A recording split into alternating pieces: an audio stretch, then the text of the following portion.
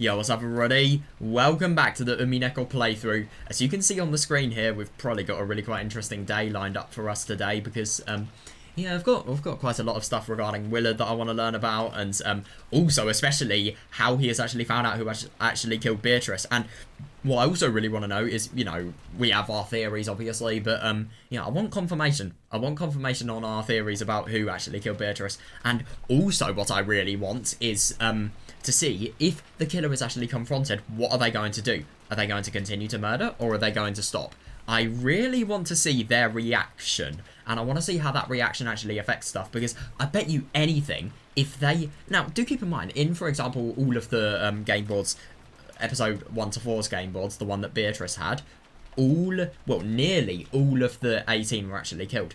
And it is interesting to think that Eva wasn't actually killed. I suppose that's to preserve the secrecy and, you know, the validity of the illusion regarding the epitaph. Yeah, every other one I'm talking about here, like, everyone was killed probably to... I mean, we've got to keep the motive and the heart in mind, but it could just be, you know, in pursuit of making it so that nobody actually discovers and reports what they have done. Or has any reason to get close to the truth. But, yeah, it's also because of the fact that the sin exists. Whatever the sin was, you know, it's really unimaginably bad, I think it's safe to say, because of the fact that somebody literally feels like murdering an entire 17 people because of it. Yeah, so did you figure out who killed Nietzsche? Yeah! More or less. Yep. You don't mean the head, do you? Right, so that's who she meant by the head. Yeah, I saw that because I was just thinking Kinzo when, you know, she said the head instinctively, so yeah, I was really quite confused. Yeah, but, wait, yeah, Berncastle wasn't asking about the two Beatrices involved with Kinzo. Yeah, definitely, yeah, she's talking about who killed the Beatrice of 1986. Whether she is actually dead or not, though, is another story. I'm not really sure what you mean by the Beatrice of this year. What's all this about a witch called Beatrice? Yeah, and then there's what we were just talking about, and that epitaph too. Yeah, isn't it about time you explained it to me? Alright. No point stringing you along. Isn't that interesting? Oh my god, so we're actually going to get like a full breakdown, and we're probably going to get the confirmation of who the true culprit in Umineko could potentially be, because I feel like whoever killed the Beatrice of 1986 is going to be the true culprit. Then again, I just don't really understand why it's being found out here. I don't understand why something so big is being revealed so early on. I feel like there's going to be a lot of problems with this theory that may disprove it or something like that. I don't know. Let's start from the beginning. Yeah, who is this witch called Beatrice? Sorry. What? It isn't a person. What? Strictly speaking, it isn't a person. Yeah, it makes sense, yeah. Yeah, strictly speaking, it isn't a person. It's the concept known as Beatrice, the Golden Witch. You mean the ghost stories themselves? Yeah, definitely, yeah, I agree. Yeah, total proof with regards to what actually happened with Jessica. And, you know, the fact that nobody else had heard the stories about the VIP room. You know, that so shows it. To be more specific, even the ghost stories are only one of the elements that create the concept. You lost me. Ghost stories are normally told in the second person or third person. That's actually a really good point. However, someone started telling those in the first person. Yeah, that is interesting. You mean someone started claiming that they were Beatrice? Oh yeah, it's brilliant that you pick up on that. Yeah, the legend of Rokkenjima's evil spirits and the made-up story for keeping kids out of the forest. Yeah, definitely. I just think it's genuinely so horrible to think that these people are basically taking advantage of the fact that Kinzo has a dying lover, and what they've done as a result of that is, you know, they've made it so that it seems as if Kinzo's lover is truly a witch. And isn't it really quite ironic when Kinzo was actually on the boat with Beatrice, you know, he was thinking that, you know, Beatrice was the golden witch because of the fact that she just came with all this gold and she was so surreal and beautiful and unusual. Yeah. Ushidomiya Maria became entranced with that fictional witch and begged for a chance to meet her. And then someone answered her call. Yeah, exactly, yeah. Yeah. I like that. I'm still not following, but I'll just nod and tell you to keep going. What do you mean by answered her call? This music is quite annoying, I might lower it. Dude, you've been playing Umineko for fucking like 3 months and yet you didn't instinctively go to the options button. That is so sad. Yes, agreed. Because it was Ushidomiya Maria's unfortunate childhood history, she became obsessed with the occult. Yes. Yeah, someone felt sympathy with her and for her, acted the part of Beatrice and played with her. Yeah. Now, I mean, though Maria was being manipulated a tiny bit because of the stuff regarding Maria and Angie, you know, the fact that Beatrice was just constantly telling Maria not to play with Angie, just because of the fact that it would, you know, obviously add strength to the denial with Beatrice. I do think it's really good that this Beatrice, because, you know, with the manipulatory tactics that Beatrice has actually used, she could, like I said before, she could do some properly horrible stuff. She could ruin her life easily. But I think it is actually quite nice that, you know, though it's all a lie, I suppose it is good that it makes her happy. But then again, this is like one of Maria's very many concepts, really. Like, you know, you're made happy, but because of your naivety. The only reason you can be happy is because of the fact that you are naive. Maria tends to recognize people by their behavior, rather than their physical appearance. Oh, yeah, that's interesting. Yeah. Oh, yeah, I see that, yeah. Though Rosa is only one person, Maria calls her mother the Black Witch when she gets violent. And at these times, Maria views Rosa as a different person, separate from her mother. In other words, yeah, I do see that. Yeah, no, that is fair, yeah. In other words, even when a person visually looks the same, she tends to view them as multiple different people depending on their attitude. And that's perfect for Beatrice because of the fact that she can perfect the attitude that is similar to her witch. This fact puts the scene when Maria first met Beatrice in a new light. Yeah, that's fair. After being chased out of the mansion by the after being chased out of the mansion by the adults, Maria decided to have some tea in the rose garden. God. Yeah, at that point someone started talking to Maria, probably. Then, when they heard this occult-loving girl talking happily about how she wanted to meet the witch Beatrice, this person acted as though Beatrice was possessing them. Yeah.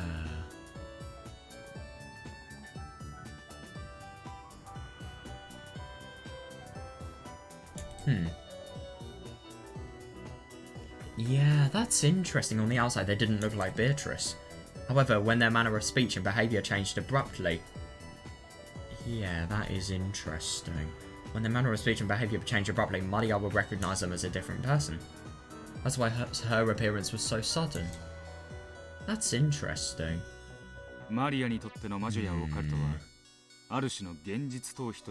Oh, yeah. Yeah.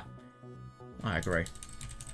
Yeah, isn't that actually really quite interesting? Because there are a lot of theories saying that, you know, some of the servants could have actually done, you know, a Beatrice cosplay. And if, you know, Maria doesn't really view a person based on their physical appearance or their voice, rather than, you know, their actual personality, and if they can mimic the personality of Beatrice or not, you know, maybe it may not matter if they're different in terms of voice. But then again, that just sounds really, really stupid. Like, I'm sorry, why would Maria think, you know, a Beatrice is the same if they literally have different voices? Like, two Beatrices are the same, even though they have different voices, but they have the same personality. Like, you would have thought that she may have picked up on it. Then again, Beatrice, because of the fact that she has because of the fact that Maria has such an obsession with the occult, she could just say, I don't know, I was possessed and now my voice box has changed, or something is new about me that obviously can't humanly be explained. You could just try and reason it out like that. So the theories of, you know, servants cosplaying as Beatrice, they do come, and they all fit together.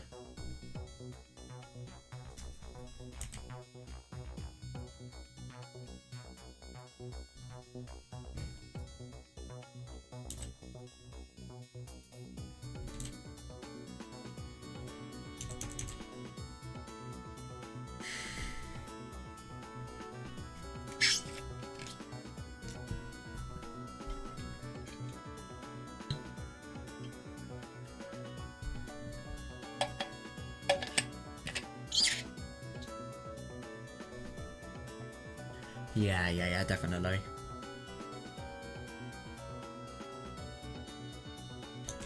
Isn't that actually really quite interesting, that, yeah.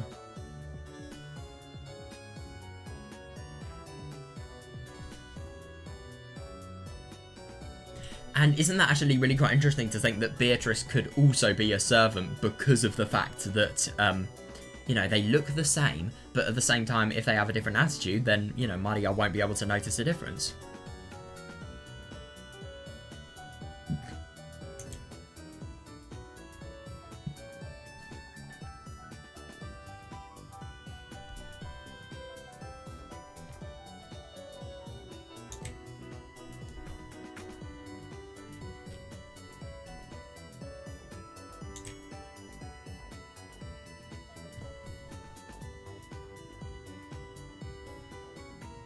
Yeah, definitely, yeah.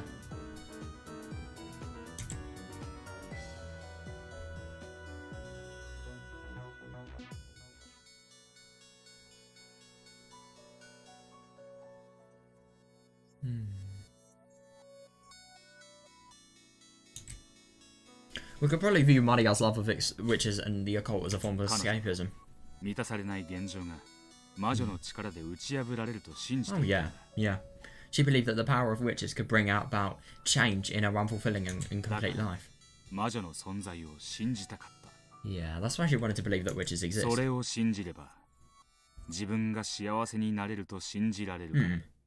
Yeah, she thought that believing would make her happy.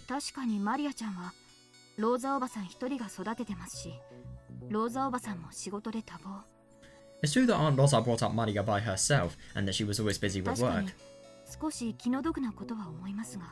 Yeah, I do feel sorry for Maria, but still.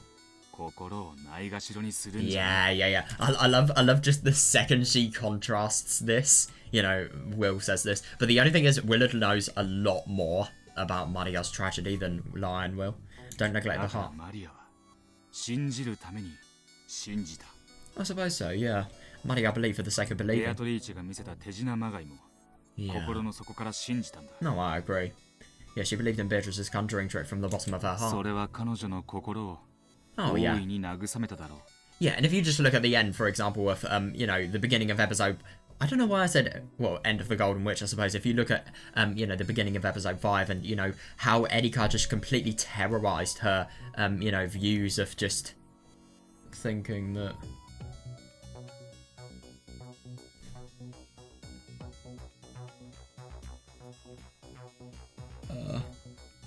you know, how, when Erika completely terrorized Maria's beliefs of the fact that, you know, witches exist and, you know, totally just disproved every single thing. You know, we could see how much of a meltdown she had. She did believe everything with, you know, the best of her heart, really, and the best of her ability. Yeah, I suppose so, yeah, and at the moment the witch Beatrice was born. Yeah, and isn't it really interesting to think that they are actually making the facade that Maria would be one of the most powerful witches whatsoever? And isn't that interesting? It just shows that, you know, somebody you have from somebody that you really, really admire and love, you know, just the proclamation that you're going to become really powerful and you have so much potential. You know, it's... I mean, I get that it's a complete lie and it's full of shit, but at the same time, this is going to make a kid happy and it's going to make it so that they just have a bigger form of escapism and that they feel better about themselves. And they feel that, you know, their occult-related efforts are going to, you know, they're really bearing fruit. But the only thing is, you know, that's going to encourage them to believe in the occult. So I don't really know how you'd interpret that. Someone saw that Maria-chan wanted to meet a witch, so they decided to play witches with her. That's right. Yeah, but obviously they're not telling her that they're playing witches. This marks the birth of Balthor the Elder. Yeah. Yeah, all of that. Oh yeah, it's bullshit, yeah. All of that about living 1,000 years and being bound to Dokenjima. Then again, human Beatrice may be a furniture piece, so yeah, that's actually fair enough. Yeah, that was mixed into the story of ghosts wandering the mansion at night, which was part of the legend of Dokenjima's evil spirits. Yeah. Yeah, no, I see that, yeah, as Furudo Erika guessed, the two ghost stories had fused. Yeah, someone fused the two ghost stories together and acted the part. Yes, so Beatrice held traits from both ghost stories. She was the master of the mansion's night, while also feeding spiderwebs. Yes, agreed, yeah. ベアトリーチェを殺したのは誰かというのは、 So when Berncastle asks us who killed そ Beatrice, のベアトリーチェを演じた心優しい誰かを殺したのは誰か yeah, と exactly, いう yeah, 話なのですか？ she means, and isn't it interesting to think that even though there is a blimmin' coffin right here, there is no body whatsoever. So when Berncastle asks us who killed Beatrice, she means who killed the kind person who acted the part of Beatrice. 似てて少し異なる。 Oh, that's close, but not quite. 演じたんじゃない。 She doesn't mean someone acting a part. 異なる二人なんだ。 We're talking about two different people. マリアにとって黒い魔女と母は別人物であるように。 Just like how in Maria's eyes, her mother and the Black Witch are different separate people. マリアにとってベアトリーチェとそれを Yeah, 演じ no, た I see that, yeah. 別人物になるんだ。 Beatrice and the person who played that part are also different people. Yeah. It's just like Mario Sierra. One person would be the creator and the other would acknowledge those creations, thereby nurturing the illusion. Yeah, two people were required to make a universe. I totally see that. Yeah. The Golden Witch Beatrice was also created by one person and then nurtured when Maria acknowledged her. Yeah, that's reasonable. 演じた役を殺しても、それは演じた心優しい誰かを殺したことにはならないと。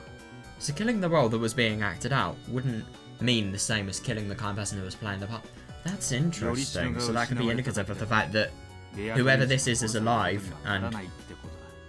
Yeah, that's interesting. Yeah, even if Beatrice's vessel was lost, then that isn't the same as Beatrice being killed. Yeah, and that's understandable because of the fact that a vessel is, you know, it's just, it's, I suppose, a thing that can actually be an illusion that can be something that can be projected onto an illusion, I suppose. But at the same time, if there's no belief and there is no way of that, you know, being projected anymore, then yeah, it isn't the same as Beatrice being killed. Fair enough. Yeah. 電話で例えると分かりやすい。 It's easier to understand if we use the telephone 俺 as と an お前 example. が電話で話しているとする。 Let's say I call you on the そ phone. の時、俺にとって電話は話しかける対象であり、お前そのものだ。 Yeah. From my perspective during the call, the phone is you in the sense that it's what I talk to. しかしもし Yeah, that's fair.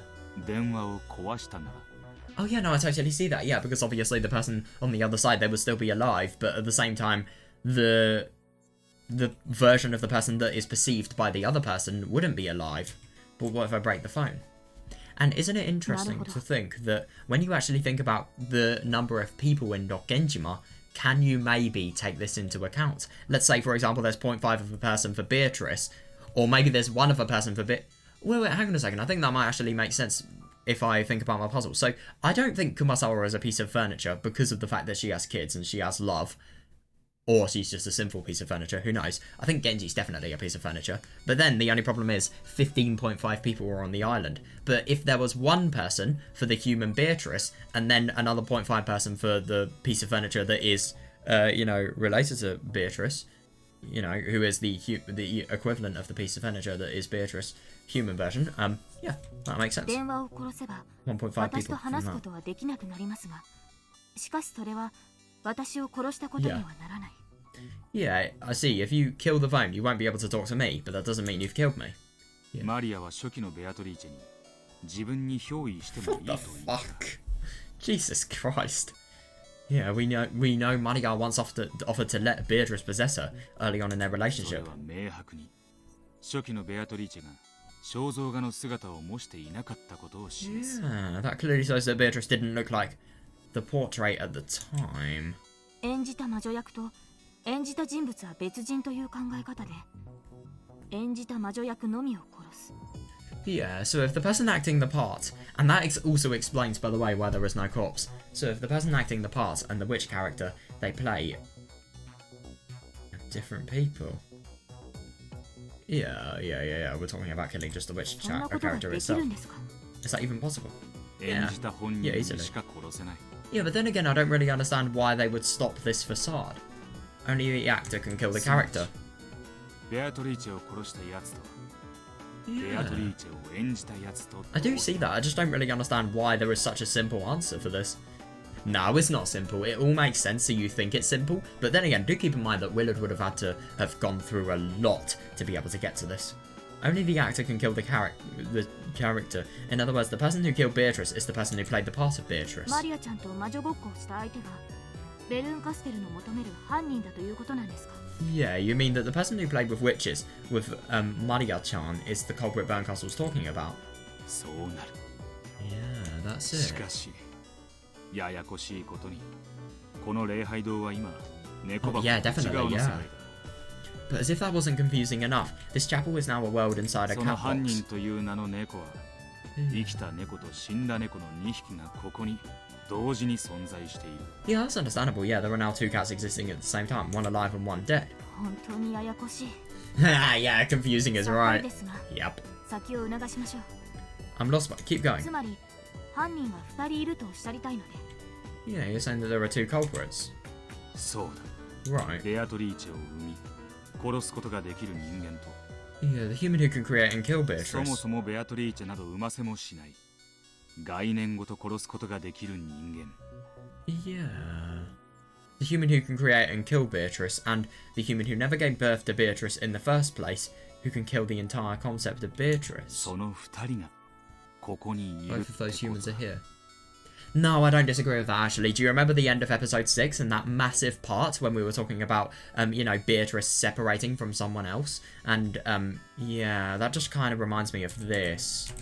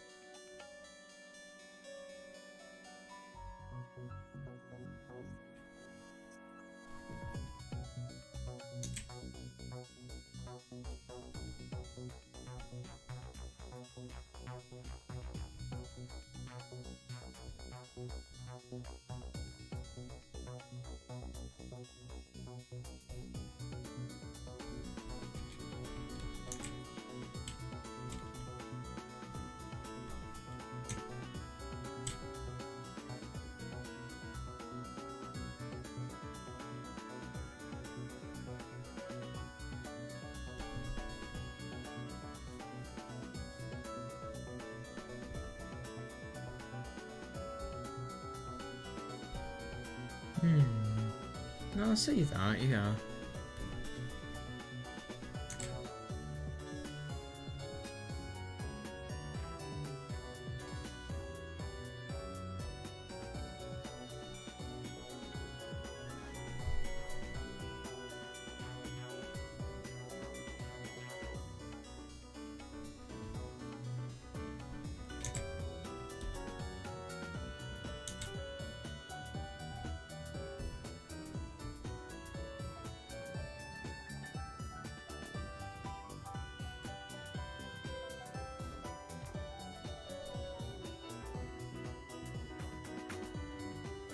That's actually really quite interesting. So there's one person who can kill or create Beatrice, and one who can kill or create the concept of Beatrice. So obviously this is referring to Beatrice the person, and this is referring to Beatrice the concept. So that could be indicative of the fact that...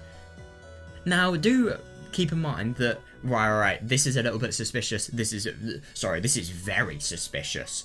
Shannon was the person who had made it so that Jessica knew about the fact that there was in the blimmin' room, the VIP room, that were, you know, errands that are being made by Beatrice at 2 AM. Yeah, isn't it interesting that Shannon, the person who was actually created and who has helped to create the concept of Beatrice here, no, that crime could have been done by one person easily. Then again, how do you explain the lights though? I think that's the only thing you can't explain. I think maybe 2 people were involved on this, apart from human Beatrice. But, yeah, I think Shannon's very suspicious because of the fact that what she has done there is she has created the illusion by deceiving Jessica and, you know, creating a new story. Then let me ベア ask, トリーチェ殺人事件、 in this Beatrice murder case, その2人の犯人は誰です？ oh, who are those 2 culprits? Right, oh my god, $1 million question. Right, obviously human Beatrice. Then again, do you really think it is the human Beatrice? How do you prove that it is the human Beatrice? Oh, shit. So, obviously, Shannon. Who else? Well, this is the $1 million question. I mean, it's Shannon and the human Beatrice. That's what I would have thought. And that could be the people that I don't know.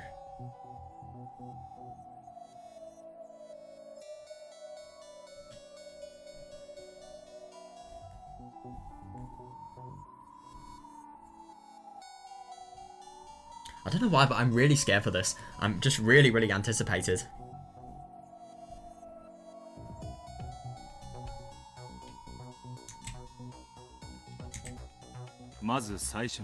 Let's start with the beginning people. What?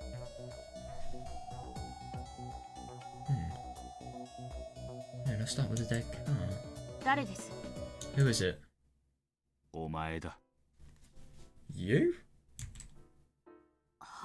What the fuck?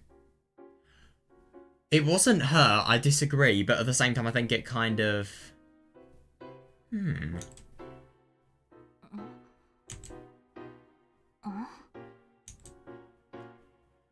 That is very unusual. That is very, very unusual. It's painfully easy to guess.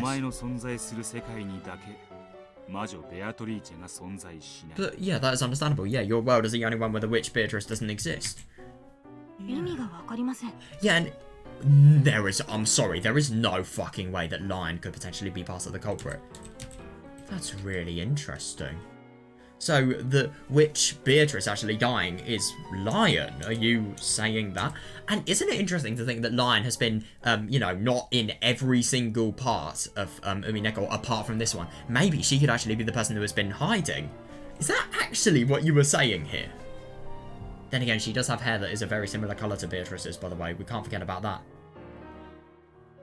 But no, I do see that, yeah. The one where she is there is also the one where the witch Beatrice doesn't exist. That's unbelievable if that's the case. But yeah, both Maria and Jessica told me stories about the witch Beatrice. Then again, she didn't.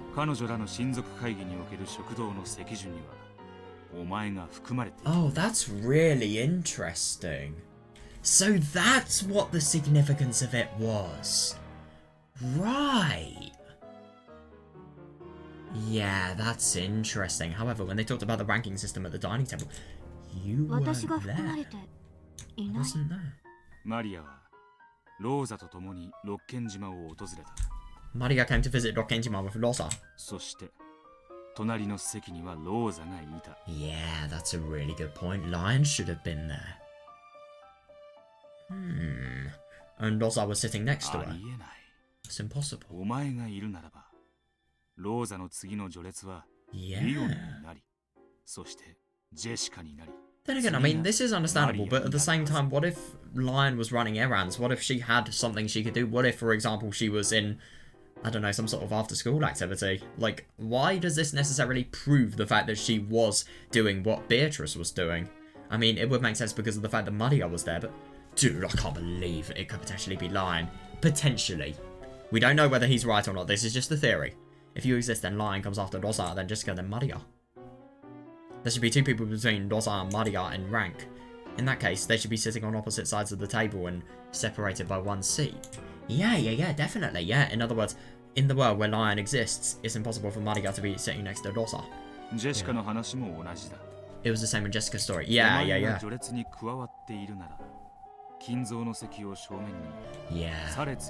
Yeah, so that's the significance, yeah. It was the same in Jessica's story. If you were added to the ranking system, then when looking down the table towards Kinzo's seat, you should be on the left side and Jessica should be on the right. Yeah, that's true. Yeah, that makes sense. That makes a lot of sense, yeah. And after that comes George on the left side and Angie on the right. Yeah, Jessica and Angie will be sitting next to each other, whether you're there or not.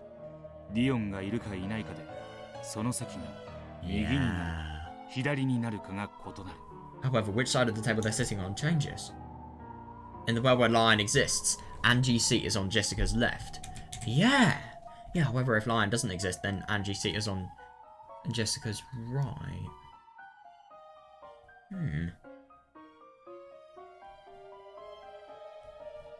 Oh yeah, I see that, yeah.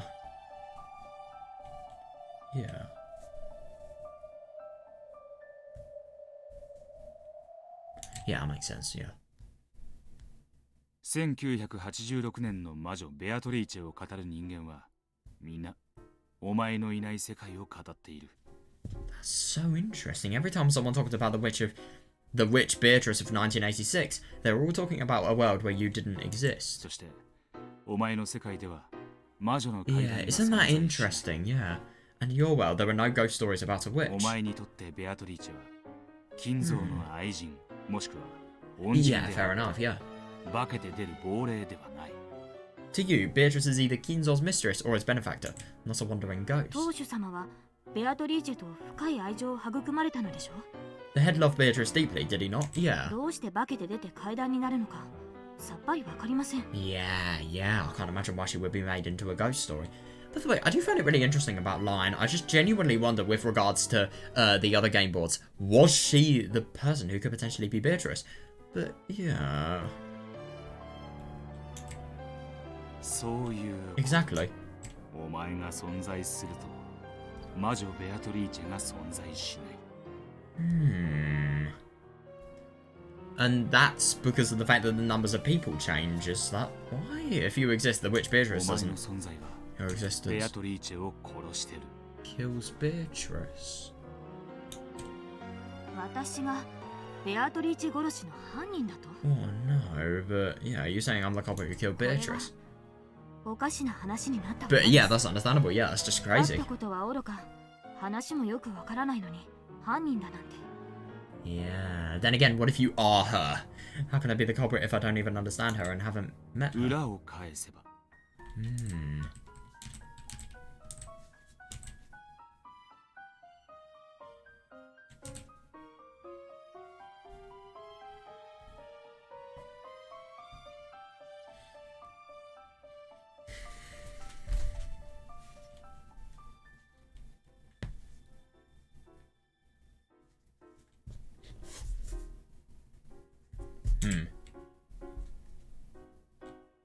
But isn't it really interesting to think that with regards to Maria and Maria and Jessica, you know,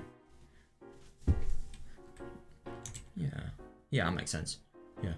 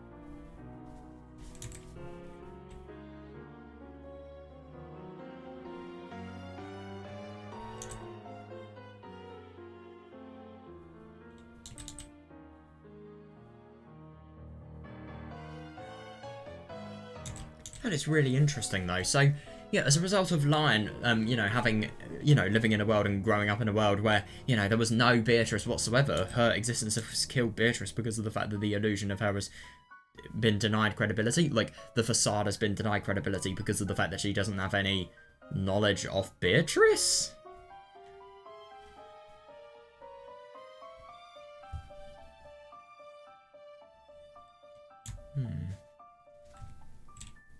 Yeah, but that's because of the fact that Lion views Beatrice differently because of her, significant relationship with Kinzo.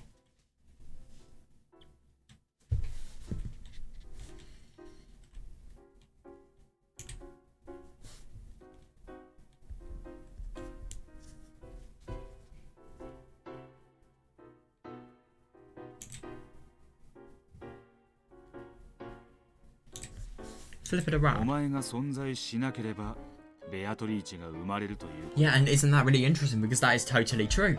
That is true because of the fact that we have seen in, 1986, and so was Willard, the fact that people were killed in this very time. Flip it around. If you don't exist, Beatrice would be born. 裏を返せ Yeah. Flip it. 私とベアトリーチェがコインの裏表とでもおっしゃるので Isn't that interesting? So could that be indicative of the fact that the lion in the other world has actually grown up to be the Beatrice that, you know, has actually... Well, the human Beatrice that could potentially have killed everyone. Are you trying to say Beatrice and Knight are two sides of a coin? いい例えだ。 That's a good way to put it. その通り。 I said exactly. お前というコインの裏側がベアトリーチェなんだ。 Yeah.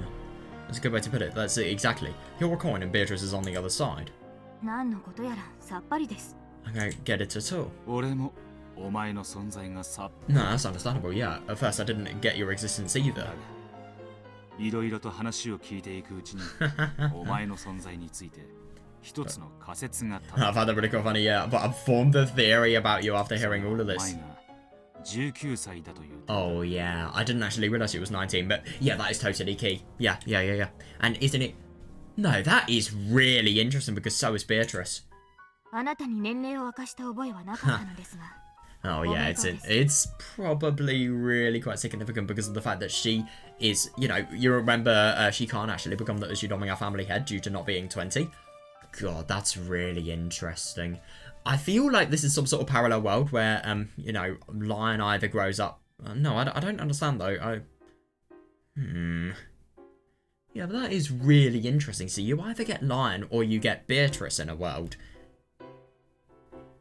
Because of the fact that if you get Lion, then there is nobody to deny the existence of Beatrice, and there is nobody who doesn't know the existence of Beatrice. I think. I'm trying to understand this, but yeah, I don't remember telling you my age. どうして？ You're my age, but you got it right. How? ジェシカはお Yeah, 前の because ことを Beatrice is 19. 入学した時にはもう副会長でその Oh, 翌 yeah, 年には that's 生 good, 徒会長になったと言った Yeah, Jessica said you were already the student council vice president when she joined your school, and that you became the president the next year.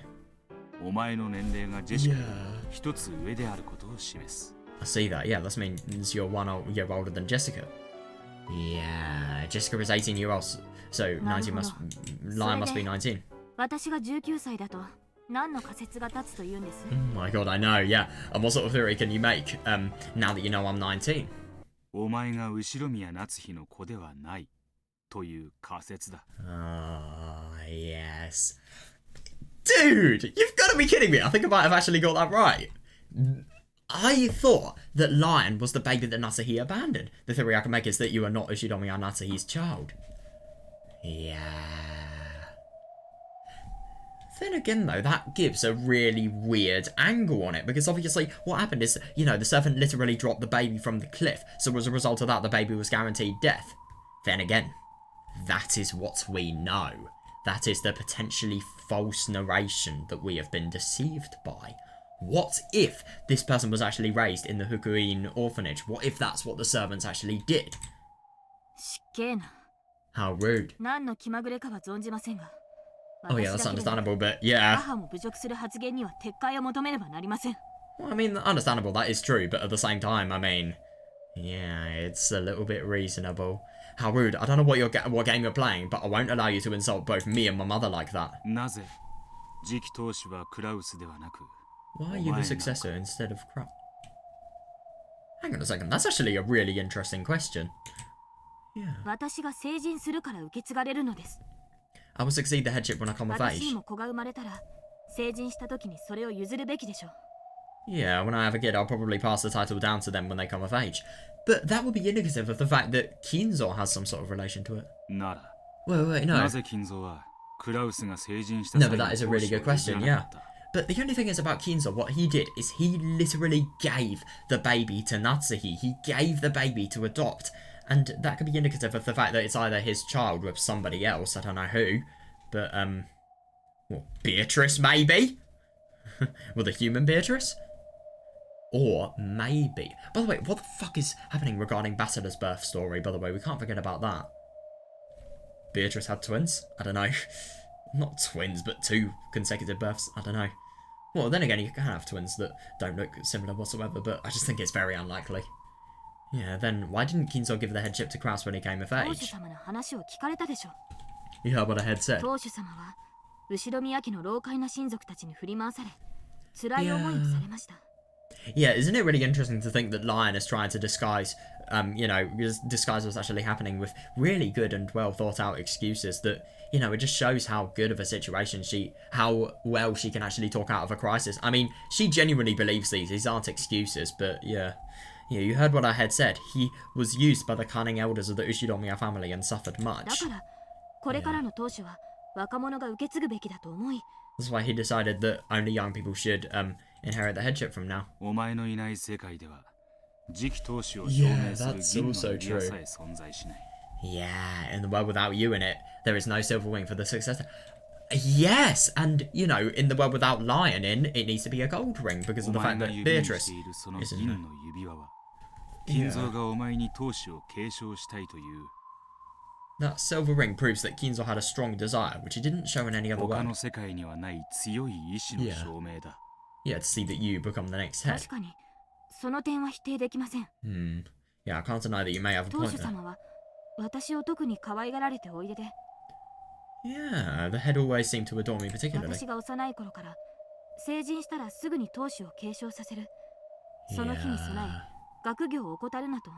There are the things that I think make that add up.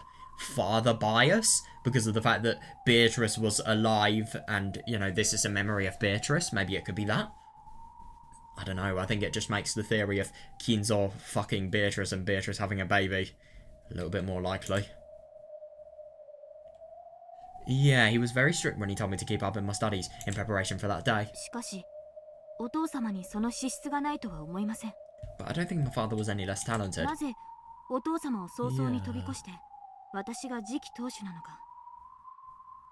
Why did grandfather skip over him and make me the successor? Yeah, but no, that is a really good question, and it is interesting to think. I've thought it strange from time to time, but since it's always been that way, I never said so aloud. Yeah. Who is Battler, though, genuinely? I want to know. Where did Battler come from?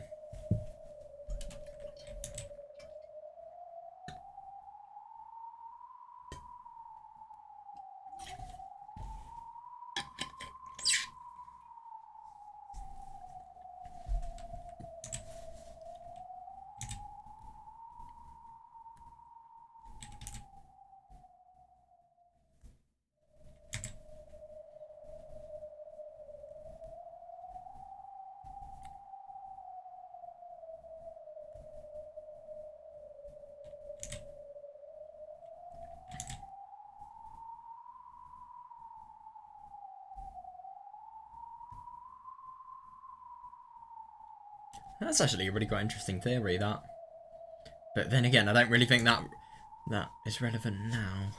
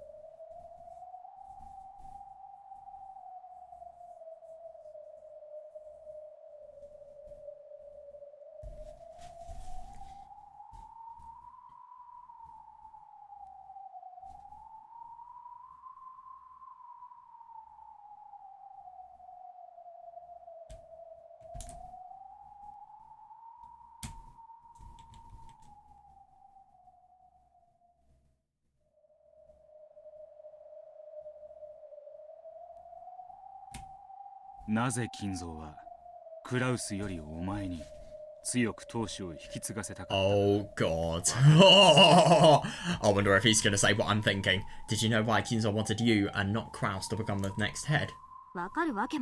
How could I know? Yes. Are you telling me to try and stop neglecting the heart again? Yes.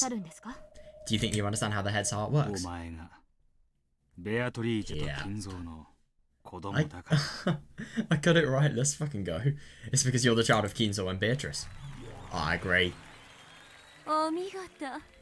Oh, that's interesting. Oh my god, so there is no possible assumption that you may be wrong. There is no doubting the validity of your theory. There is no fully believing in your theory. No, it's just like you find the right answer and then somebody actually finds that. That's so interesting.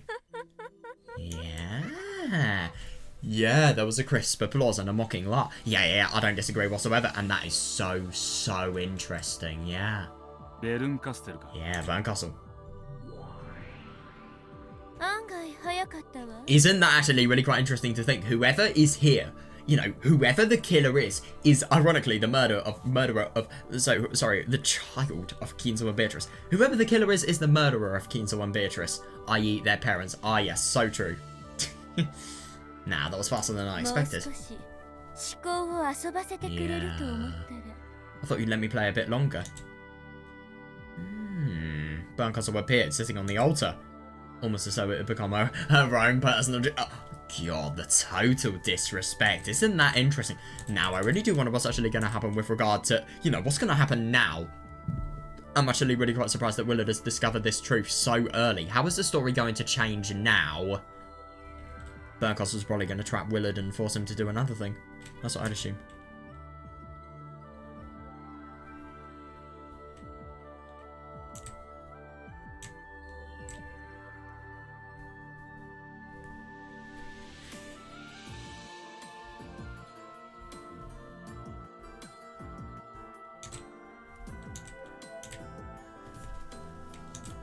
Yeah. Bernkastel appeared to be sitting on the altar, almost as though it had become her own personal chair. Oh yes, my favourite chair. The funeral altar. When did you realise that Lion shared Beatrice's blood? Yeah. Yeah, that's understandable, yeah. Yeah, as soon as I realised that Lion was 19. Yes. Yes. Yeah. I genuinely can't believe it though. I guessed that the human Beatrice was actually Kinzo and Beatrice's son, and I got it right. Yeah, as soon as I realised that Lion was 19. It was the same number as the baby from 19 years ago. The hint that appeared in the 5th game. Yeah. How do you know? Didn't that baby fall off a cliff?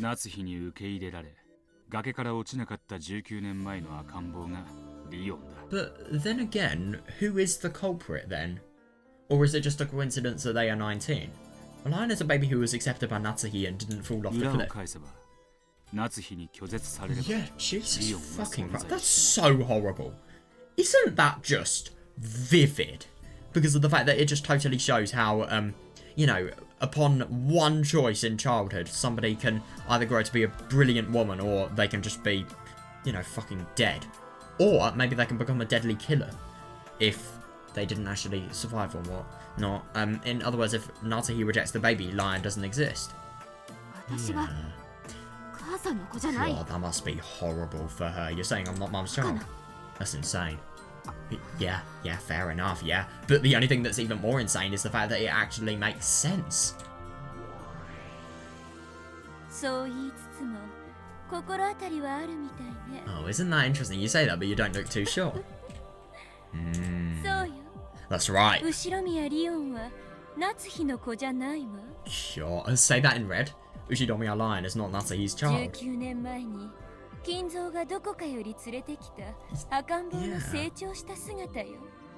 Yeah, this is the grown-up version of the baby Kinzo got from somewhere 19 years ago. No, not somewhere. I agree. I think that's a bit too vague. Yeah, not somewhere. Yeah, definitely, yeah. Lion clearly shares Beatrice's blood. Exactly, though. Yeah. Yeah, I agree.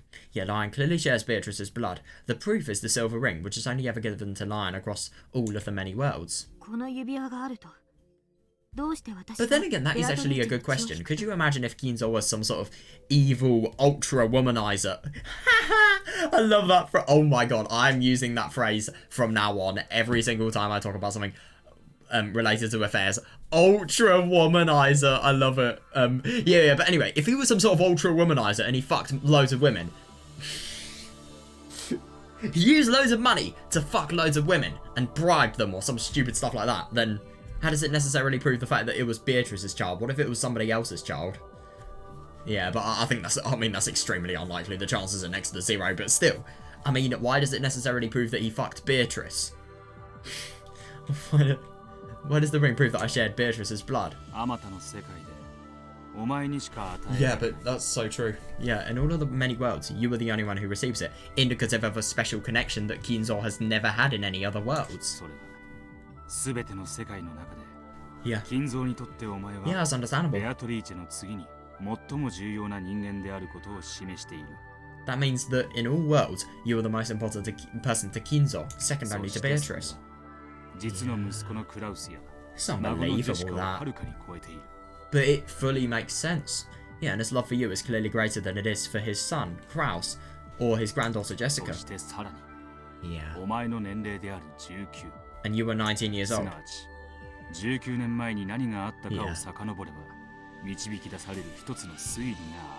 In other words, if we look back to see what happened 19 years ago, it can lead to a certain theory.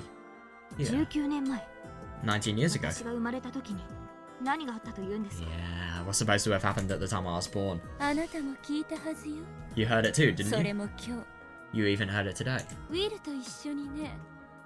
And Will was with you, right? Yeah, you don't mean on Rosa's story. Yeah. 第3のゲームでローザの話が出て、第5のゲームでの赤ん坊の年齢が時間軸で一致したとき、一つの推理が生まれた。Rosa's story came out in the third game, and when the age of the baby came out in the fifth game that matched that date, a certain theory became possible. どこからともなく赤ん坊を連れてきて、自分の血族に加えろというのは。Yeah, the fact that Kinzo brought a baby from somewhere. You literally just told Burn off for using the word somewhere there, and tried to add it to his family. Yeah, exactly, yeah. Proves that the baby was somehow important to him. It is actually really quite interesting to think that in episode 5, like, why would he have actually have given the baby to Natsuhi? It just doesn't really make much sense. Like, what would be the point? Yeah, totally. And I'm the child. Yeah, of the Kuadorian Beatrice. Yep. God, that must be awful. That really must be heavy on her. Yes. The Kuadorian Beatrice was the daughter of the Beatrice who arrived in that submarine. Yeah. Yeah, I think we thought of her as Beatrice reincarnate. Yes, but Kinzo didn't think of her as a daughter. Yeah. Isn't it really interesting to think that he may have completely hidden it from Lion, but at the same time, you know, that's what he believed with Lion. But isn't it interesting to think that he did none of the Kuwadorian stuff with Lion? I think this is just because of the fact that he didn't want someone that he would treasure so much to die. Yeah, he believes that she was the same person, Beatrice Reborn.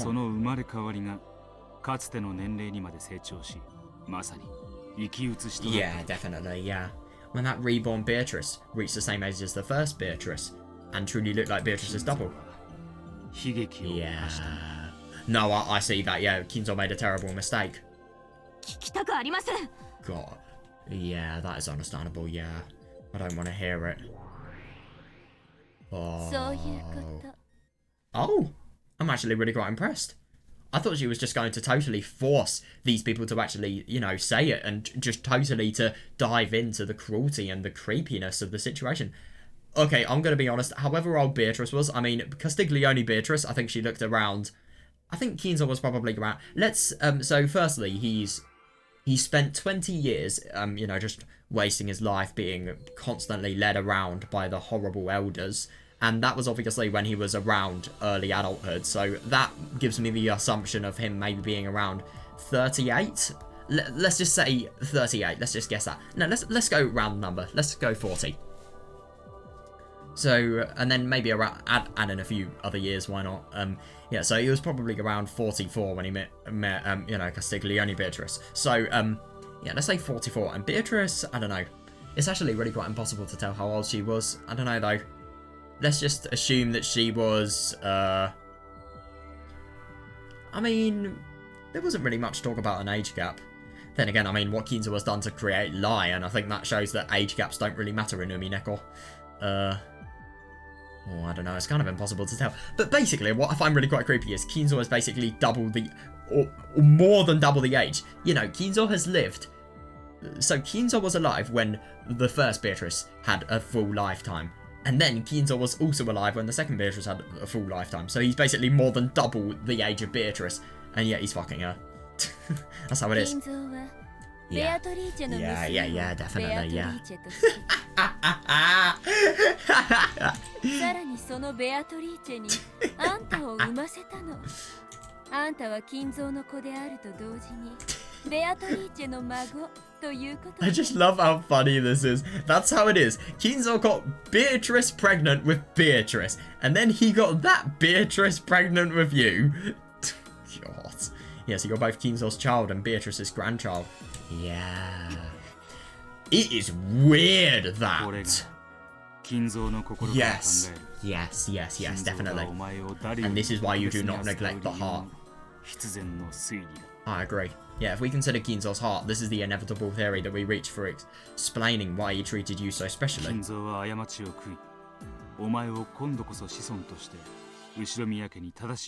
that's interesting. Yeah, he regretted his mistake so much that he tried to make you his proper grandchild. What I do find really interesting in episode 3 is we had no talk about anything regarding Beatrice, but Beatrice fucking Kinzo and as a result creating Lion. Interesting that there was no talk about childbirth, even though that is probably one of the biggest things she's gone through. Oh yeah, I agree, yeah, in almost all cases, Natsuhi's pride is brutally hurt, and she refuses to raise Lion. God, yeah. Incredibly direct. I mean, fitting for somebody as cruel and horrible as Burn. But yeah. Yeah, because of that, you will almost always fall from the cliff and disappear. Yeah. Yeah.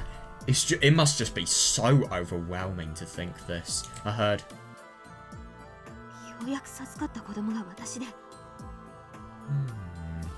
Oh, Jesus Christ, so they've probably been doing it for a long time then. God. I heard that I was the child they were finally blessed with after so long. And that Jessica was born the next year. Yeah. Yeah.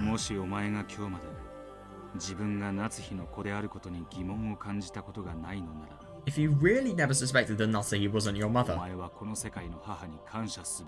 then you should thank her in this world. Oh, Jesus, yeah. Yeah, I couldn't agree more. Yeah. My god, I really do wonder what Lion's actually going to say next time she meets Natsuhi. The reason you never realised the truth is because she's shown as much affection to you as she did to Jessica. Yeah. There's no need to thank her.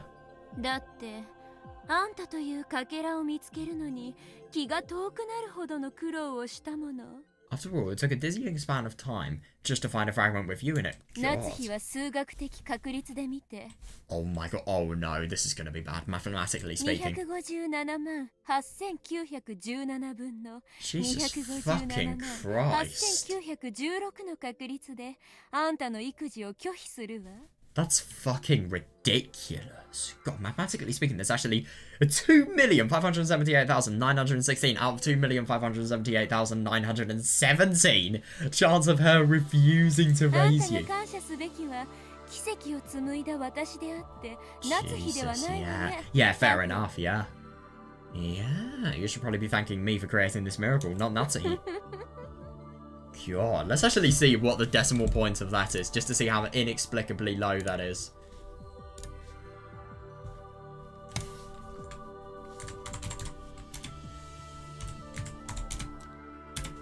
Sorry, I cannot type with this keyboard.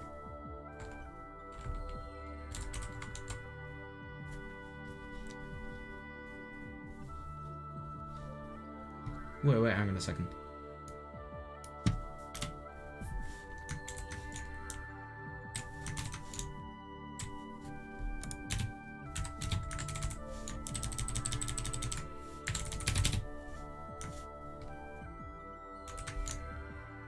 Wait, let's just make sure it's all in correctly. Oh my god. That's hilarious. Look at that. That's ridiculous. And let's just get that to a fully numerical figure, just so that you can, wait, actually, let me just I don't use, so that would be, oh, I suck at standard form conversion, but yeah, isn't that interesting? That is such an absurdly low probability. Yeah, right, look at this. So this is it. It's absurd. That really is. God. Yeah, that's nuts. Like, seriously nuts.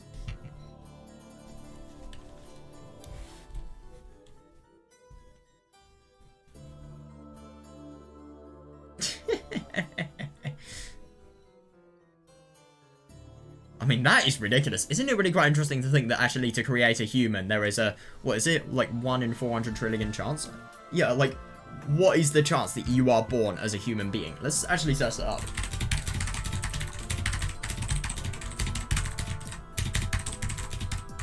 Let's see what it is. Jesus Christ. Yeah, so, yeah, there's a 1 in 250 million chance that a sperm cell actually fertilizes into a human being from an egg. Oh, no, wait, hang on a second. No. So the odds of being born are in 1 in 400 trillion. Yeah.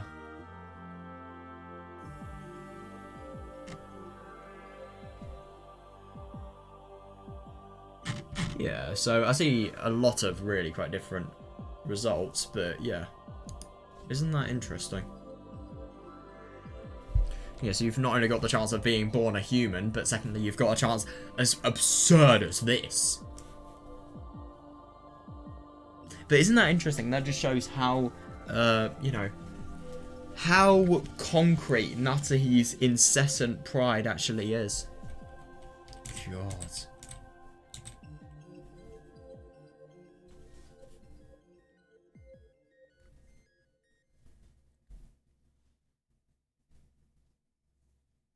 Oh yeah, by the way, I forgot to say, you know, the probability that we counted, that we calculated, that was in percentage.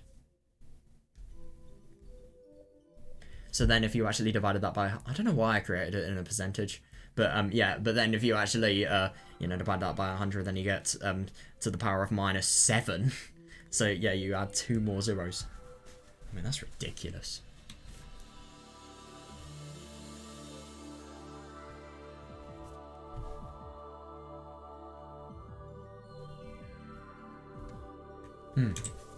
Yeah. Yeah.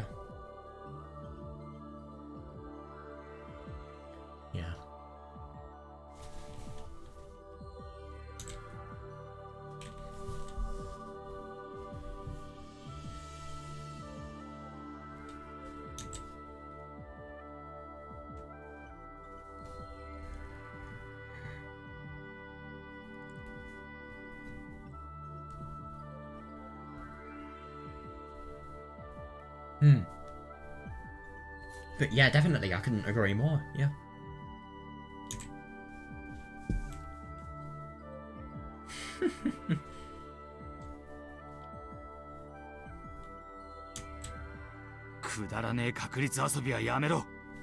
God, yeah. No, but I do see this, yeah, because obviously the thing is about the whole probability related things, I mean, though she was the decider of the world, who are you going to thank? A person that you don't even know, and you don't even have the possibility to be able to see until you're 19 to decide what has actually happened with your fate? Or do you, you know, think about the people who you can actually, you know, talk about? Oh, I'm sorry, but if you had probability of fate influenced by an upper power that was actually, you know, impacting someone that, you know, you knew personally, would you thank the person personally? Sorry, the person that you knew personally that was impacting your life for the better, or would you thank the person you don't even know for bestowing that opportunity upon you? I mean, it's ridiculous.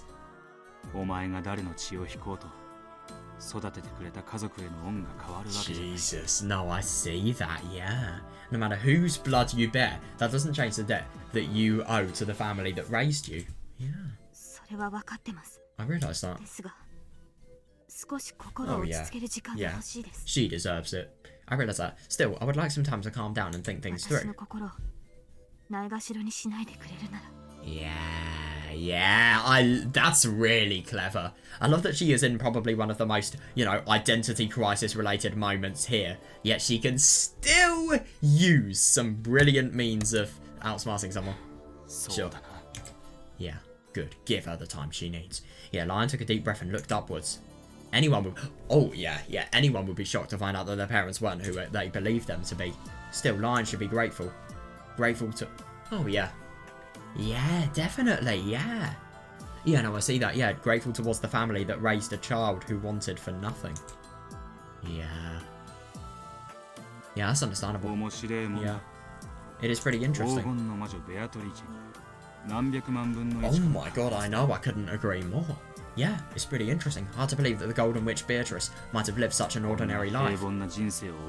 Yes, it's horrible. It really is. Yeah, might have lived such an ordinary life, even at such absurdly low probabilities.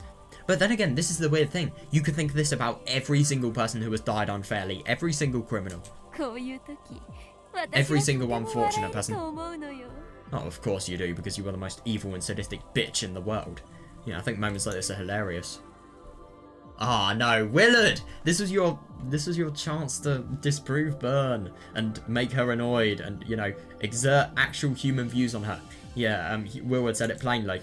Ushidomi our line is how the Golden Witch Beatrice appears in a different way. I know, it's horrible, yeah. The baby Nazi he rejected 19 years previous. If she'd accepted that child, this is the future that would have... I know. Yes, however, if she didn't accept that child, the witch will be born. Yep. It's so weird. Yeah, definitely, yeah, the baby whose birth was not celebrated becomes a witch. Yeah. But who is the alive one, though? That's the question. Yeah, Lion is the dead cat. Yes, definitely, yeah. However, Lion's existence has nothing to do with what you are interested in, the Dokkenjima serial murders. Yeah, I suppose so, yeah. In other words, Lion is the cat that disappears when you open the cat box. Yeah, because of the fact that Beatrice is in the cat box, because of the fact that Beatrice was in the cat box, she is like the other side of the coin to Lion. So as a result of opening the box to try and find the truth of Beatrice, the one who could have been, disappears. I see that. Exactly. Yeah, Lion is just a disappearing cat. This is pretty fun for a side trip, don't you think? Yeah, no, I see that, yeah. Yeah, because obviously what Willard is having to do here, he is, you know, literally making it so that, for example, with Lion, you know, a truth that should never have been known is going to entirely change her life. And though it may make her more grateful and it may make her more willing to actually become the head and, you know, show her debt to her family, you know, what if it's the opposite? What if it completely ruins her life and, you know, everything regarding her relationship with Kinzo and obviously with her parents and stuff like that? What if she becomes rogue? What if it entirely ruins her life? You never know whether that could happen or not. Like, Willard could have maybe ruined Lion's life. Who knows? Like, you never know. You can never tell. As a result of Byrne's fun, that may have happened. You're the only one having fun. Yeah, fair, yeah. If I wasn't trapped here, I wouldn't even worry about reasoning this out. Yeah.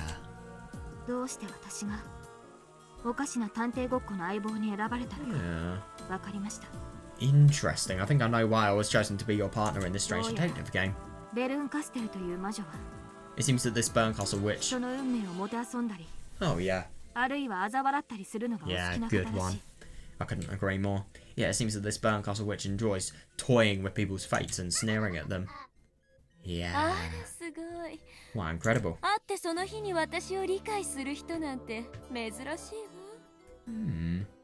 It's rare for someone to understand me on the day we meet.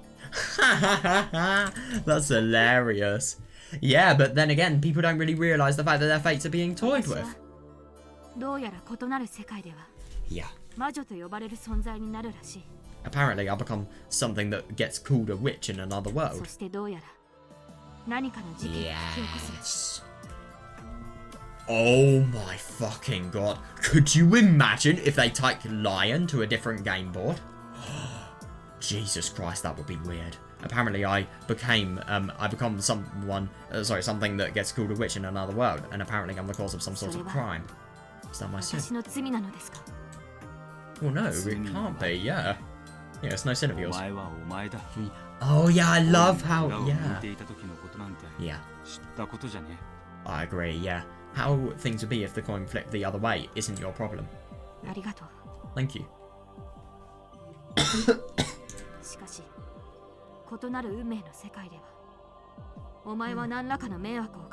Yes, it's really quite ironic to think that she could be one of the most psychotic serial killers ever. Yeah, even so, I don't think anyone would be pleased to hear. Yeah, definitely. Yeah, that they cause some sort of trouble in a world of different fate. Could you imagine if that was like what happened when you died? You know, you just see all of the possibilities that could have actually... I'll tell you what would be really cool if when you died, like, if you could make what happened when you died a reality, I think what I'd probably do is I'd just see all of the greatest choices that I've made in my life and see how my future would have actually changed if I hadn't have made those choices, or if my responses to that had actually been different, and see what would have actually happened. Even so, I don't think anyone would be pleased to hear that they cause some sort of trouble in a world of different fate. Yeah, please tell me. Oh, God. What do I do in that other one? Yeah. I like that you're not telling him. Oh. Should we show the fragments to this kid? No. You. Oh, Will opened his hand. I mean, then again, though it is really likely that, you know, she's going to have this curiosity forever. Is this really something you should show a person? I mean, I get that this is done out of kindness for her, but this is not something you should show a person, to be honest. Will opened his hand and something that looked like a pale blue glowing shard of a crystal appeared there. It was a memory. No, a game record of all the games so far. Oh my God, touch this. Oh, Jesus Christ. You'll be able to see your fate in the other world. Your face is telling me. Yes, good one, yeah. Yeah, brilliant. The thing I love about Line is she has so much common sense. Yeah, your face is telling me that I'd be happier if I didn't touch it. Of course. Yes. I think if you described it as a happy one, you would be a little bit sick. Yeah, you probably guessed, but the story here isn't a happy one. Even so. Oh, you are going to regret this. Even if it is another world, it's still about me. Yeah, fair enough. Yeah, you have both the right to know and the right not to know.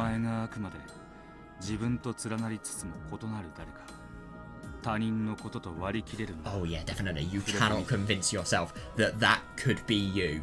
Yeah, it's a different person because of the fact that it is you fundamentally, but at the same time it's you on a different level of possibility. If you can convince yourself that the one similar to yet different from you is a separate person, then touch it. Yeah.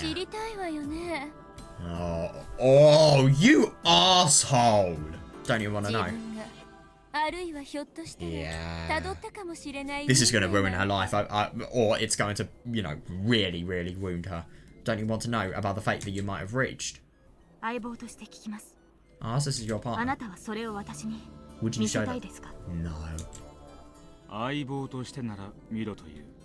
As your partner, I'd say, look. Yeah. Yeah, but as a friend, I say don't. Yeah. Unfortunately. Unfortunately, I'm not your friend. Then as a partner, I have one last question. What? Are you a boy or a girl? Oh, yeah, that is. I'm just really quite surprised. That is abrupt. I don't disagree. I mean, I would have thought that she was a girl. Well, that was abrupt. Yeah, no, I do see that. Yeah, I do.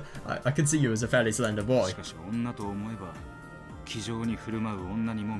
To be fair, she does actually sound like she could be quite neutral. I do see that, yeah. But then again, I could also see you as a no-nonsense sort of girl. She is a girl. Yeah, that is interesting. Even Burnkos was intentionally been keeping it a secret. Oh yeah, that's true. That is true. Yeah, that's actually a really good point. Yeah, she made Jessica call you our successor-sama all the time instead of Nissan or Nessa. Yeah, you are quick. Yeah, people often ask about my gender. Ha! So I always give them the same irritated response. Which do I look like to you? Well, I'm sorry, but how could somebody with hair like that be a boy? Well, then again. Well, this is 1986, this is not 20th century. In the 5th game, you're supposed to be a boy. What? Seriously? But in many other games, you're thought of as a girl.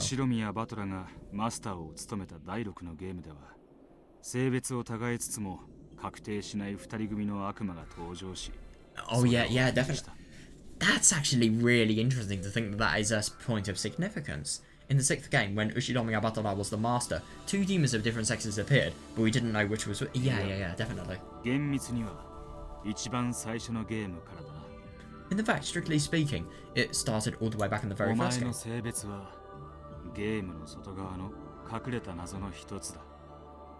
That's so weird. Your gender is one of the hidden mysteries that exist outside the games themselves. Oh, you arsehole! I'd hate to give you an answer so easily, so I won't. Your partners? We're partners, right? Oh, yeah, I think it does. Yeah, I'd hate to give you an answer so easily, so I won't. We're partners, right? Does it really matter if I'm not the gender you prefer? You're right. If we're working together on this, I don't care what your gender is. Thank you.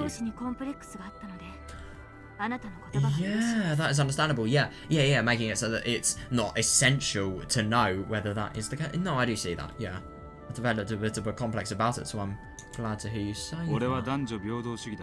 Yeah, I'm all for gender equality. Oh, I love that. That's so good. If someone's a waste of space, I'll smack them no matter who they are. Oh god, somebody's getting a pinch in the arse. Oh my god, that's hilarious.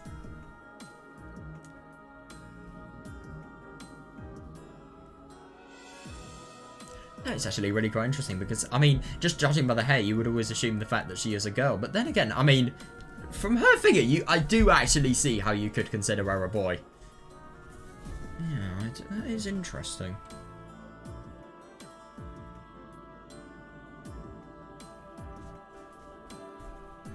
Yeah, but that is actually really quite interesting. I do wonder what the significance of the gender actually is.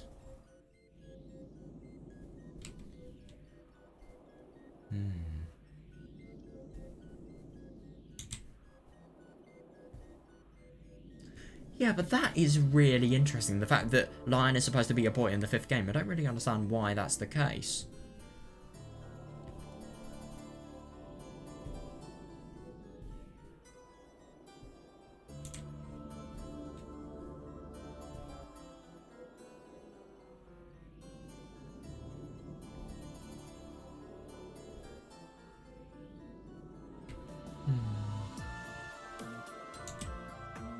And isn't it actually really quite interesting to think that the gender of this Beatrice person could actually be a really quite big mystery? That's just so surprising to me, but yeah, at the same time I suppose it could be. And I suppose because of the fact that it's different in every time, indicative by the fact that, you know, episode 5, Beatrice, the true Beatrice was a man, that is the case.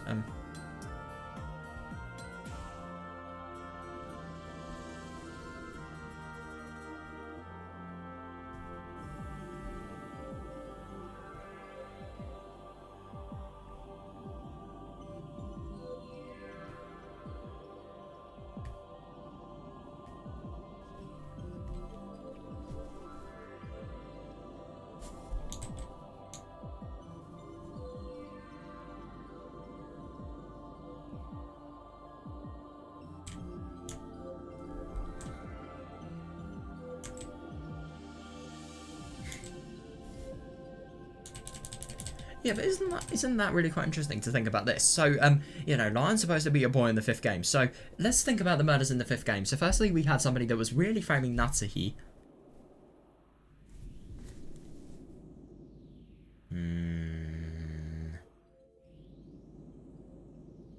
Yeah, isn't that interesting?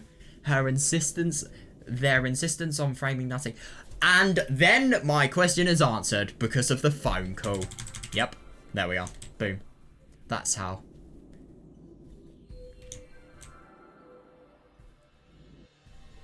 Oh boy, somebody's been pinching the ass. Oh my god, what the fuck is she going to see? Slowly, Lion reached out and touched the fragment.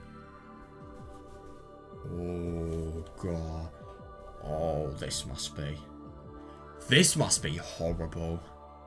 But then again, I would love to do this myself. Like, seriously. I mean, though Lion must be feeling, you know, really, really shocked, I would be so fucking interested. And I am actually jealous of her for actually having this possibility.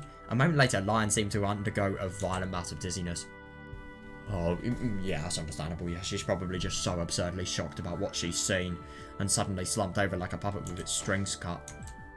Yes, it was no surprise.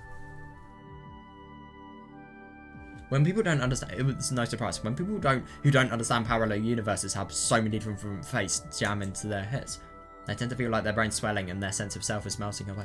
Yeah, it's understandable. Yeah, because who are you? Who are you really? You're just a deviation of the possibilities that have actually happened to you within your life. Are you really yourself? That's what you could think. Lion seemed to have lost consciousness. Yeah, understandable. Yeah.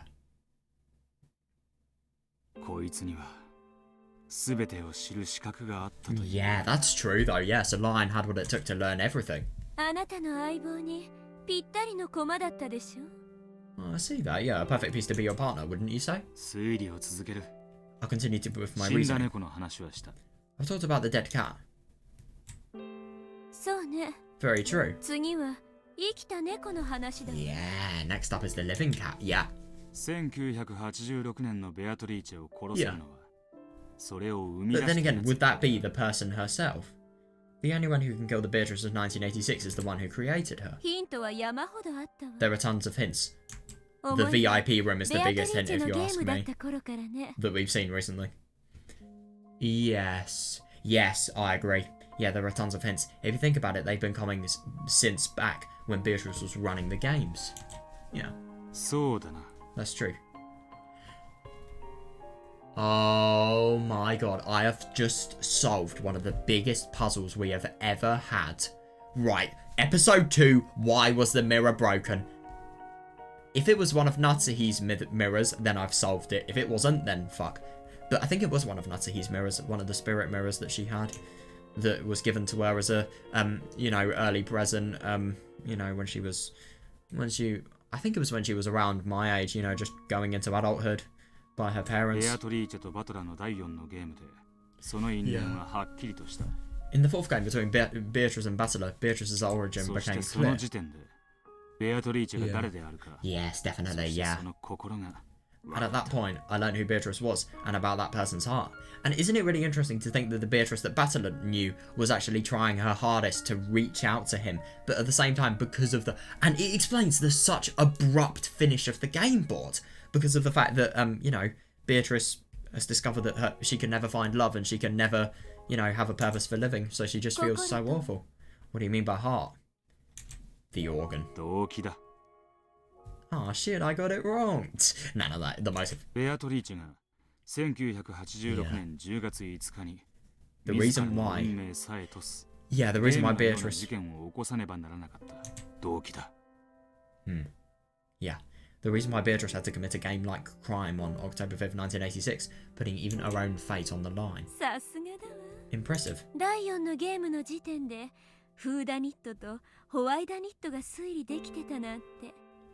Yeah, so you figured out the whodunit and the whydunit as early as the fourth game. Yeah, then what about the howdunit? No, I agree. Yeah, once you know who the culprit is, theorizing about the howdunit isn't impossible.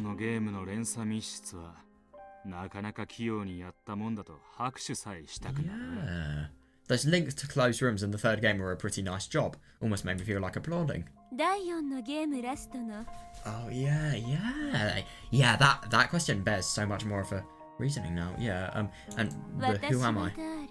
From the end of the fourth game. Yeah, but they don't. Yeah, that is a really good point. Yeah, the culprit who can kill everyone at midnight on October 5th, no matter who they are. その時点である種の仮定は可能だ。 But at that moment, it's possible to form a certain sort of hypothesis. それこそ黄金鏡のもう一つのお宝ってわけだ。 You might call that the other treasure of the Golden Land. へえ。 Oh? 第4のゲームまでに。 Yeah, in theory. But there are a few that I think are really quite difficult to learn about, for example, the baby. But then again, but the baby isn't really that relevant in episode 4 whatsoever, because Natsuhi and, you know, everything regarding her, you know, that doesn't really have any relevance until the 5th game. I see that, yeah. So you can learn the basics, but at the same time you don't learn as much as you can about the killer as possible. So you can say that you can reach all of the answers by the 4th game. すなわちあなたはベアとのゲームだけで全ての答えに至れたと。 Yeah. In other words, with just Beatrice's games. 可能だ。 It's possible. その後のラムダデルタのゲームとバトラのゲームは Oh yeah, God, それ yeah. をさらに Yeah. 補足するヒントの塊だ。 It's possible. After that, Lambda Delta's game and Battler's game were filled with even more hints. Yeah. お前のゲームさえもな。 Oh yeah. Yeah, as is this game of yours. それではそろそろはぐらかすのは終わりにして教えてちょうだい。 Well, now, why don't you stop stalling for time and just tell 犯 me? 人は Oh yeah, who is the culprit? Then again, you can't actually... No.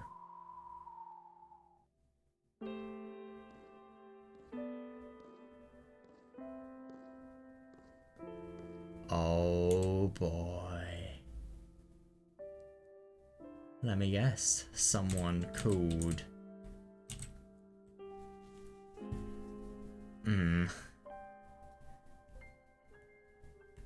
Well, there's one name that rings out, but there is also one name, another name even, Sayor. That is what I think. Oh my god, I'm so nervous for this. It's just as if we've read about all of this for all of this time and now it's finally happening.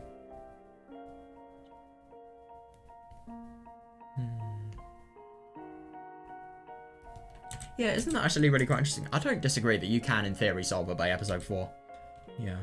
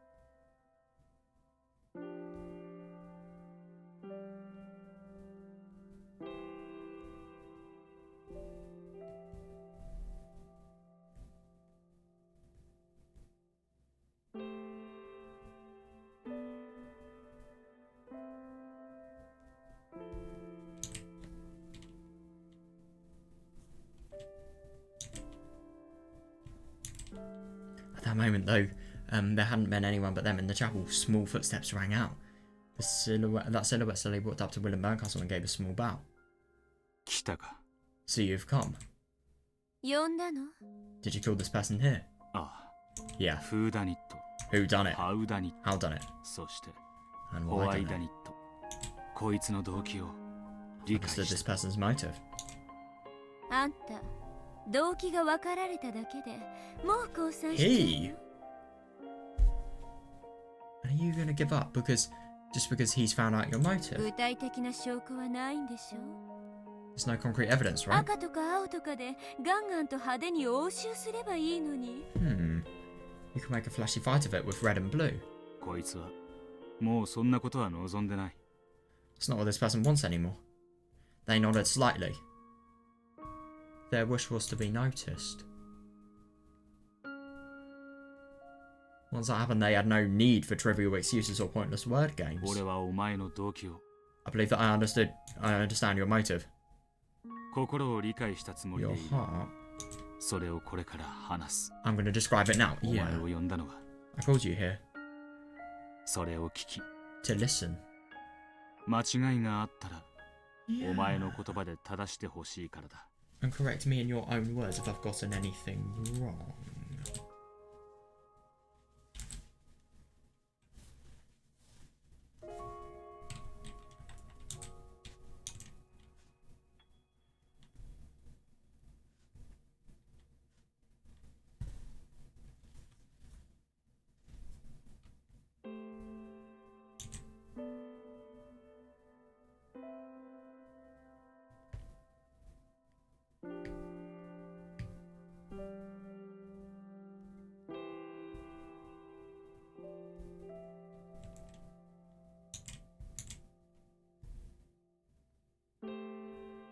Isn't that interesting? Think about episode 6, think about the love, and also think about, you know, with regards to, especially the separation in episode 6 and all of the, you know, furniture wanting to become human related, topics.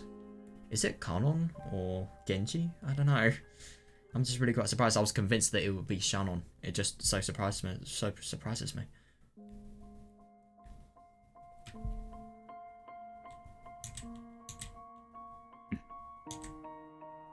The two of them nodded to each other once more.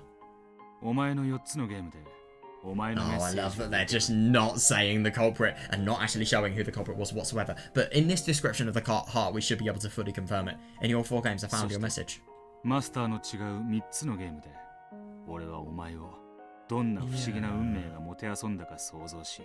yeah, I see, yeah. And in the 3 games with different masters, I was able to picture the strange sort of fate that must have toyed with your life.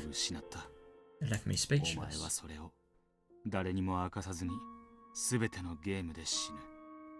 In every game, you die without revealing that truth to anyone. Yeah, that's interesting. Having this person confess in the empty chapel might be pointless. It literally... Wait, yeah, her, sure, that makes a little bit more sense, but like, why does it say... Wait. Yeah, it literally said he. Somewhere.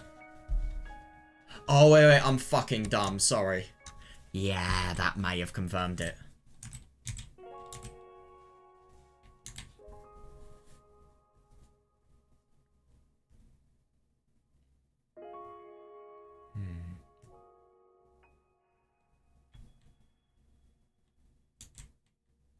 Without revealing the truth to anyone, I wonder...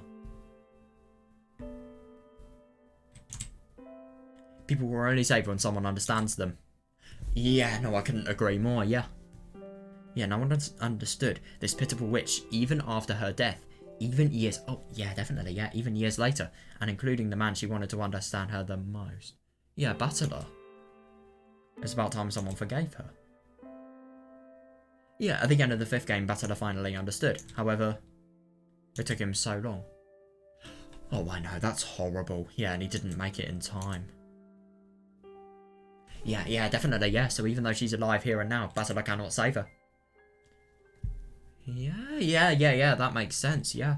So Battler isn't here at Beatrice's funeral. He won't come. Yeah, because he doesn't understand whatsoever, and he cannot come because of the fact that he has no understanding of the significance. So he won't make it in time. This is Beatrice's funeral. You will confess.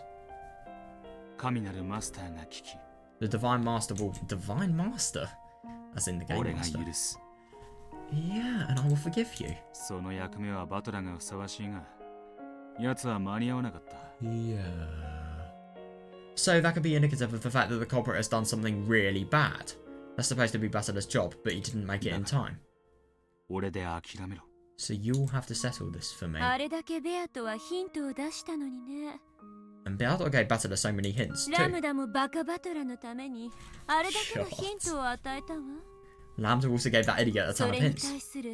バトラ自身の懺悔のようなゲームも笑えた。Yeah, fair. Yeah, I even got a good laugh in Basila's game of repentance for missing so でも much. 私は何も笑わせないわ。 But I won't make ただ anyone 淡 laugh. 々とあんたの葬儀を執り行うだけよ。 I'll just dispassionately carry out your funeral. お前は喋るな。Yeah, no more talking from you. 話しているのは That's 俺だ。 my job.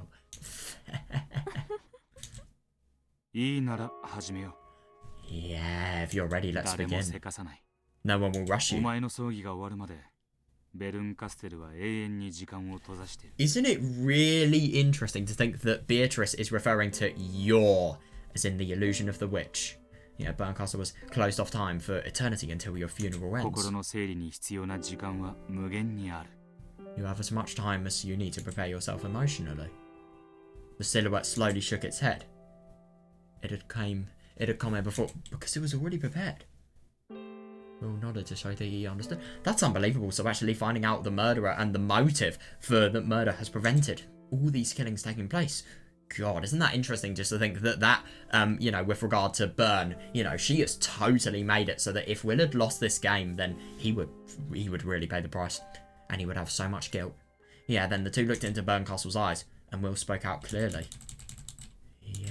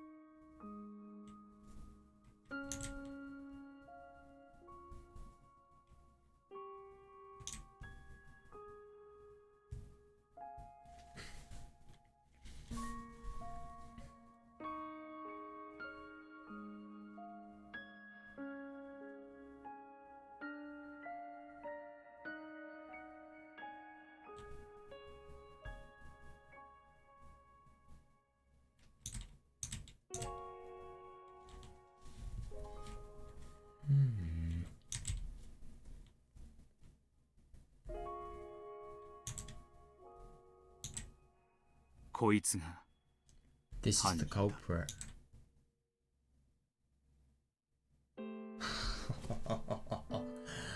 Oh my god, that is going to be so cool. Are we finding this out now or what?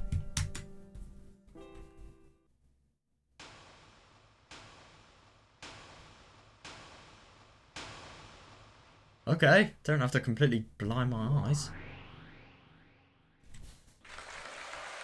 What?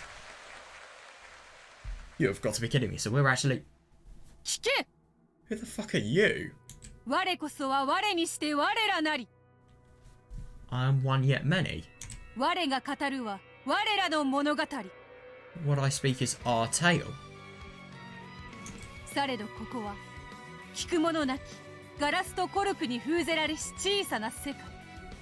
Isn't it interesting that whoever this person is, firstly, they look like Beatrice with regards to their eyes. Secondly, they really have, you know, an interesting witch-like outfit. And their outfit looks brilliant, by the way. Can I just say that?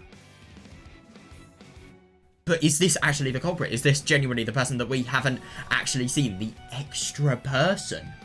But the only thing that I don't really understand is that, you know, because of the fact that no murders have actually happened, well, it's just interesting to think that Lion could have actually become the extra culprit, but the... Well, wait, no, hang on a second. No, I'm thinking about this differently. No, wait, let's just read a little bit more so I can make sense of this. One yet many. What I speak is our tale. However, this is a small world, sealed by glass and cork, with no one to hear. Yeah, so I think Lion, the person who Lion was, this could have been... So, Lion could have actually had the fate of this person here. God,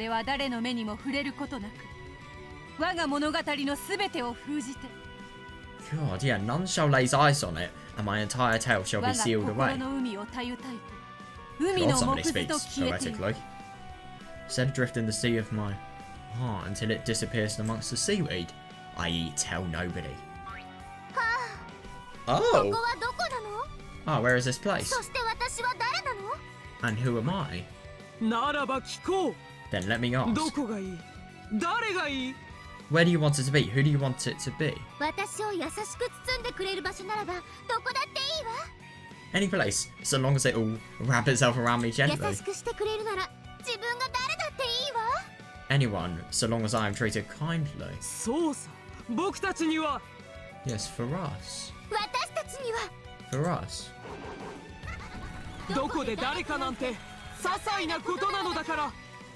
Where and who we are hardly matter. I see that, yeah. Oh my god, what a name. Claire Vaux Bernardus. Yeah. Isn't that a reference to Dante's Inferno? I swear it is. So, are you telling me that this person is the culprit? For us, it's such a trivial matter. At least until that day comes to pass. Why must we be thrown into the path of a new fate? Yeah, but no, I see that. Yeah, fate's pronouncement was so sudden and abrupt. God, I love this background here, by the way. I think they've done a really quite good job with the set. Yeah, ironic for Separ and Feather to be there. Yeah, it wasn't the fate I'd wished for. But it did make your heart pound.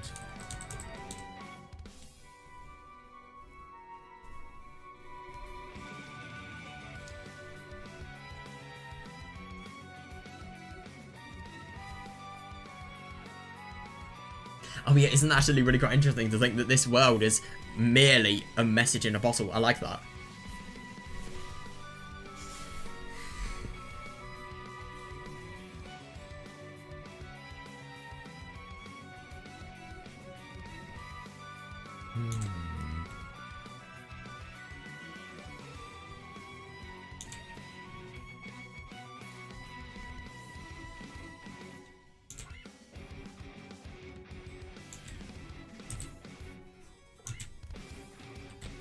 So this kind of reflects, if you ask me, the desires of the culprit. They want a place that can, you know, be kind to them, and obviously they can be surrounding gently, and also a place that will be kind to them, and people that will be kind to them.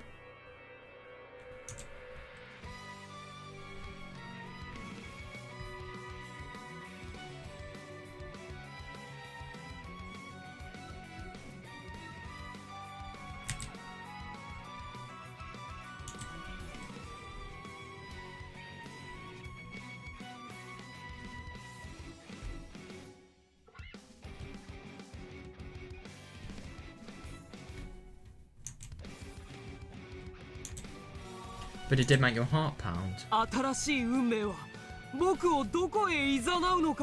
I do see that. Yeah, where will the new fate take me? By the way, who is this Claire Vaux Bernardus person? Ah, right. So she's a reader, right? Okay, so she is definitely not the culprit. My god, can I just say she got such a fucking cool outfit? Like, seriously. And isn't it really interesting when you link it to Dante's Inferno? That makes a little bit more sense. God, look at her eyes, though. Jesus Christ.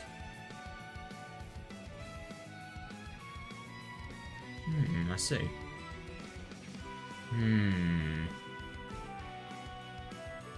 Oh. Yes, that's the reference. Yeah.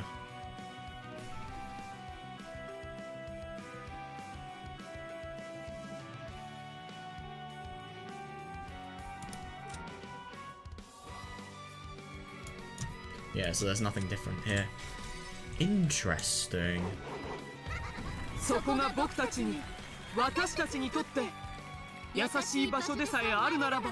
long as that place is kind to us.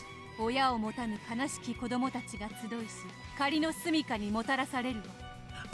why are they just speaking in the most complicated manner? But obviously this is an orphanage. Yeah, when we were brought to the temporary dwelling where sad, parentless children gather.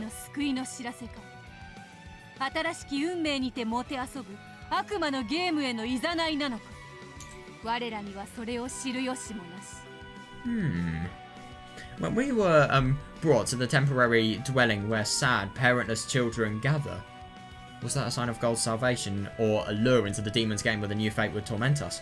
We have no way of knowing. Yeah, interesting. So is them being brought into an orphanage the I don't really get why it could be a sign of a God's salvation. Obviously this makes sense, but I suppose was that a sign of a blessing? The fact that you could be part of the Ushidomiya family? Maybe it depends on how you interpret it.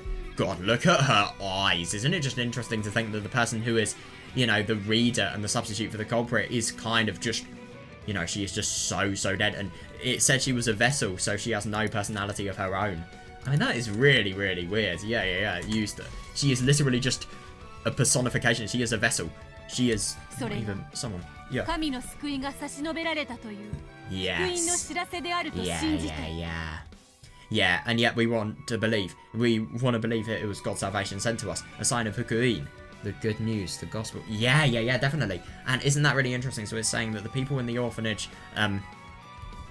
they have had a completely demonic fate that has actually been entrusted on them because of the fact that they have no parents.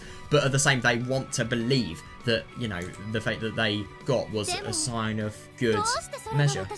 I suppose, think about this with the furniture. Furniture are from the Ushidomiya. So, because of the fact that people are furniture of the Ushidomiya family, is it a bad thing that they are furniture, or do they want to believe in the good salvation, the fact that they have been privileged to serve such a high family? I don't know. Maybe you could think that, but I don't know. But why me? I have no religion. Then it wasn't the gospel, but a demon's lure. Yeah, I like that, yeah. Yeah, and yet we cannot go against fate. Oh,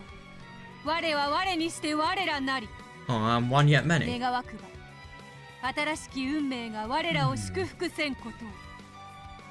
I pray that the new fate brings us blessings. Oh, interesting. Yeah, the time is 1976 AD. AD in April. I love that they need to specify that, yeah. 76 AD in April. Yeah, a time still too cool to be called spring.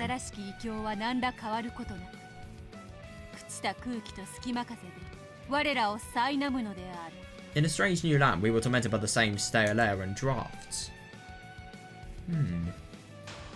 Oh. God, so it really is as if we are in a play.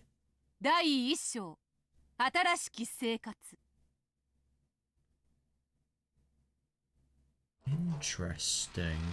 So this could potentially be the entire tale, which shows everything regarding what's going to happen with the culprit and what their story is? Yeah. Oh my god, this is amazing. Oh, I like this piano cover. Oh, that's beautiful. Ah, yeah, that's ironic. Very, very old, I mean. Yeah, so this is when the person has actually firstly been put into a piece of furniture. Those are the family rules. Oh my god, I don't care. Just say the name. The name. The name!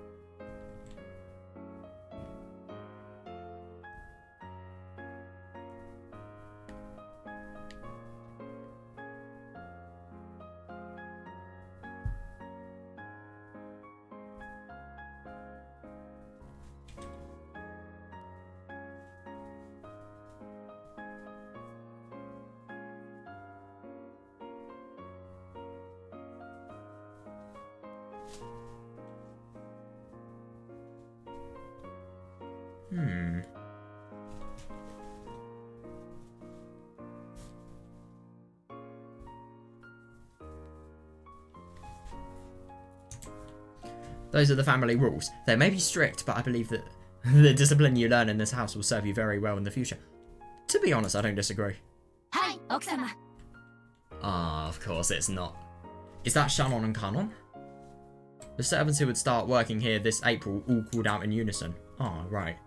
more than Shannon and Kanoan, I feel. Yeah, the rules of the Ushinomiya family are no more or less strict than those of the Hakuin. Jesus Christ. Yeah. However, we get paid a lot of money here. They also give us a lot of help in finding our next job.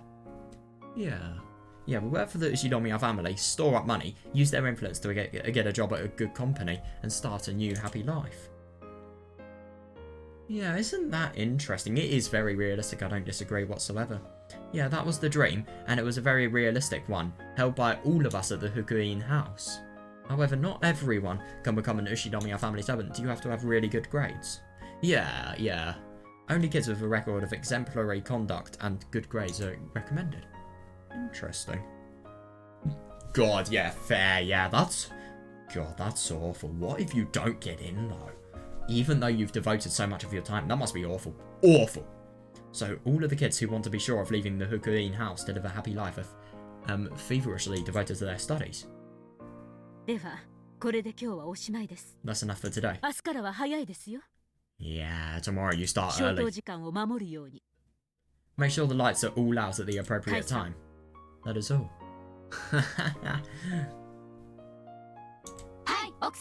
Yes, madam. Thank you very much. Yeah, after bowing until Natsuhi was no longer in sight, the new servants all followed the lead of one of the more experienced servants and raised their hands. God, who the fuck is this? Hang on a second, is it me or this looks like wait. No, it looks like either Belphegor or Lucifer. Okay, we're done for the day. No way. Wait, hang on a second. So if the 7 stakes of purgatory are all illusions, then is this potentially the servant that represents... Oh my god. You have got to be fucking with me. Okay, we're done for the day. Starting tomorrow, you'll be following your shift schedule.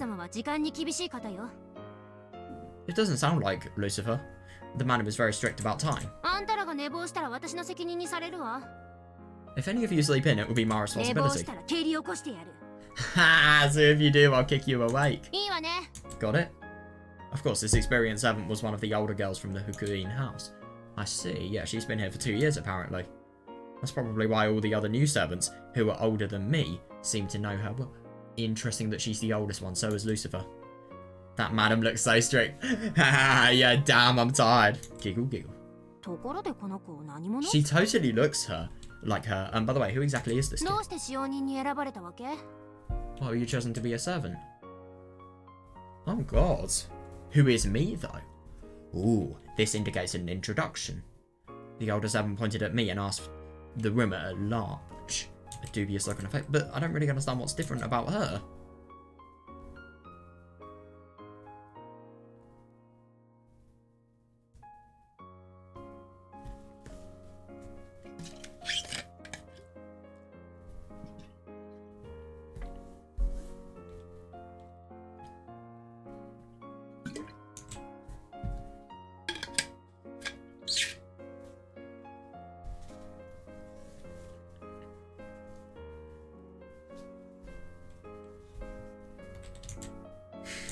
Jesus Christ. She will kick them awake. For 2 years, right?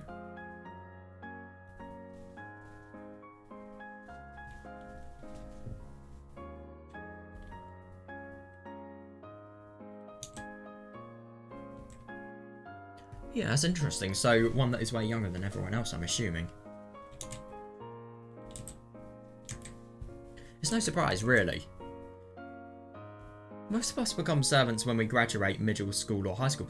Oh, is it because of Shannon? Because she was very, very young when she started. It's no surprise, really. Most of us become servants when we graduate middle school or high school. It is Shannon, but I'm just starting elementary school. The others will be working as servants every day of the week, according to their standard shift schedule. However, on weekdays, I was going to the elementary school on Nijima with Milady. Oh, isn't that interesting? Only working on the weekends when I had free time. Child labour? Jesus Christ. It was an exception amongst exceptions. Something that had never happened before. Yeah, no, it is actually really interesting as to think why she has been selected. Yeah, it was clear at a glance that the others, who would obtain their positions after a rigorous selection process. Yeah, didn't like the fact that I was here too. But yeah, how has she been an exception to the rule? Both Madam and Genji-sama have told me that you are to put your studies first. But that indicates that Shannon has a massive involvement. Jesus Christ, she's 6 years old! No, wait, no, I think she's 18. No, I think Shannon's 18, she's 8 years old here. But you're still getting paid. Ha, it doesn't make any sense. God, I know, yeah. Yeah, that shows a lack of kindness. Yeah, if you're going to talk about behind someone's back, at least do it behind them. Yeah, seriously though, yeah, she didn't even try to hide her discontent. Jesus, is that kid really that smart? A child prodigy or something? Yeah, that's interesting. So these are all of the human beings that... Wait, so that's indicative of the fact that the top servant could potentially be the human Beatrice. God, that's so weird. But then again, what I find really weird to think is that there are so many servants and yet, you know, these... I just can't believe that. Yeah, I never heard anything about that. That's hilarious. Yeah, well, that kid supposedly gets sick easily and is kept isolated Jesus Christ. Isolated most of the time. A total outsider to the rest of us. Even back at the house.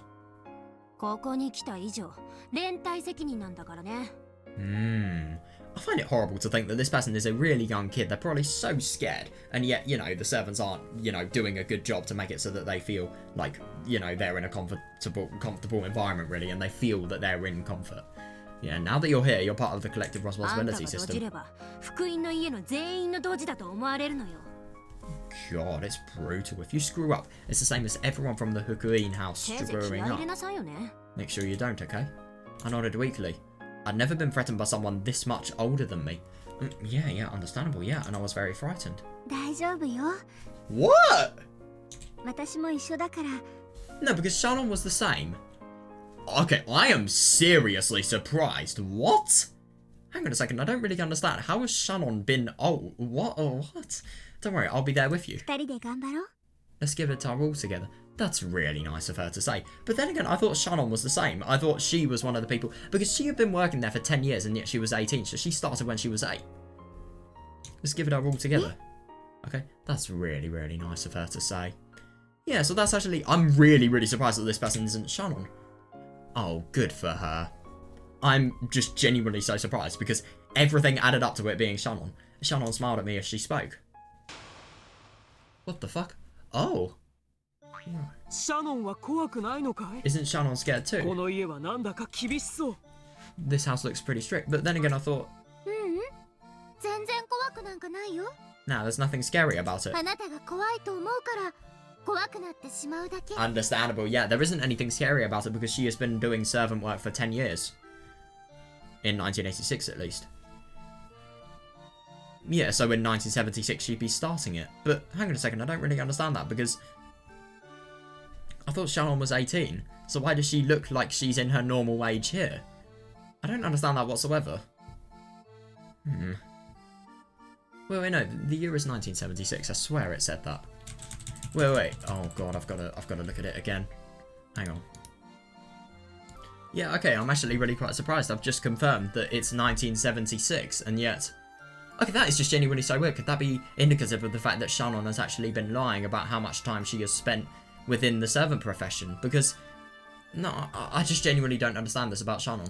Because I swear she has been doing work for 10 years. What? Okay, keyboard, just stop working. Thanks.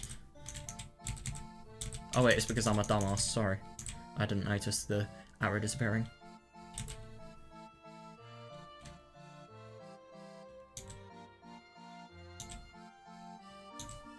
No, but this is the first time Shannon's working. That's so weird. No, there's nothing scary about it. You just thought it was scary, so it got scary. Ha! No. Wait, then I thought if it was fun, would it get fun? Yeah, so that's interesting. So the situation is entirely crafted from how you perceive it. Yeah, so here too. Let's give it our all with a smile.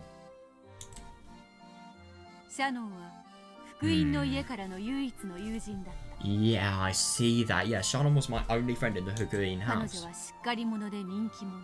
She was confident and popular. The complete opposite of me. God, yeah, I was embarrassingly dull-witted and no one wanted to be my friend.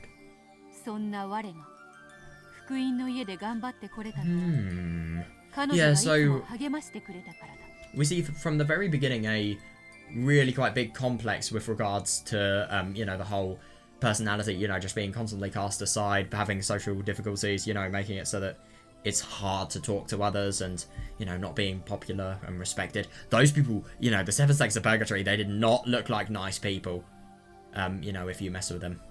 Yeah, I would never have made it through those days in the Hukuin house had it not been for her encouragement. Yeah, so I will probably make it through here too, with her by my side. Well, isn't it about time we got ready for bed?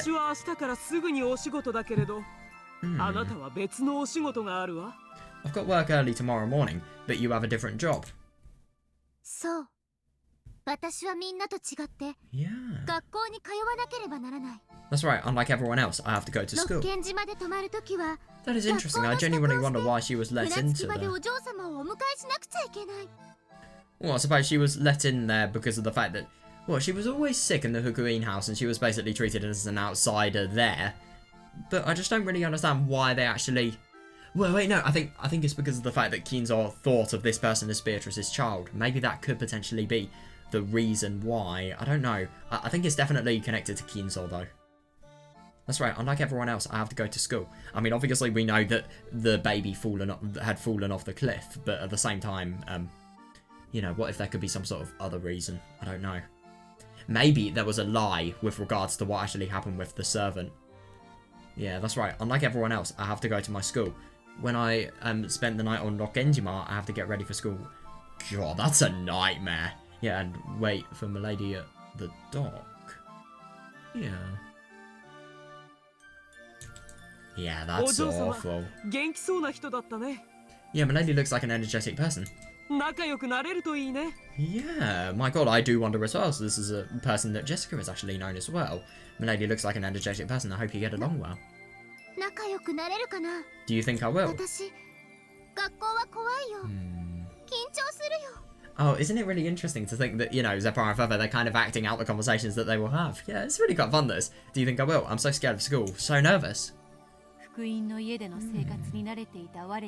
Gosh, she looks so unhappy. It's horrible. Oh yeah, fair. Yeah, I had grown used to life in the Hukuin house, so the more relaxed rules at school made life easy. Yeah. Yeah, but until I grew used to it, everything was new and everything made me nervous. Yeah, that's reasonable, yeah. Wow. God, it's really interesting to think that this is some sort of really small elementary schooler who has, you know, began work in such brave conditions. Yeah, my new life on Rockenjima probably deserves an explanation. It was completely different from the comfortable yet stagnant life I'd lived at the Hukuin house. I mean, yeah, understandable, yeah. In addition to the time I spent as a servant to the Ushinomiya family on Rockenjima. God, yeah, I also travelled to the elementary school on Nijima on school days. It was the start of a time that was both rushed and busy. Oh my god, definitely. I can't imagine how you'd get schoolwork done in this as well, with hardly a moment to relax. God, it must be horrible. Yeah, unlike the time I spent at the Hukuin house, I didn't get to sleep in the same bed every day. Half of the week, I slept in the servant waiting room in the Rockenjima mansion. I would return from school with my lady, go to the mansion, and work there as a servant. I think it's really nice to think that Jessica, you know, she was 8 years old as well, so they probably would have been around similar ages. Then again, this person is 19 now, so, yeah. They probably turned 9 this year. I would return from... Yeah, interesting that they're 19. Yeah. Yeah, that makes sense. So this is the other side of the coin, and this is what, what's her name? Lemon Lion is seeing. I would return from school with my lady, go to the mansion, and work there as a servant. Yeah, I see, yeah. I would then stay the night and go to school with my lady again the next day. God, that's tricky. Wow! That's fucked! God, that is so cool! Do you see that, just how ridiculously old the Ushinomiya mansion looks compared to now? It's been totally redone. That's impressive. Yeah, God, look at this bed. Properly rich bread. Bread. Ah, yes. Bed, even. When I didn't have work, I'll return to the dormitory on Nijima, where I could have some time to myself in the room that I was assigned to. Yeah, that's good. God. Yeah. There was an adult dorm mother who strictly controlled mealtimes and lights out. Yeah, understandable. Yeah, that's actually really quite surprising. I'm also surprised that, they have lots of hospitality here. Yeah, there was an adult dorm mother who strictly controlled mealtimes and lights out, but I was already used to that sort of life, so it wasn't hard for me. Yeah, fair enough, yeah. The rooms were slightly larger than average and housed 3 people each. However, either because of the number of people or some lucky chance, I was not given a 3-person room. Oh. Yeah, that's brilliant. Yeah, share a room with the nicest person there. Good. Yeah, looks like we'll share a dorm room too. With Shannon by my side, I felt like I'd be able to manage well enough. Oh. Yeah, so now we get a little bit of a... Oh, Natsuhi's here. Correct. Now we get a little bit of an interview from Natsuhi. Correct. Every year, new servants come from the Hukuin house, replacing some of the old ones. Yeah. And Kraus, damn. Yeah. It was something father worked out with the house all on his own. Interesting. The rest of us weren't allowed to meddle. Isn't that interesting? This is to find a potential candidate for the family head. That's why he did it, I think. And after all, our family would strictly discipline these children without families and support them on their path to adulthood. Yeah, I think it's really good that, it just sounds like such a good scheme to make these people who have such horrible backgrounds into, brilliant people, really. Yeah, fair enough, yeah, which I always viewed as the rich Ushinomiya family fulfilling its obligations to society. Yeah, I see that, yeah. What sort of kids came to serve the Ushinomiya family? I'm sure they were serious. Yeah, they must have been. Yeah, I'm sure they were serious, cute kids of irreproachable conduct. Yeah.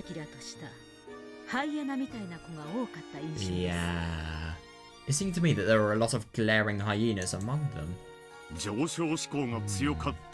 Oh yeah, I see. So if they have conflicting ambitions, then it could potentially turn into a lot of a big drama-filled place. Let us say that they had high ambitions. They were pitiable children without family. Yeah, seriously. Yeah, definitely. Yeah. All were determined to use this rare opportunity to launch their careers so that they could take control of their lives. Yeah. Did all of them have to balance school and servant work? Oh yeah, I agree. Yeah, that must be tough. Yeah, fair enough. Yeah, you wouldn't be able to get much work done. No!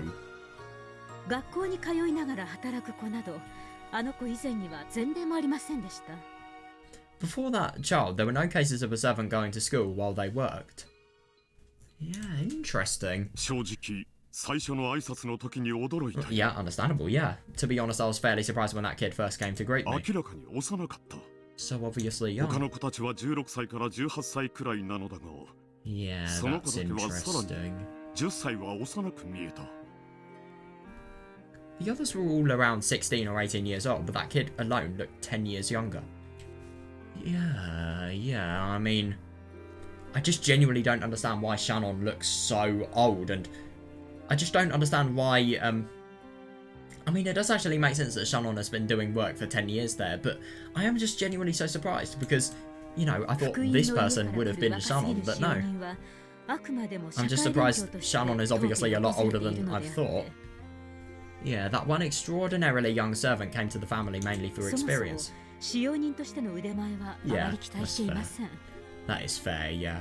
So not much was expected of that child's ability as a servant. Indeed. What is this child called? Yeah. Yeah, no, I agree. Yeah, you certainly couldn't rely on that kid as much as you could an adult, seasoned servant. Yeah. それが未就学の子を受け入れるなんて。 I know, it's really surprising, but I just genuinely don't understand what the motive was.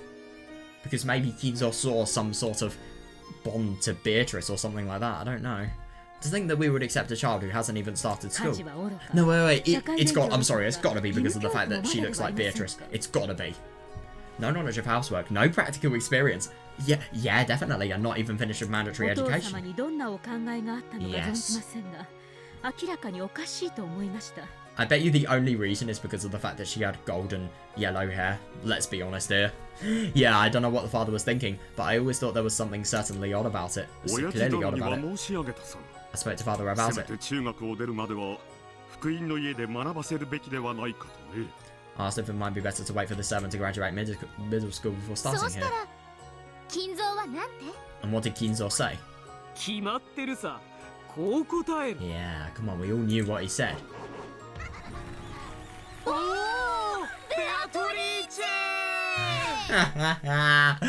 I don't disagree whatsoever. No, I don't. That's exactly what I was thinking. Yeah. So, though this person wasn't Natsuhi's child, they still resemble Beatrice loads, so as a result of that, you know, there was significance. I see that, yeah.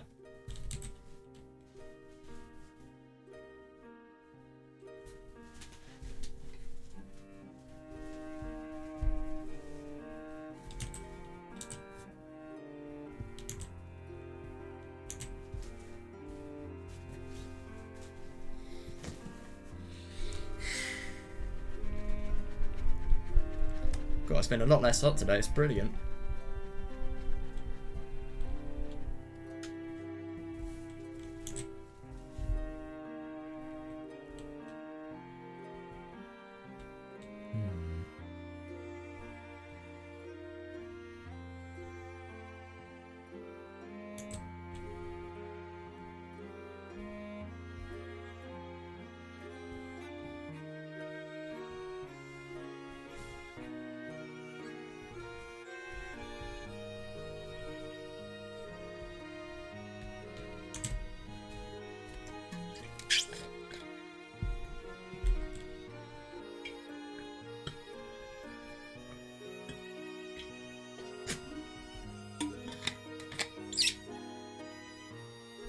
Yeah.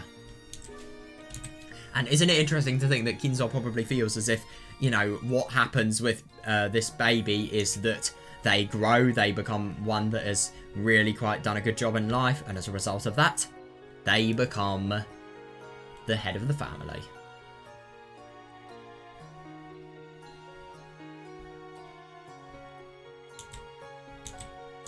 Yeah. Oh god, yeah. By that time, he was already a complete shut-in inside his study, obsessed with being a cop. God. Yeah, if you tried to talk to him when he didn't want you to, he'd yell and tell you to stop interrupting the journey of his mind. Isn't it interesting to think with, for example, Angie and Maria, we can really see just how, you know, the journey of the mind works. And father's decisions are absolute. Yeah. However, the case of this particular child just didn't make sense. Yeah. You even asked the Hukuin house about it. They say to ask Genji-san. Oh, that's so tricky, yeah. Yeah, so everybody just diverting the truth. Yeah, I then asked Genji-san, and then he said to ask the master.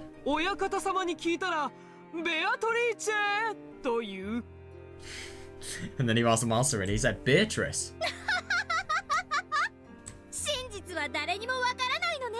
Then again, I mean, you can guess the truth, and I think it has been made perfectly obvious, but yeah. Yeah, no one knows the truth.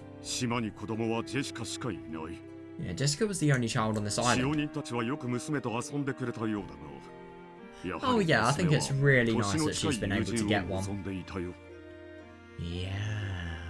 Isn't it interesting to think that there is such a different angle to Jessica now that we know this? Yeah, Jessica was the only child on the island. The servants would often want to play with my daughter, but she wanted a friend of her own. Yeah, definitely. Yeah, someone she could play with at home as well as at school. Oh yeah, fair. Yeah. No, there's no way that would happen. No way. I began to think that father employed this servant out of pity for Jessica. No. That too, yeah, that's a good point. Yeah, but if that were the case, why wouldn't he talk to us about it beforehand? What? No? Well, I mean, obviously you need to decide which friends have good company and which ones have awful company, and which ones are healthy to hang out with and which ones aren't. But at the same time, you shouldn't force that on the kid. Unless it's obviously really bad, then you should. Yeah, we should be the ones to decide which friends are suitable for our daughter. Scary. Yeah, Natsuhi must have really hated taking her kid out in public. Oh my god, yeah, fair enough, yeah. No, I do see that.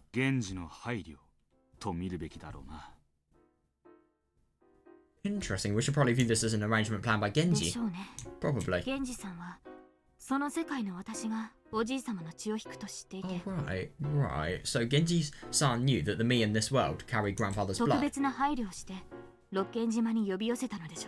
Oh, that's actually really quite interesting. Yeah, so we probably arranged for that me to be summoned to Rokkenjima.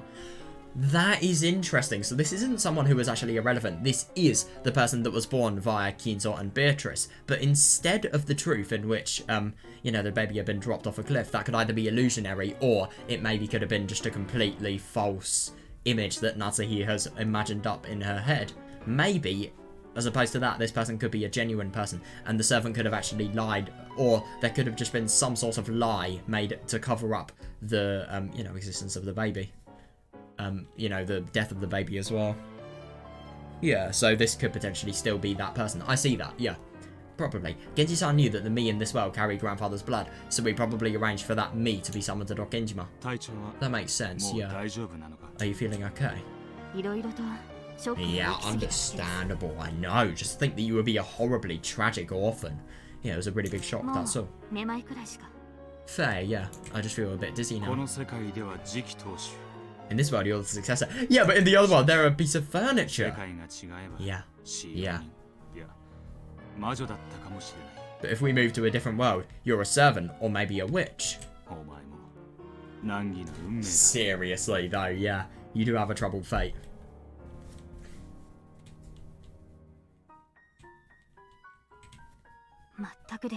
No kidding. Fair. No kidding. I don't regret learning about it, but if I could forget about it now, I would. Yeah, that's fair. Isn't it interesting? I know! Yeah, isn't it interesting? Even though you're a servant, you're actually an illegitimate child of the head. Yeah.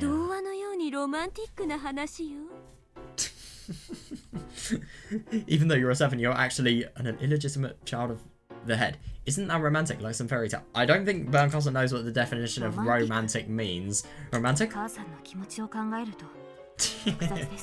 I know, yeah, she probably didn't even know. Considering how Mum must have felt, I'm not sure what to think. Yeah. True.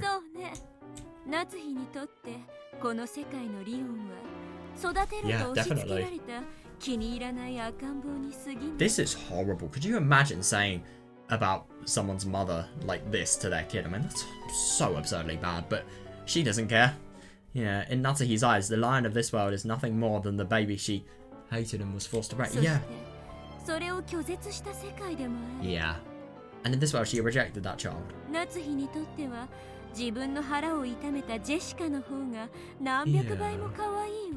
Natsuhi must adore her natural child, Jessica, a bunch more. Jesus fucking Christ. You are horrible. I hope Willard interferes with this. Yeah, a baby that doesn't share your blood is nothing more than a dirty, lukewarm sack of fit. Ah, yes, in your logic.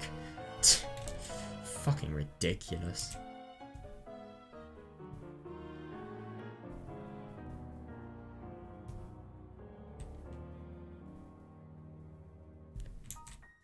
God. Yeah, good one. Yeah, have some decency. Oh my god, I love that. Yeah, next time I'll be the one pinching your butt. Thank you, Will. I think I understand more or less. Yeah. Isn't that interesting that, that's actually really quite surprising. I would have thought that Will would have really gone hard on Burncastle. But no, I think what Will was actually saying is, you know, have some decency to make it so that you don't actually consider the thoughts of your mother when raising you, and you just consider the results. Yeah, I see that. Yeah, have some decency next time. I do want to pinch you, but thank you, Will. I think I understand more or less. Yeah, definitely, that's really good, because, you know, if this was with a less mature person, they could easily hate their mother forever after this. And that's exactly why I need to be grateful to my mother. Oh yeah. Oh yes. Agreed. Yeah, she's raised me fairly all these years. And it must have been so hard for her to do so. The probability so low it would take a miracle. Yeah, it's happened. Animals are always brutal towards children that don't carry their blood. Oh, Jesus. So that was the choice of the name. Isn't it really quite funny that Byrne literally chose the Fate of Lion's name, you know, just so that she could probably crack out that pun? I'm not even joking. Yeah, you can probably sketch out Genji's line of thinking. Yeah. The Lion of this world is a true blood-related member of the Ushinomiya family. Yeah, and that's understandable, yeah. And it would just be so weird to think of the fact that Kinzo and Beatrice are the actual people who, you know, have conceived this child. Then again, at the same time, there is no means of that child actually being able to live on the island in which, you know, your mother and father were. Like, it's just weird, I see that. Yeah, we can probably sketch out Genji's line of thinking. The Lion of this world is a true, blood-related member of the Ushinomiya family. He must have wanted to let that child live on Dock Genjima somehow. Yeah.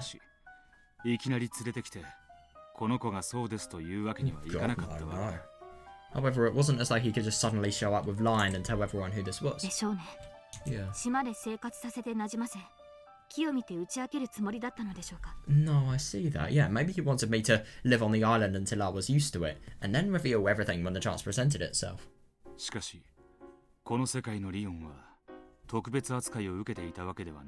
However, the Lion of this world was not given special treatment. Yeah, definitely, yeah. The silver ring doesn't actually exist. Yeah, I do wonder as well. I wonder if that means grandfather never heard about me.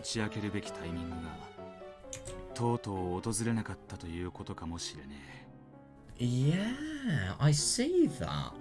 That might mean that Genji never found a good opportunity to reveal the truth. God, so Kinzo doesn't even know. That's the most interesting thing about this. Yeah.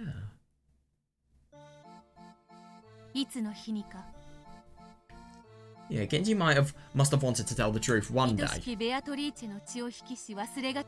my god, yeah. Yeah, to tell that the orphan of Kinzo's beloved Beatrice, yet was still alive, yeah. However, that was not an easy thing to say. No, I see that. Why wasn't it easy? It's because of the fact that Kinzo was just directly descending into madness. So, you know, what would he do? Oh yeah, that's fair as well. You could potentially get fired for spreading what may be believed to be misinformation. Dummy, what would happen if Natsuki found out? Yeah, that too as well. Oh yeah, definitely, yeah. Alright, if Lion suddenly appeared, Jessica wouldn't be the successor anymore. Strictly speaking, Jessica wasn't the successor, but since she'd been able to select the future successor, it all came down to the same thing. Yeah. Yeah, I like that, yeah. The more one learns, the less simple this tale becomes. There were some who celebrated my... Yeah, there were some who celebrated my birth and some who did not. Yeah, isn't it actually really quite interesting to think that he never got that opportunity whatsoever? I suppose that's because of the fact that firstly, Kinzo had died, and secondly that he was descending into madness, and thirdly that Natsuki... No, then again, I don't really understand. I don't think that argument about him descending into madness, thus not being able to tell the true identity of this person, is valid at all.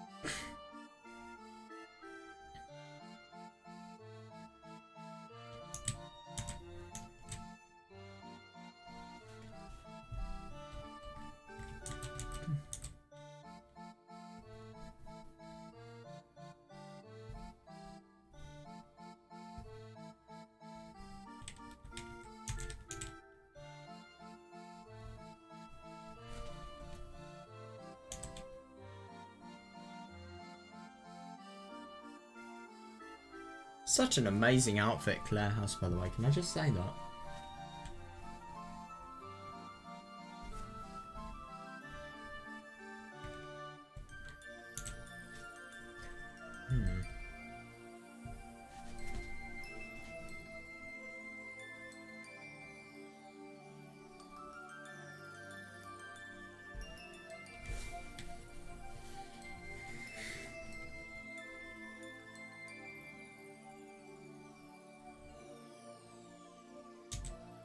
それは源氏の胸だけに秘められた物語。Oh no, I see that. Yeah, was it a tale hidden in Genji's heart? リオンも金蔵も夏日もクラウスもジェシカも誰も Lion and Kinzo and Natsuki and Kraus and Jessica and everyone みんな else. 知らない物語 No, I see that. Yeah, none of them knew this tale. Yeah, that's understandable. God, just so many people that are so absurdly affected. Especially Kinzo, though. I'm just so surprised at the fact that Genji hasn't had an opportunity to tell him that. 隠してこの奇妙な物語は Ooh, so we're going to see part 2 now, I'm assuming. ゆっくりと幕を開けるので We're going to see part 2 and yet we haven't even heard about... So, I'm so confused. Is this person called Lion or is she called something else? Thus, the curtains slowly rise on this curious tale in the year 1976. 我こそは我にして我らなり Oh, one, なぜ yet 運 many. 命は核にも我らを捨ておいて自由気まま身勝手に進むのか Why must fate abandon us and continue in its merry way? Oh yeah, isn't that ironic? It's basically just saying, you know, fate is not going to care about us, it's only going to continue. It's not going to care about any of the people that it may harm as a result of continuing. Yeah, people only found the young servant strange for the first month. Oh, that's good. Yeah, that's brilliant. So they could this person could actually make it so that she could easily set in. Yeah, and Natsuki and Krause's protests came to naught. After all, there was no actual harm in it. So why not indulge Kinzo's whim? Eventually, everyone grew accustomed and began to accept this slightly abnormal everyday life. Yeah, fair enough, yeah. しかしいつもそばに I hate that whenever Hukuin comes up, I just think it's a swear word. 福音の家の Before I actually read what it says. However, it was not so for the other Hukuin servants who were always close by and who believed that everyone should be treated 彼 equally. らは明らかに自分たちとは違う我の Oh 扱い god.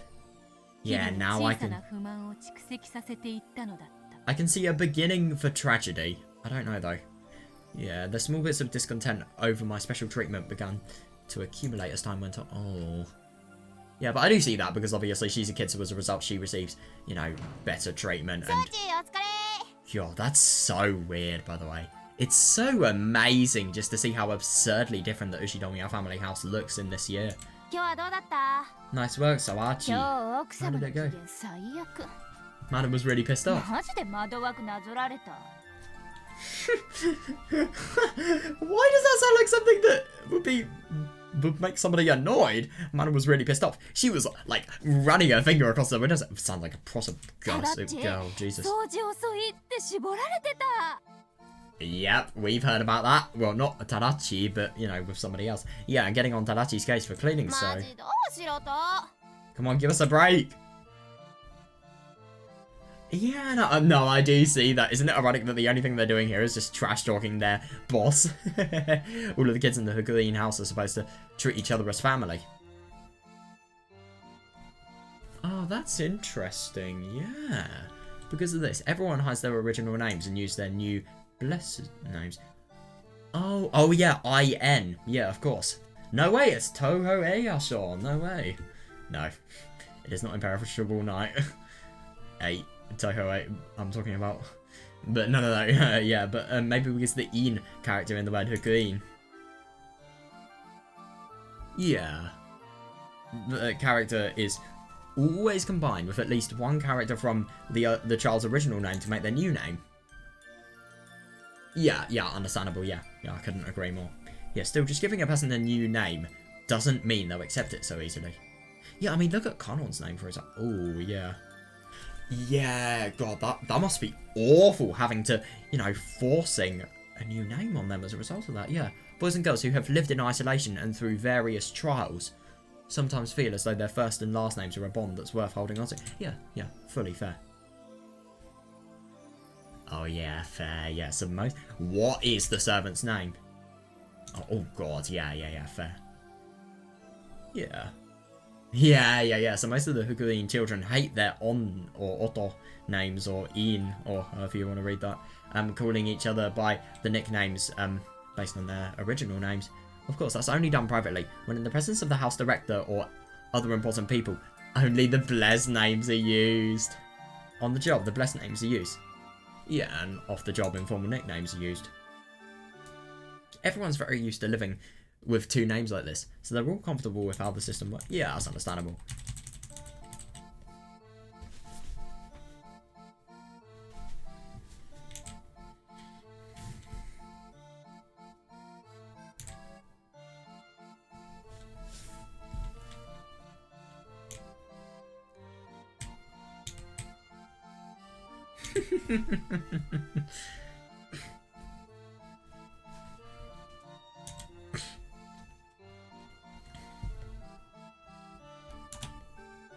That is interesting, though.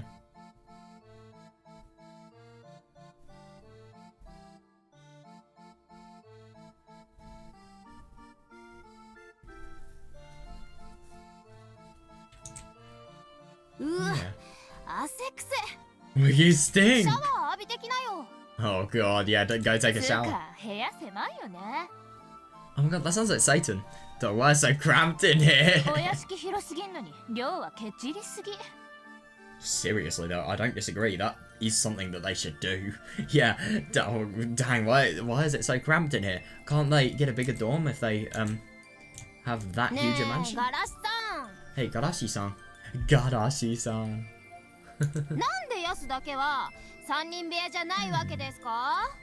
Why is Yasu the only person who isn't in the 3-person room? Yeah. But Yasu means cheap in Japanese. Yasui. Yeah, but Yasu, by Yasu they probably mean me. Oh. Right, yeah. What? I can't remember my parents at all since... Oh yeah, you probably don't want to remember your parents. I can't remember my parents at all since they were gone as far back as my memory goes, but I was given the last name Yasuda. The last name? Yeah. Interesting. But this is the kanji for cheap, and then that's the kanji for like grass. Wait, let me just get the definitive kanji meaning. Let me just see if I can find it.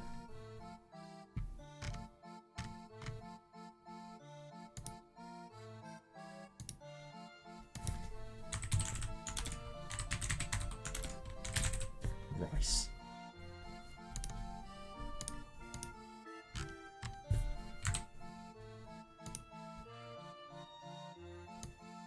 Wait, what is it?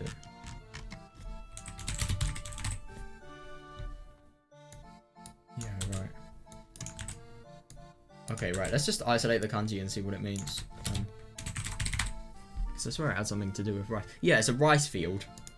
Weird. What about in surnames?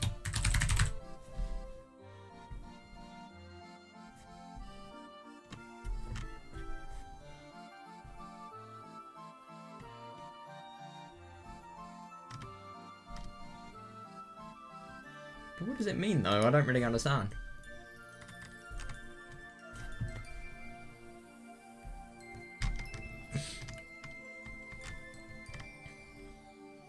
Oh, so it just has a lot of symbolic related things.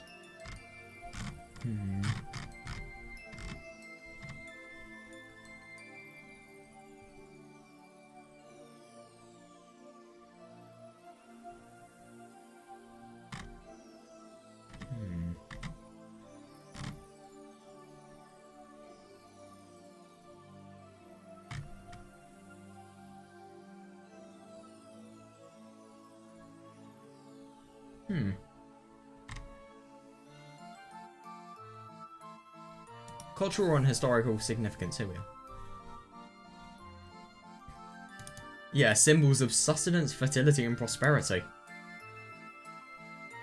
The success Oh, that's ironic. The success of rice cultivation was and still is crucial to the population's well-being.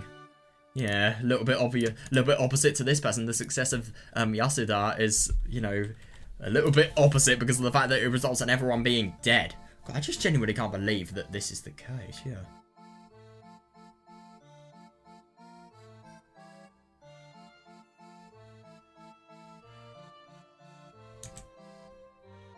And apparently my nickname comes from that. Yeah. Actually, I don't know. Genji-san was the one who decides the rooms. By the way, the surname's Yasuda, so what's the first name?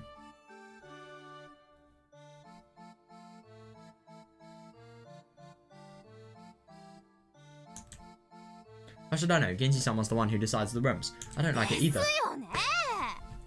Yeah, seriously. Wouldn't it normally go 2 and 2? I mean, who exactly is Yasu anyway? Looks like that kid's job is going to school, milady or something. Oh yes, brilliant job going to school. I like that, yeah. So what is being a school friend a profession now? Jesus Christ. I'd like a little bit of money on that. It doesn't make any sense. It must be a really good... If being a school friend was a profession, oh my god, popular and charismatic kids, they would be in for a lot of money. Of course, on days when I am given work, I return to the mansion right after school and work alongside all the others. Yeah.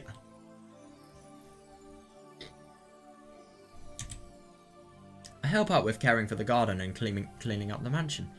God, ooh, and you're probably under 10 years old. I mean, that is so impressive.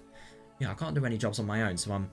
Yeah, that's understandable, yeah, so I'm always just helping out. Maybe because I'm young, the adult servants are always... Yeah, good, yeah. Are always kind to me. My fellow Hakuin servants don't seem too happy about that, though. Yeah. I just really hope that nobody actually bullies her. That's what I'm kind of scared about.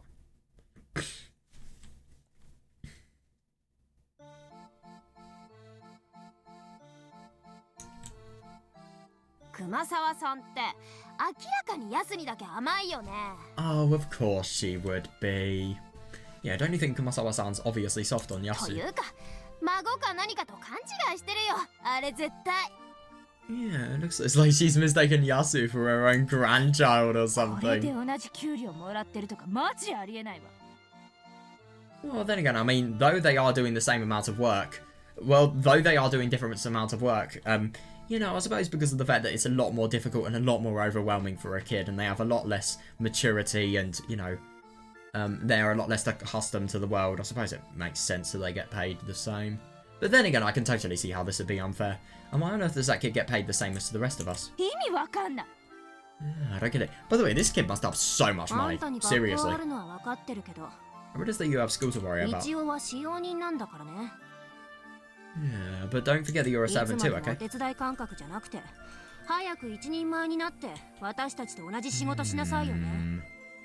Yeah, you need to stop being a helper and learn how to do work by yourself like the rest of us. Yeah, you guys learned how to do work when you were around, I don't know, like 15 or 16 or maybe even older.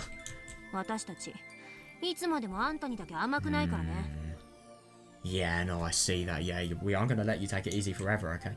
These guys are incredibly discompassionate. Yeah, exactly. That's the worst thing. Yeah, I've been trying my best. Yeah, however, I'm not very strong yet, so I can't carry heavy things. I can't carry a lot of things either. Yeah, exactly. I mean, the thing is... Oh, God. Right. Yeah, so... No, I just think it's horrible to think that there are so many physical limitations that she has had as a result of the limited experience in life, and yet these servants are, even though this is, you know, Yasuda is so much younger than all of them, you know, they're just imposing their values on her and their experience. You know, I can't fold clothes right and I'm not good at using a dustpan, but this is the thing, you know, if you have somebody like Kumasawa that's really, really soft to people like Yasuda, then of course they're going to learn. Yeah, I just can't do it as well as everyone else. Yeah, because you're like 8 or 9 years old. Yeah, oh god, they're being so awful to her. That actually really saddens me. As my face turned red. She is doing so well. She needs somebody to have encouragement. I saw face there at the red. I spotted Shannon, who was watching from the sidelines and not joining in. Yeah, Shannon is my only ally. Unlike me, she can do everything well. Oh yeah, I suppose, and she's really nice, so she'll be very, very helpful. Yeah, good. However, she'll never pamper me. She'll show me how things are done, but she'll never steal my jobs from me. Good. Yeah. Yes. Yeah, she really is incredible. I really want to be like Shannon as soon as I can. Yeah. Oh, yeah, definitely. Yeah, that's key. Yeah, she's not only really quite kind to others because of the fact that she doesn't trash talk them, but nobody trash talks her either. Yeah, she never trash talks. She never talks behind people's backs, not trash talks, and no one talks behind her back. She's kind and she gets along with everyone. I want to be like her. Yeah. And isn't it really interesting to think about the bond regarding Shannon and Yasuda, and, you know, just how that's always been there ever since they have began. I wonder what Kanon thought of Yasuda. I want to be like her, and she's always kindly watching over my efforts to become like her. Yeah, that's good. Wow. Yeah, that's interesting. Why did I end up here? I don't know. Oh god, oh yeah, though I've just been muttering to the ceiling.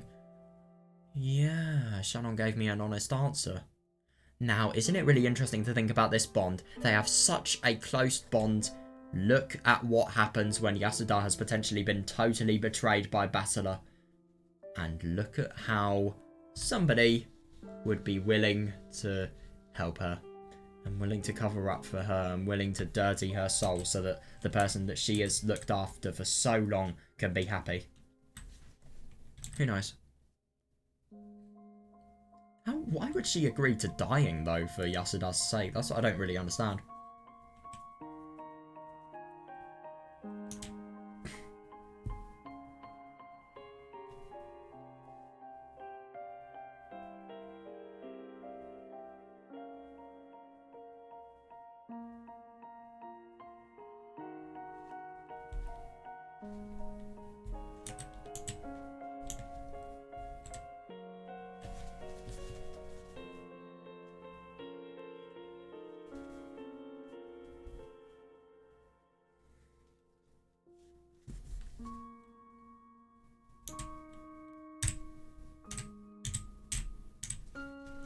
I've just been muttering to the ceiling. Shannon gave an honest answer. Yeah.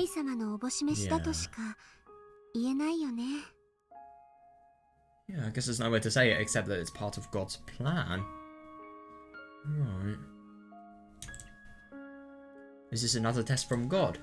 Reminds me of the Tanabata story. Yeah, yep.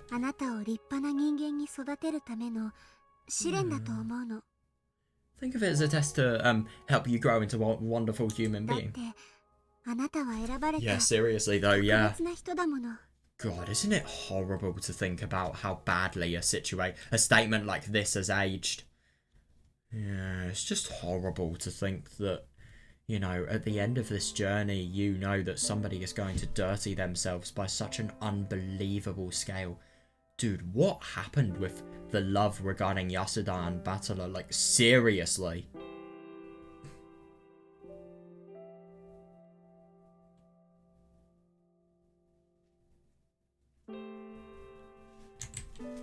Am I? Special?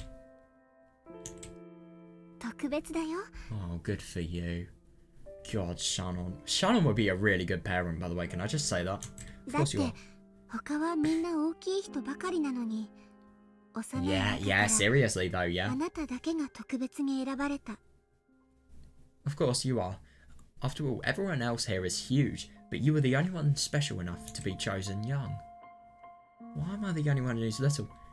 Oh, yeah, that is a question you cannot know the answer to. Even Shannon doesn't know. I can't do any jobs by myself. Yeah.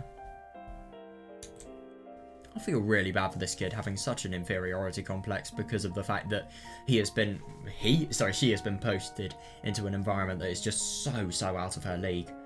But then again, I suppose sometimes you have to be in the most brutal environments to learn the most. Yeah, everyone just complains that I'm there to play with my lady. Bastards. Yeah, and yet Madam made it clear that I am not to think of Milady as a friend or to speak to her in a casual manner. What? あなたは Sure. みんなより10も幼いけれど、 Yeah, you may be 10 years younger than everyone という else. ことはみんなと同じ年になるまでここで頑張ったなら、 But that means if you keep it up until you're the same age as the 新 others. しく来る人たちよりずっと仕事のできる人になっているということだよ。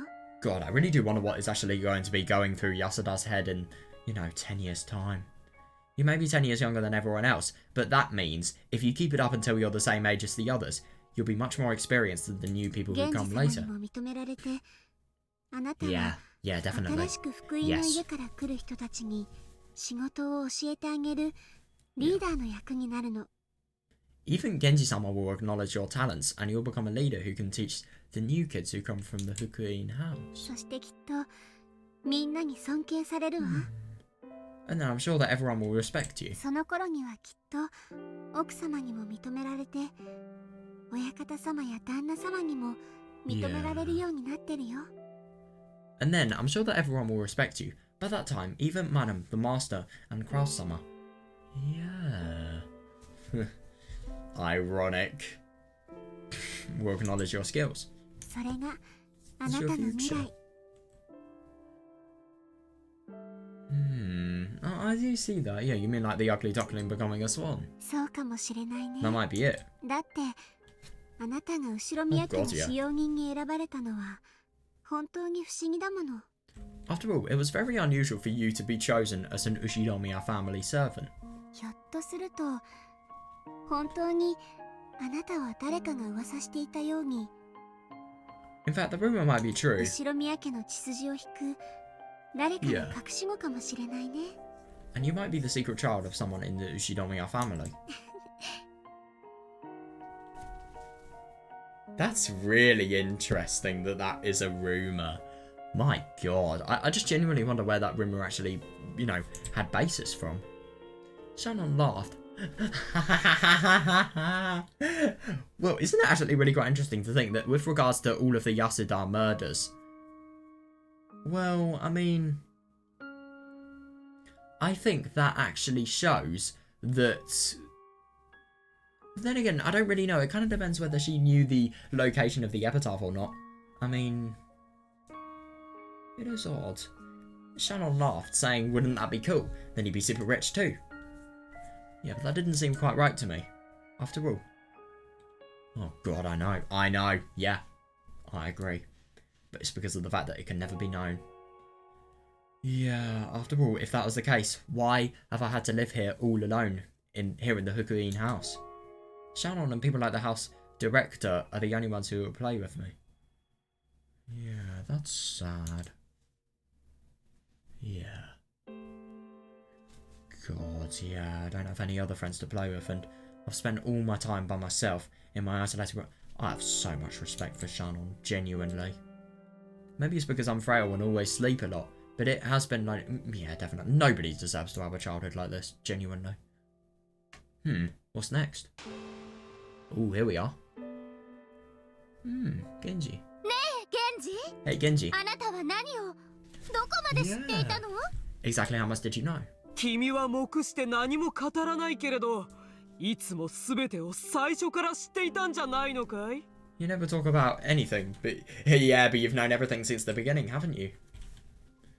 19年 Hinting to the fact that he never talks about anything, refusing to give a response 19 years 赤 ago. ん坊を抱いた使用人が転落し、君は夏日から報告を受けたね。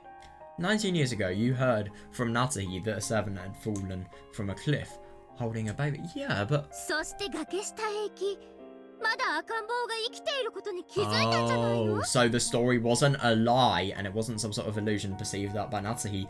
It was something that genuinely happened, but the baby was still alive. Right, that fully makes sense, yeah. You went to the bottom of that cliff and realised that the baby was still alive, didn't you? 生きているか死んでいるか I was not qualified. そのような判断は私にはできかねました Oh, yeah, that's interesting, I suppose, because of the fact that he had no detective's authority. Fair, but still, yeah, I was not qualified to determine whether it was alive or dead. それを判断したのは But yeah, 誰? then who? That is a really good question. Then who was? 決まってるわ。お医者様よ。 Yeah, fair enough. Yeah, the doctor I've got. Yeah, fair. どうなの?南條先生。 What do you say, Dr. Nanjo?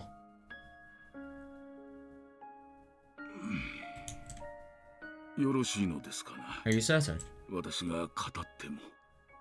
Is it alright for me to speak?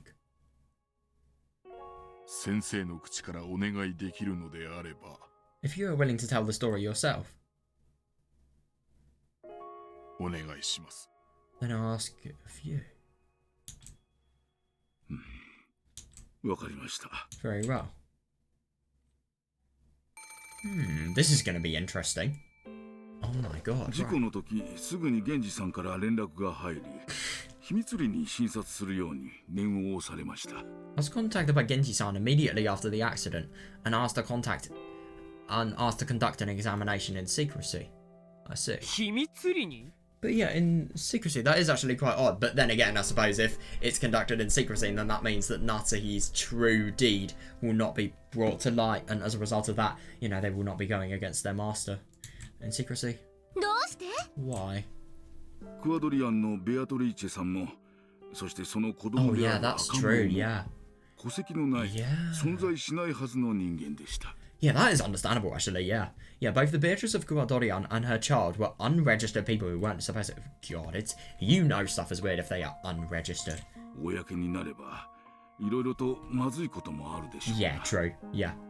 Yeah, it would lead to various problems if it went public. 赤ん Various 坊に戸 scandals 籍 as を well. 与える準備は進めておりましたが Yeah, その時点ではまだ至っておりませんでした。 I started the procedures to have the baby registered, but they were not complete at the time.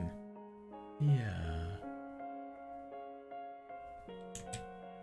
死なれてはどうにも困る時期だったのです。 It was a very unfortunate time for the baby to die. では、落ちた使用人は単独事故の扱いに？ So the servant who fell was treated as having died alone in the accident. 夏日は目して語らない。 Yeah, not so he wouldn't talk to 簡 anyone. 単な工作さ。 It would have been easy to set up. でも、その赤ん坊は生きてたのね。 But that baby was still alive, wasn't it? さようです。 Correct. 無論、大怪我でしたとも。 Jesus, I know. I'm going to be honest, I'm actually really quite surprised that that doesn't affect you for life. あれだけの怪我をして生きながらえたのは Seriously, yeah. And isn't it ironic to think that that wound is survived in every single fragment? Yeah, Byrne doesn't exactly change that, does she? もう少し何かの角度が違えば、 Jesus, yeah, if the angle had been slightly あ different, るい yeah. はもう少し源氏さんが運び込んでくるのが遅かったら、 God, so Genji literally saved Yasuda's life. Or if Genji-san had been any slower in carrying the baby あ to らゆ him. る奇跡が集まってその赤 Yeah, ん isn't 坊 that は interesting? 生きながらえていたのです。 And isn't that indicative of the fact that what actually happened in Nokgenjima is, you know, it's kind of all to do with a higher power and all intervened with by a higher power. 私は諦めていました。 I'd given up. まさか生きているはずがないと思って。 God, yeah, fair enough. Yeah, I didn't believe the baby could have survived that. でも、生きていた。 Yeah, but it did. 生命のなんと力強きこと。 Yeah, how strong and resilient is life? これは運命だわ。 This is fate. 運命。 Fate? 生き延びて、やがては何かをなせという運命。 Yeah, but then again, I don't really think they accomplished something great. Well, if you burn, obviously, murdering 18 people, well, sorry, 17 people is great, but not if you aren't. So the baby was fated to live on and eventually accomplish something great.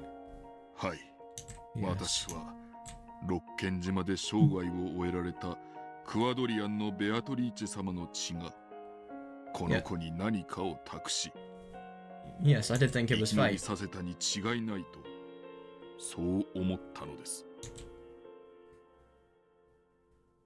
Yeah, I thought the blood of the Kawadorian Beatrice-sama, whose life ended on Rokkenjima, must have imparted something onto this child to make it survive. Isn't that actually really quite ironic to think that, you know, as a result of, like, they both fell, but at the same time, the Kawadorian Beatrice obviously really had the worst thing possible that could have actually happened. Then again, this Beatrice here, you know, she has actually made it so that, well, she's actually survived. It is interesting to think of how similar their potential deaths could have been.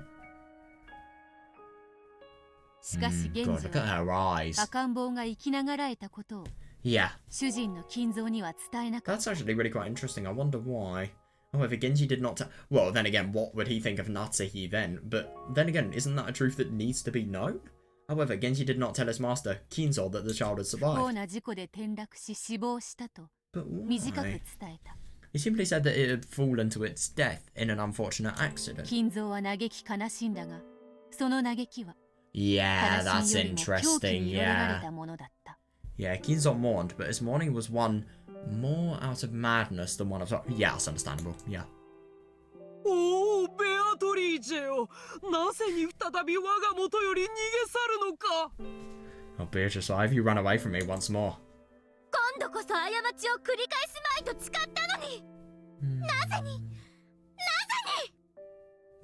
God. Why? Even though I swore I'd never make the same mistake again. Why?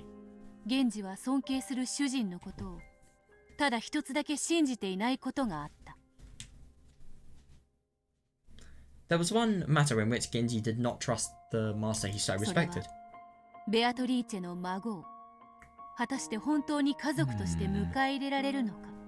matter was whether Kinzo would be capable of accepting Beatrice's grandchild as her grandchild.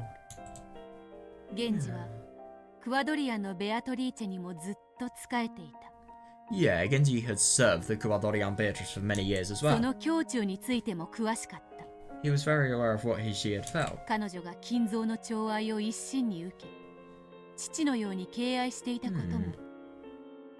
He knew that she had accepted the favour that Kinzo had bestowed on her and respected him as a father. However, her love was not the same as Kinzo's love.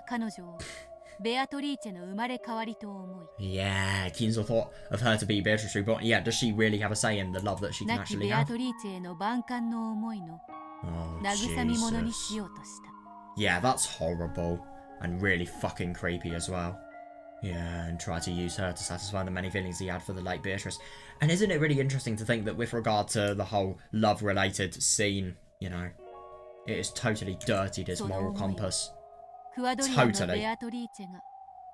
Oh yeah. Yeah, who would be able to?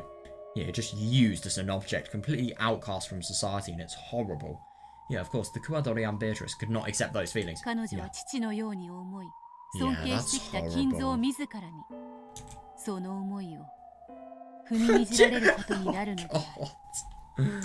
Yeah, of course. The Kuwadorian Beatrice could not accept those feelings.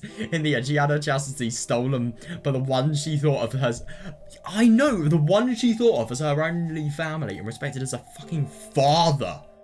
It's absurd.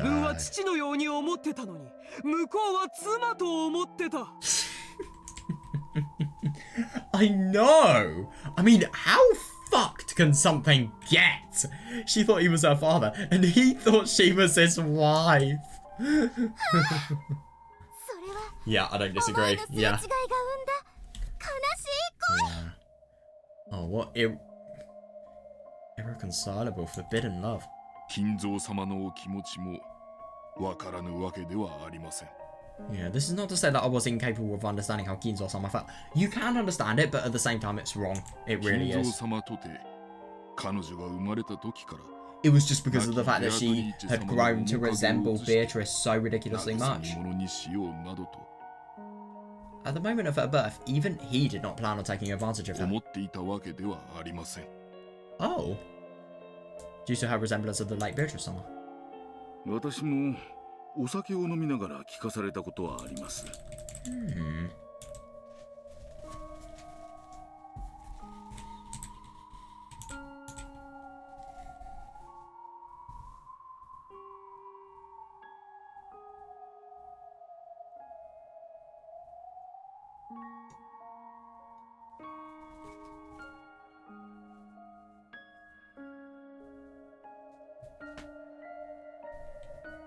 Yeah, isn't that actually really quite interesting to think? Because obviously if Kinzo's grandchild then goes to, go to an old age, I suppose you could think, is history going to repeat itself? Is, she going to resemble Beatrice and Kinzo's going to do it again? Yeah, that's the scary question. And how is this Beatrice going to be treated if it is known that that is Kinzo's grandchild? Then again, I mean, with regards to Lion, we have obviously seen that, you know, it can happen that, you know, Kinzo has treated this person with respect and has refused to, you know, impose the mistake that, you know, he had actually made initially on her. But still, these people aren't to know that. We only know this because we've seen an alternate reality. And then again, it doesn't necessarily prove that that alternate reality is going to be the same as this one.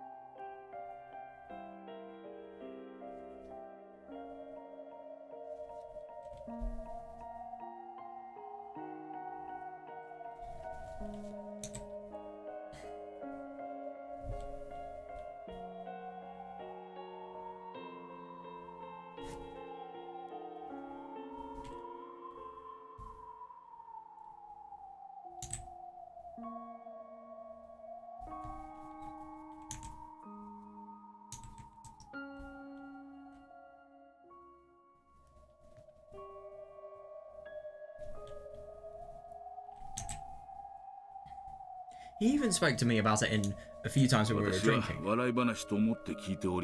Yeah, fair enough. Yeah, I always thought he was just joking. No, it's totally serious. Yeah, was he surprised to find that the daughter grew to look more and more like the mother? As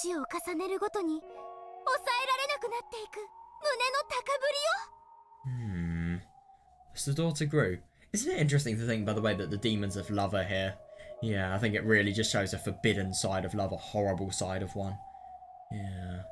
It does make sense for them to be here. As the daughter grew, did he suffer from a forbidden emotion he couldn't suppress? I thought... Yeah, that's understandable. Yeah, I thought that he might commit the same mistake again. Yeah, that was my view. That makes sense, yeah. Oh, Jesus, I know. You've basically been forced to have sex with somebody, no means of resistance whatsoever, and then you have to fucking bear a child. I mean, how painful and horrible must that have been? I agree. With no fucking healthcare as well. Can't forget about that. No healthcare. That must have been so absurdly painful. Yeah, Beatrice-sama suffered much. Oh, that's horrible. Yeah. And yet she never truly understood the difference between her feelings and Kinzo's. God, that must have been horrible. Yeah, Beatrice-sama consulted me many times, laying bare her deepest feelings. Yeah, isn't that interesting? Because obviously he would just be totally fired if that's the case. Yeah, it would be hard to say as well, true. That would be hard to say. Yeah, that would be weird. Yeah, imagine telling her that the one she respects as a father wants to use her as a replacement for her dad. Oh my god, I know. Yeah. Let me say this, for the sake of Kinzo's honor. No, I don't disagree with that. Yeah, he also suffered greatly. No,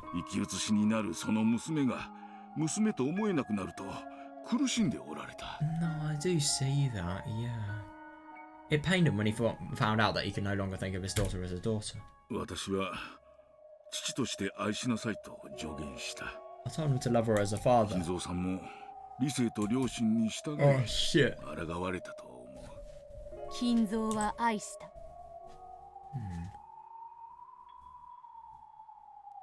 I think Kinzo-san followed his logic and conscience and fought for quite some time. Yeah, but the only thing is, I'm assuming that Beatrice just came to look like the old Beatrice, you know, Castiglione Beatrice, so much so that, you know, there was no holding back for Kinzo, and that's the horrible thing.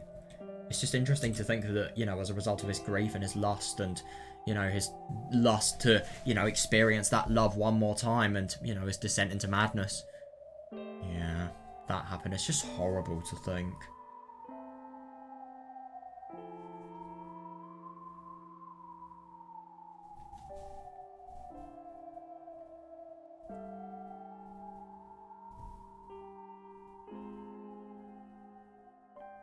But I do see that, yeah.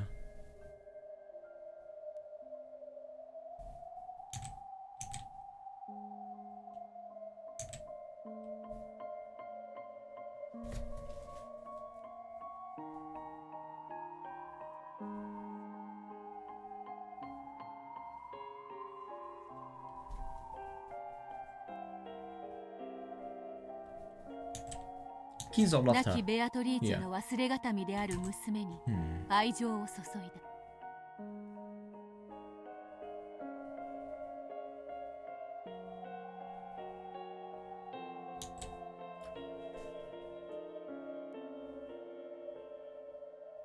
Yeah, he poured his affection onto the daughter that Beatrice had left behind. Yeah, he did so as a father. ならばなぜに娘に母と同じ名を与えたのか。Yeah, that is interesting. Yeah, but I suppose, yeah, and yeah, if so, why did he give the daughter the same name as the mother? That is a good question. Yeah. 金蔵の罪はベアトリーチェを Yeah, 失 that っ is a た時 really に good 始まってい point. るのだ。 Yeah, yes, Kinzo's sin started from the moment she 彼 received 女は life. 引き換えのように死んだ。 She was born and Beatrice died. その名で Yeah. そのまま彼女を呼んだ。 No, I see that. Yeah, he passed the name down from the mother to 金 the 蔵はそ daughter. の瞬間から彼女は Yeah, that's ベアトリーチェ horrible. の生まれ変わりだと。 And isn't it interesting to think that, you know, at first he actually tried and he did succeed in, you know, restraining himself, but then, you know, she just became so much like his previous lover that, you know, he had to, you know, become a little bit dirty. I mean, that's horrible. It really is.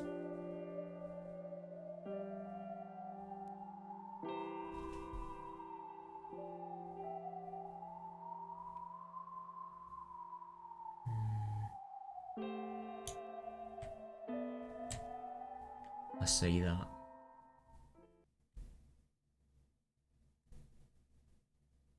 Hmm. つまりリオンとは Yes, then we get 悲 Lion. 劇を犯した金蔵がその罪を悔い Kinzo trying to atone for his 後ろ sin. 宮家に正しい形で迎え入れた存在ということだ。 Yeah, I agree, yeah. Trying to atone for his sin. Try to make Lion a proper member of the Ushinomiya family. Which, I'm going to be honest, I think he really should have done with Beatrice. そういうことよ。 Exactly. 他のかけらの話をするとお尻をつねられそうだけれど I get the feeling I'll get my butt pinched if I talk about other リ fragments. オンが迎え入れられながら But what if there was a fragment where Lion 金蔵が悲劇を犯すかけら is accepted? なんてのもあったりして Oh, Jesus! Oh my god, and Kinzo commits the same sin again. そのかけらも探してみ Oh no! Oh, that would be concerning. So you're basically saying an 80-year-old is going to fuck a 20-year-old. Not even a 20-year-old. Makes so much sense. Want to see if we can find one of those? No. 見たくありませんそんなもの Yeah, seriously, yeah, who would want to see something like that? Yeah, 人 exactly, 生の yeah. あらゆる場所に最 Oh, 悪 yeah. の可能性や妄想を勝手に混ぜ込んでその運命を嘲笑うのがあなたの仕事なんですか Yeah, who would want to see something like that? Is this your job, mixing up the worst possible delusions and possibilities for every part of a person's life and sneering at them? 残念なことに Yeah. こいつはそういう悪魔だ。 Yeah, she is a demon, I agree. Unfortunately, that's the sort of demon she is. 魔女よ失礼ね Well, you're basically a demon. You're literally more evil than Nonove, who is also a demon. How rude, I'm a witch. 源氏はそういう最悪の未来を予見し、より良い未来になるよう、わざと赤ん坊は死んだと虚偽を伝えたというわけだ。 Genji foresaw the worst of all possible future. Yes, yes, and trying to secure a better future, he intentionally lied about the baby being dead. Yeah. かつて惚れた女の娘に手をかけてほ Jesus, とぼ I りの know. 冷めない男よ Yeah, Kinzo was a man so impulsive that he used his ベア own トリーチェ daughter. の気持ちを知り同情していた源氏は金蔵のことをたやすく信じる Yes, こと I ができな fully かった agree, yeah. And I'm going to be honest, I mean, though Kinzo probably would have, you know, tried to make up for his mistake, there's no full way of knowing. And I think it is a really sensible thing what Genji has done.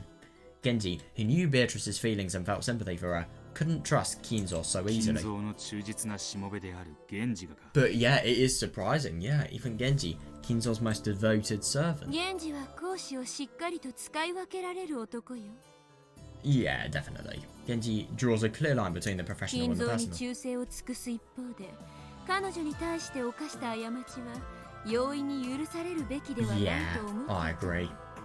Yeah, I think what he did is absolutely sick. I mean, though he was so blinded by love, I mean, I'm sorry, but there is just an extent to which you can be blinded by love. If you're more blinded, then it just becomes absolutely absurd.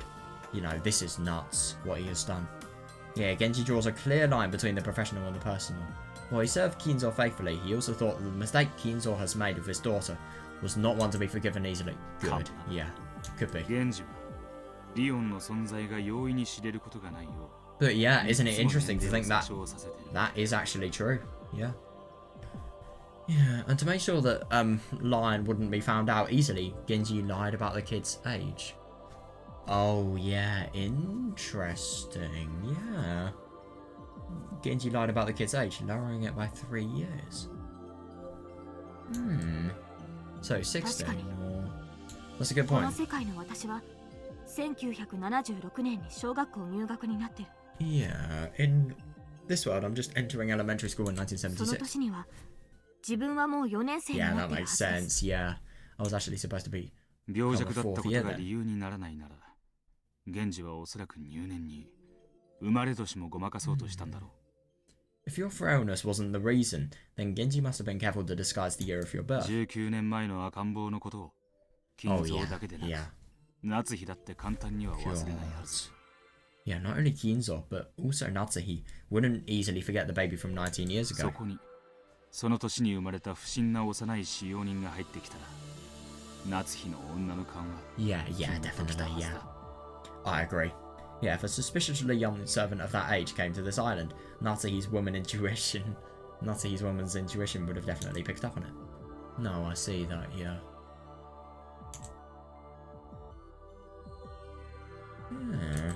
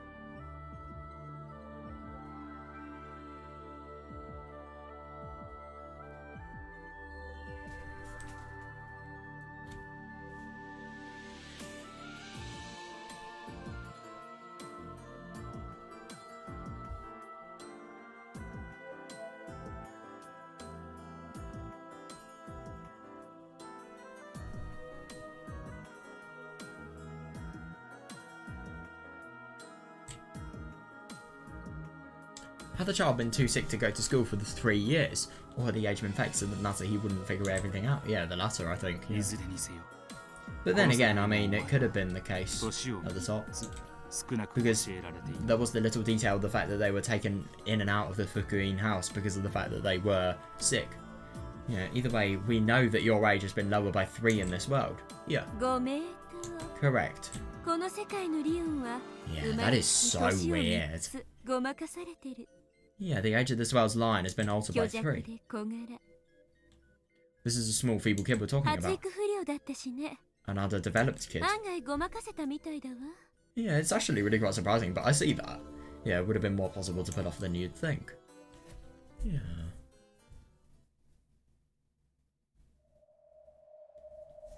What's next? 源氏は見届けねばと思った金蔵が果たしてベアトリーチェの子を子として受け入れられるや否や。Genji decided to wait and see. In the end, would Kinzo be able to accept Beatrice's child as an actual child or not? 適齢になるまでを福音の家で過ごさせ、 Yeah. 幼き使用人として呼び寄せる。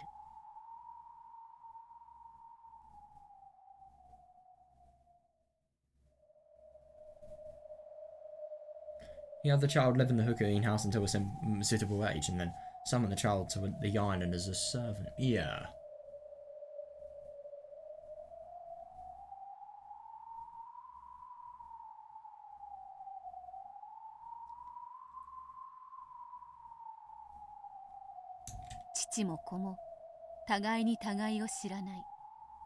Yeah, definitely though, yeah. Yeah, both father and child had no clue who the other was. 源氏 Yeah, は思った。 Genji had an もし idea. も真に親子の愛情があるならば、 If Kinzo truly felt affection as a parent... 金蔵はこの子に亡き母 Oh と娘 yeah, の I 面影を見 see る。 that, yeah. Yeah, fair, yeah, he would notice traces of that deceased mother and daughter in his child. Yeah, I see that, yeah. そして誰に明かされずとも親子の絆を取り戻せるに違いない。 Yeah, but the thing is, it obviously never happened. Yeah, that way they would surely regain their parent-child relationship without anyone having to expose the truth to そう them. 思った。 Yeah, that's what he thought. Fair その enough, 時 yeah. はやがて自然に訪れるだろ Or perhaps that time might come naturally. Yeah. う。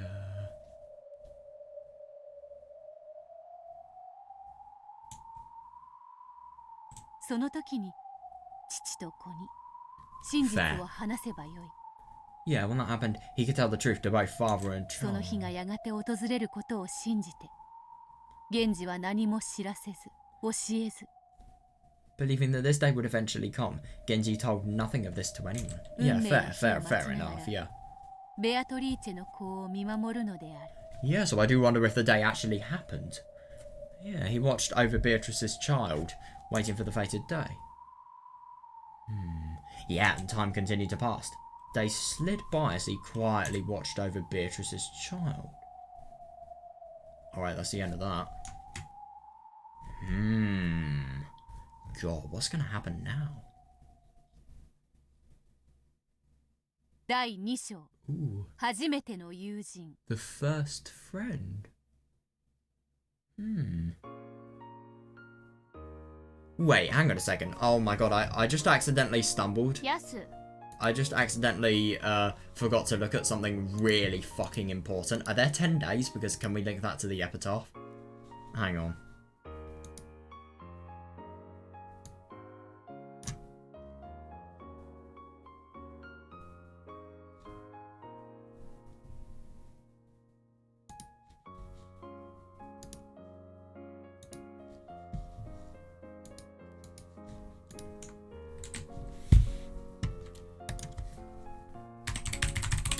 Sorry, I can't actually get it back up now, so I've just got to see.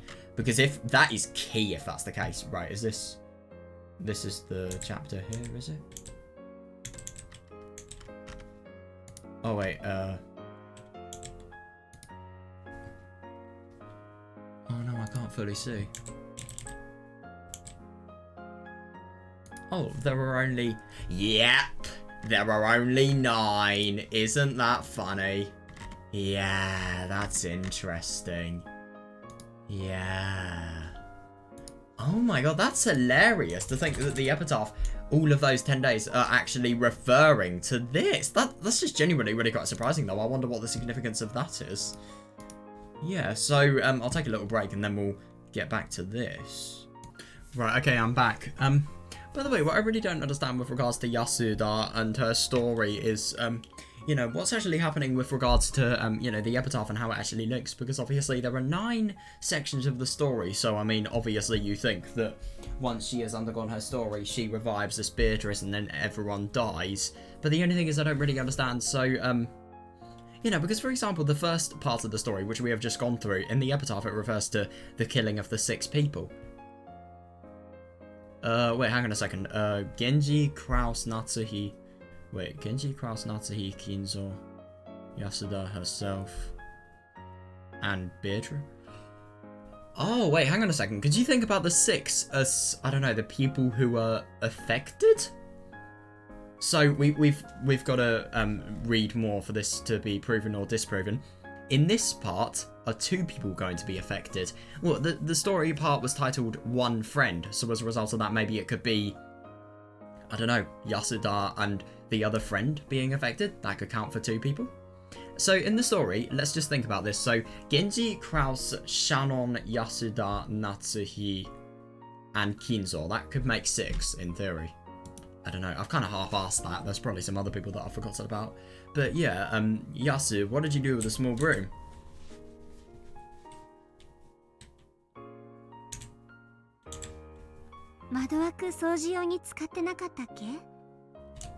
Oh, didn't you use it to clean the window frames? Ah, the small broom is a little thin broom that looks like a large paintbrush. Oh, I see. Alright, yeah, we use it to clear out the dust in small corners, like window frame. Jesus Christ, you know somebody is professional when they literally have brooms that are, you know, made for just cleaning out tiny specks of dust. That's amazing. God.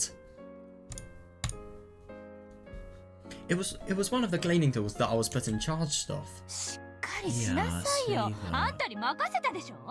Oh, Jesus, don't tell me that she's... Well, isn't it actually really quite funny to think that, you know, she is Satan of Wrath in, you know, the whole 7 Sex of Purgatory related things, and, you know, that kind of reflects her personality here. She is a wrathful one who, you know, obviously will be a little bit of an arsehole to some people if they have done wrong. Come on, that's your responsibility. Jesus Christ, what have you been doing, idiot? That's horrible. This person is also, like, maybe, you know... Yeah, find it and get out of this poisonous person's company. Yeah, quickly go and find it. Oh my god, yeah. Yeah, definitely, yeah, you have to do it before Madam finds out. Yeah. What's up? Oh, I wonder what she's gonna say.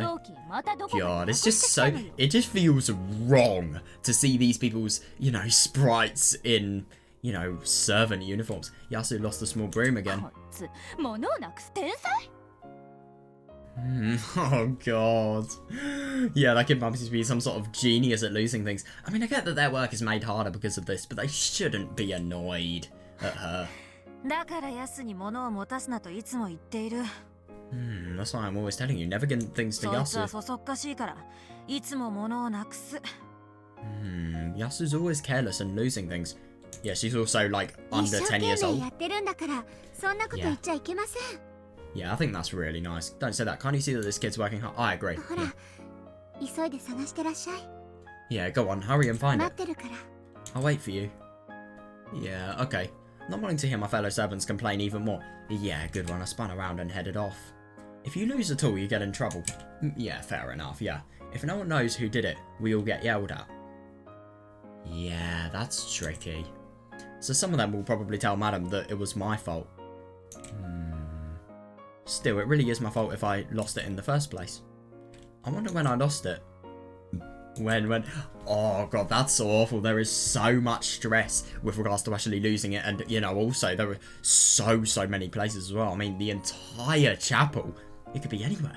Yeah, we cleaned out the entire chapel today. Yeah, the chapel is a large building behind the mansion. However, no one ever goes near it normally. Yeah, isn't it really quite funny to think that it always has to be cleaned? It's just so pointless, yeah. Even so, we are ordered to clean it a few times a year. Yeah, oh yeah, definitely, yeah. Kinzo calls it a sacred building, and Natsuhi is very strict about it. Yeah. Oh yeah, we'd cleaned every little nook and cranny from top to bottom. Jesus Christ. Yeah, fair enough, yeah. I mean, they deserve their money for a job as pointless as this. It had taken all day. I'd been in charge of cleaning the window frames. Oh, god, yeah, but I had been given many smaller... Oh, yeah, I can see how you would lose your brooms there. Yeah, and just any equipment, yeah. While the small jobs were keeping me busy. Oh, yeah, I completely forgot about the small... Fair enough, yeah. Yeah, and I must have left it lying around somewhere. Yeah, I see, but it shouldn't be that difficult to retrieve. It... Yeah, I began to hate myself for it. Oh, god, this isn't the first time this has happened. It happens all the time. Every time I set something down, it always disappears. Oh god. Oh, I go somewhere else, vanishes. This is obviously the prank of Gap. Oh my god. God. god, the fact that she can use the name of Beatrice, I mean, my god, that's cruel. Properly cruel. I thought it was probably the witch Beatrice pranking me. Yeah, the ghost of the witch gained power from Genjima's evil spirits and was reborn. Isn't that actually really quite interesting to think that this is a really quite good way of crossing the two stories over? Yeah. Until Kumasawa told me, I never knew the meaning of the shrine on the rocks by the sea. Yeah, that's interesting. 熊沢が語りしは漁師たちの間に語り継がれし I wonder if we're going to get the answer on the significance of the shrine. Yeah, Kumasawa told an old tale passed down among the local fishermen. Hang on a second, with regards to Yasuda, could that potentially be indicative of what she actually told Shannon to do? Could that be indicative of the fact that maybe she had discovered her birth story? Kumasawa told an old tale passed down among the local fishermen. 源島は悪食島と呼ばれ Genjima used to be known as Akujiki 人 Shima. の魂を食らう恐ろしい悪霊が住んでいたと伝える物語 And terrible evil spirits who ate human souls lived there. ねえ熊沢 Hey Kumasawa, 僕たちにも聞かせてよ let us hear too.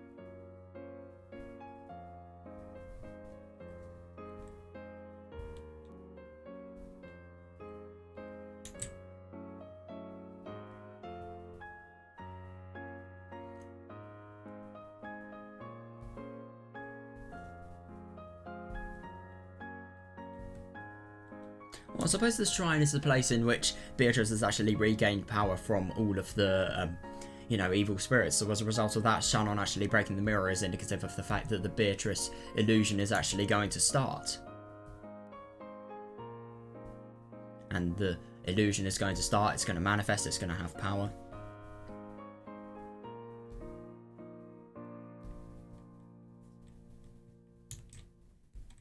Ikumasawa, let us hear too. 恐ろしい Yeah. 恐ろしい Oh my god, this is going to be ロッケン島の悪霊 exciting. の物語よ Yeah, tell us a scary tale of Genjima's evil spirits. いいですともいいです。 Very well, very well. 六軒島はかつては小豆島という名でした。 Oh! Genjima was once called Azuki-shima. もっと大昔の呼び名は悪食島でした。 Yeah. However, even deeper in the distant past, it was known as Akujiki-shima. 島に近寄る船乗りを海の底に引きずり込んで魂を食らうと噂されておりまして。 It was rumoured that the sailors who went too near the island were dragged down to the bottom of the sea and had their souls eaten. Really reminds me of Higurashi with 恐ろし Onigafuchi. い悪霊がこの島にいるんでございますよ。 Yes, frightening spirits such as those do exist on this island. So true, prove it.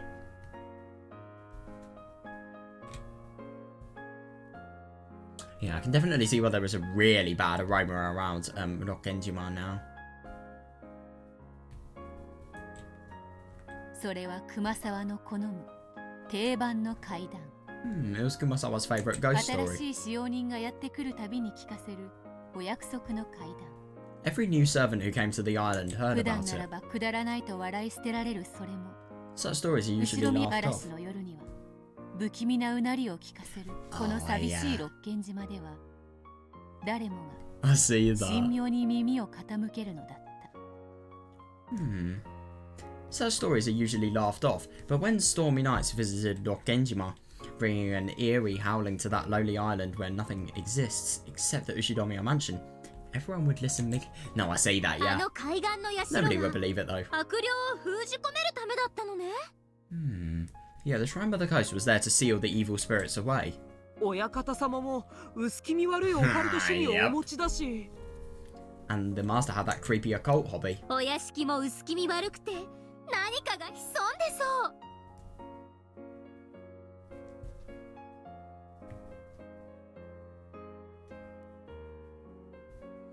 And the mansion was so spooky, it was easy to picture something hiding in the shadows.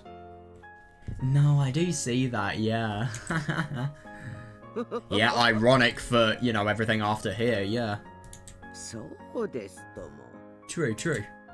旅の修験者がようやく抑え込むのが精一杯。 The travelling Shigenja monk was barely able to suppress か those ろうじ spirits. て封じ込められてはいますが、今も夜な夜な犠牲者を求めて夜の屋敷を徘徊しているのですよ。 The seal just managed to hold them, but to this very day, they wander through the mansion, night after night, searching for a victim. I love how excited her laugh gets, it's so stupid. Have you seen the master study? Of course she 見 has. たわ。 I have. まるで悪魔の実験室だわ。 Yeah, I don't disagree. Yeah, it's like some kind of demon laboratory. 親方様は悪魔の研究をしているって噂だよ。 These guys are scared. Yeah, there's that rumor about Master researching 死 demons. んだ愛人ベアトリーチェを蘇らせる研究だって言ってたわ。 Yeah, they also say he's researching how to revive his mistress, その Beatrice. 魔法の実験の生贄に子供たちを呼び寄せてるんじゃないかって。 What? Didn't they say he was gathering children to be sacrifices for his magic experiments? Are you being serious? What 親 the 方様に fuck? 一人で書斎に来いって言われたらどうしよう。 Yeah, I'll probably run. What would you do if the master asked you to come into the study なん alone? かね、昔書斎に行ったまま帰ってこない子がいたらしいよ。 That is really weird. What the fuck? I heard that long ago, one kid went into the study and never came out. きっと亡霊のベアトリーチェの新しい肉体にする実験の犠牲になったんだわ。 I just can't believe that they are so casually brushing off something so serious. What the fuck? That is awful. That must have been a victim of an experiment to give Beatrice's ghost a new body. Yeah, what's she gonna say? そうですとも。ベアトリー Yeah, チェ she's 様 gonna が evade 肉 the 体を answer. 求め、亡霊となってさまよっておられるのです。 Beatrice somehow has become a ghost and wanders around searching for her body.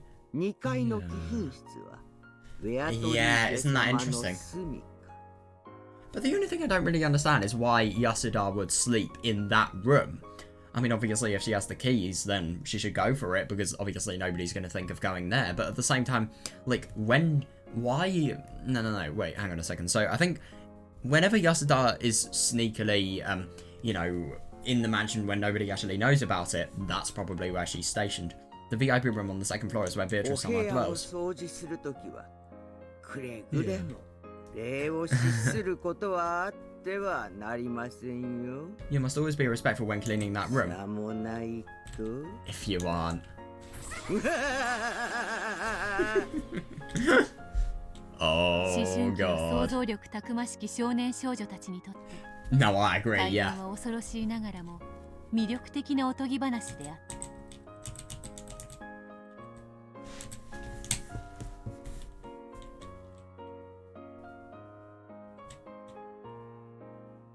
I like that. That's actually really quite funny.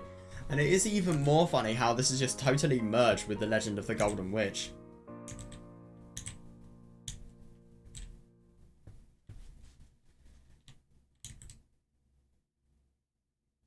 I just genuinely can't believe this though, seriously.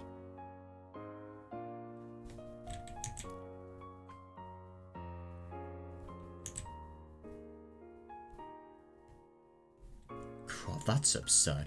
I think it's just really quite interesting because Kinzo can so totally see, you know, from Kinzo you can so totally see how love just completely goes out of hand and the concept of love is just butchered. And the concept of genuine passion for another individual butchered.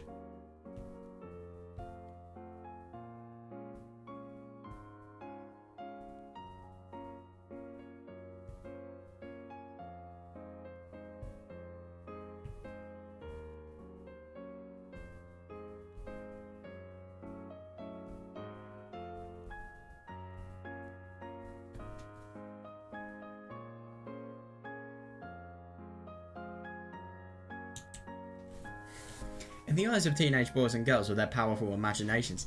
Oh yeah, the ghost story was both terrifying and 一つの fascinating. 物語を共有し共感することで連帯感が生まれる。 Yeah, I see that, yeah. It gave them all a sense of solidarity since they all got to する experience と the same 共感 tale. は義務となり、 Yeah, it's understandable, a feeling of unification. Yeah, then that sharing became an それ obligation. を受け入れることが共同体に加わる Oh 通過儀 yeah, 礼のよう that's になる。 interesting. Yeah, then that sharing became an obligation, and accepting the story became a rite of passage for joining a community. Yeah, that's actually really interesting. So if you don't accept the story, then you can't actually, you know, have a say in Dokenjima related things. And isn't it interesting to think that, you know, this just makes it so that the story is something that is ず forced っ to と be accepted? 昔からそれは繰り返され Yeah, 受け this is 継がれ something. てきたのだ。 This is something that had been passed on since long ago. Interesting. That's right. 私も六軒島でお勤めをするようになって Back when す I ぐ first にその started, 話を back when I first started work at 熊 Dokenjima. 沢さんや先輩方に聞かされました。 Back when I first started work at Dokenjima, I heard that story from Kumasawa-san and the other older 僕も servants. 聞かされたよ。主に姉さんにね。 Oh yeah, I heard about it too, mostly from Nair-san. I wonder how Kanon's going to be tied into the story, by the way. I heard it too. 主に熊沢さんでした。 Ah, yeah, funny that. Yeah, from Kumasawa-san mainly. 臆病そうなシャノンはともかく So not only the timid-looking 男 Shannon. の子のカノンや大の大人のゴーダまで階段を信じたの？ No, but I know it is really quite surprising. I see that. Yes, not only the timid-looking Shannon, but a boy, Kanon, and a big adult, Gorda, believed in the ghost 僕 story. は別に信じてたわけでは。 Oh, I didn't really.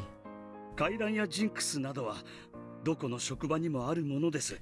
Yeah, that's fair though. Yeah, there are tales of ghost stories and jinxes in all jobs. 私がかつて勤めておりましたホテルにもいくつ Oh もそういう yeah, I 話 can があ see りま that. した。 Yeah, there were several stories of the sort of the hotel I once worked at. つまりバカバカしい話だと思って気にしなかった？ So you thought it was silly and you didn't mind it at all? 空気を読むってとこはあったかもしれない。 I think there was a need to blend with the community. Yeah. Suppose so. ですね。 No, I don't disagree. 階段もジンクスもその職場のローカルルールです。 Yeah, that's hilarious. Yeah, ghost stories and jinxes are the local rules of your workplace. それに新参者が背けば No, I do see 打 that, ち解け yeah. ることはできませんからね。 It's like going into a country and kind of, it's really, really weird because obviously it's just objectively false stories that are being told. But at the same time, if you don't accept these, it's kind of like not accepting, I don't know, company policy or something like that. You know, you just can't be allowed in with, you know, open arms. It's like going into a country and then, you know, the whole culture of it being completely, you know, you refusing to accept the culture. And let's say, for example, in, I don't know, in Japan, let's say you're going there and then you, I don't know, eat on the streets. I've heard that actually eating in public while walking is really rude. Or oh my god, even worse, calling somebody on the phone on a 魔 train. 女なんているものか。バカバカしい。なんて言うと姉さんと喧嘩になるからね。 Yeah, no, I see this. And this is just really quite interesting because what Yasuda has actually done with regards to the murder is she's totally, or, you know, Yasuda and anyone else who preserved the faith in Beatrice, they have totally taken advantage in this, you know, it was kind of like a preset they had. It was just a preset for victory, really, because this just makes it so much easier for people to accept the story of Beatrice. If I said witches couldn't possibly exist, then the whole idea was ridiculous. Then I get into a fight with Nair-san. 上辺だけでも合 Fair, わせた yeah. 方が楽だったし。 Agreed. Yeah, it was just easier if I appeared to go along with it. もうそんな気持ちじゃバチが当たるよ。 Yeah, I like that. Yeah, come on. If you think that way, you'll be 冒険をし cursed. た人もいた So ら true. しいんだから。 Yeah, I do find that really interesting. I really want to know how this ties in with it. Because it's always been the case of them having been you know, a non-believer, so as a result they get cursed.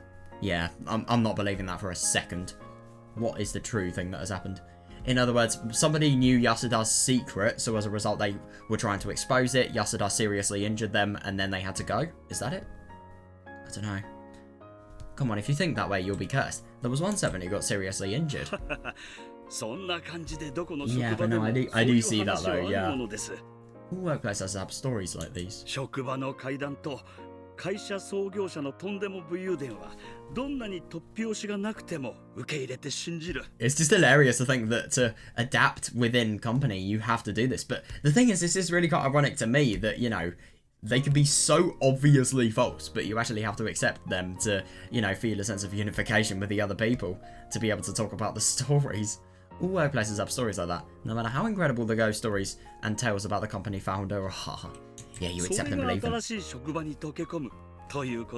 but I see that, yeah. Just giving more credibility to the idea of Beatrice here.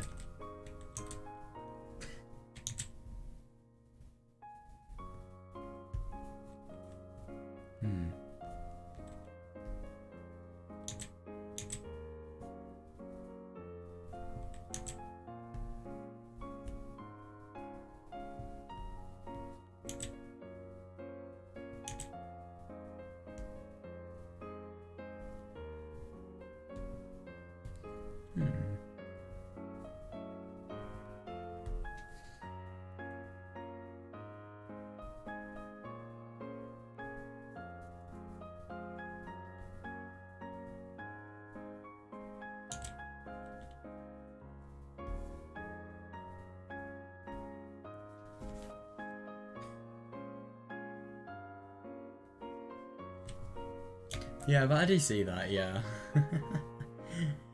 Yeah, isn't that interesting?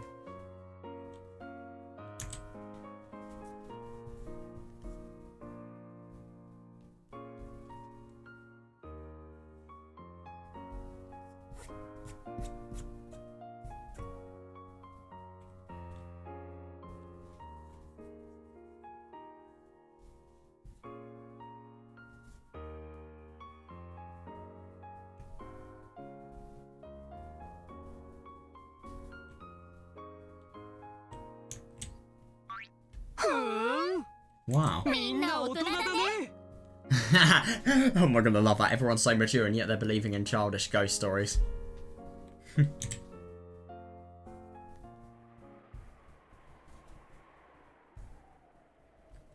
Oh yeah, I went to each window around the chapel in the order that I had cleaned them, searching carefully in all the places I might have left it.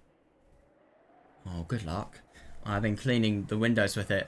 By the way, can I just say that I fully support this kid, and I really hope... I have so much respect for what they're doing.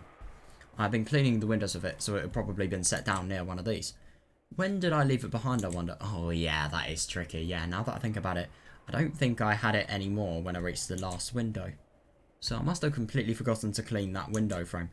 Oh shit. Oh. Through the window, I could see the others leaving one after... Oh, Jesus. One after another. Shannon turned around and glanced up, looking worried. Oh, is it just because of the fact that their duty has ended? Oh, yeah. Yeah, fair enough, yeah. I don't want to be responsible for making everyone wait, so I'm actually glad they're leaving without me. If I said I wanted them to wait for me, I'd be relying on them too much. Yeah, fair enough, and you'd be pressured to find something that may not actually be there.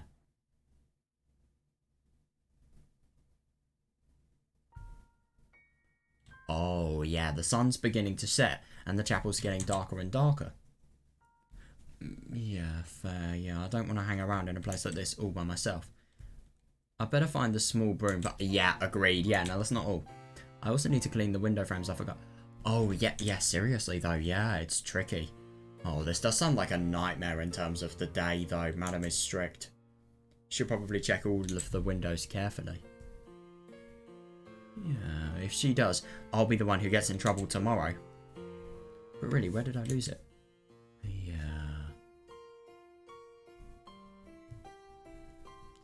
But really, where did I lose it? Why did I lose it? Yeah. God, it's just really quite funny to think how creepy and how hellish. It just has like a really quite malicious tint. Or is that just me?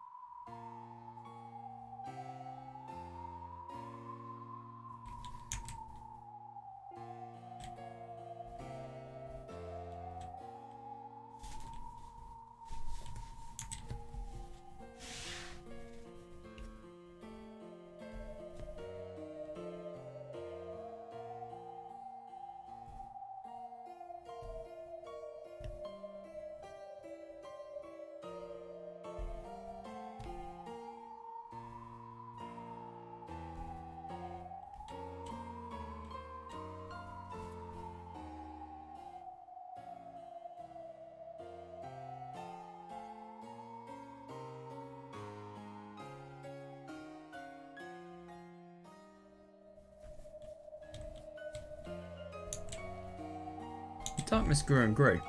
When it became dark enough that I would need a light before long, I began to panic. Oh yeah, fair. I dashed around and around.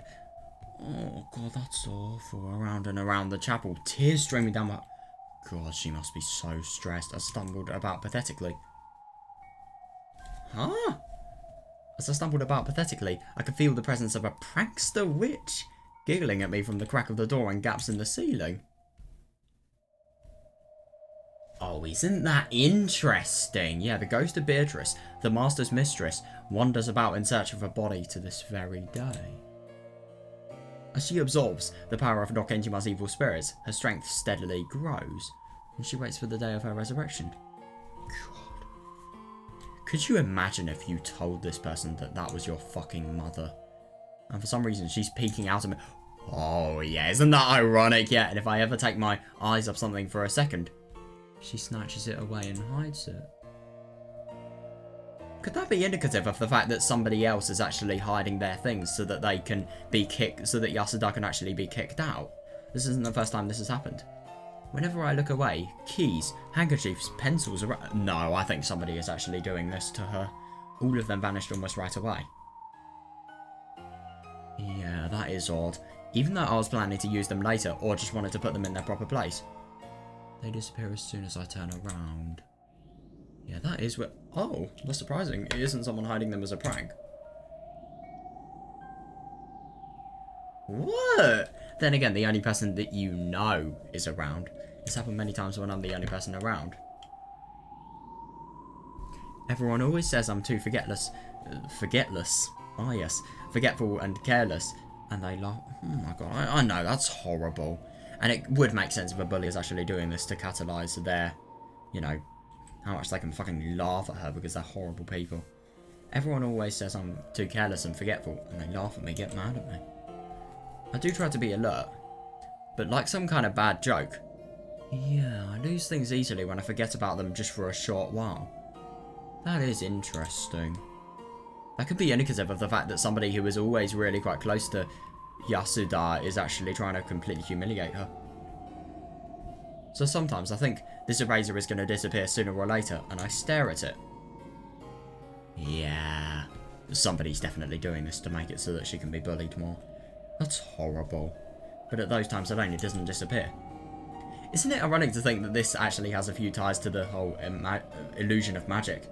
Yeah, nothing disappears when I'm alert. But as soon as I think I'm safe, and the tension relaxes just a bit, then something else will disappear. Yeah, I see that. Yeah, why is it always me? Who's that?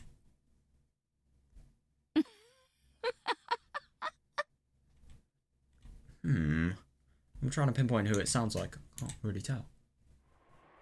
That's properly weird. Yeah, I hear you. This is not a witch. No way, that is a servant.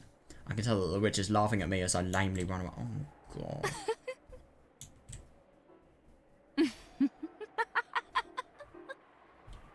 That's so horrible. Jesus fucking Christ, are they ever gonna stop? Jesus. Whoever this is, they are horrible. They are absolutely horrible. Listening to that voiceless laugh, I finally slammed my hands against the wall. Oh God, crying tears of frustration. Yeah, I don't blame her. Please just stop it. Why do you always have my things and get me in trouble? And then the witch answered. Fool. Isn't it obvious? By the way, this person really sounds like Gab. Well,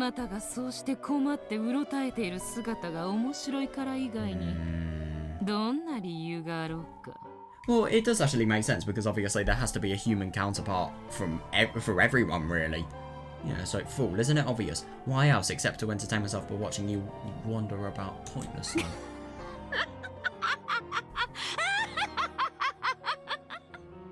You are so fucking horrible.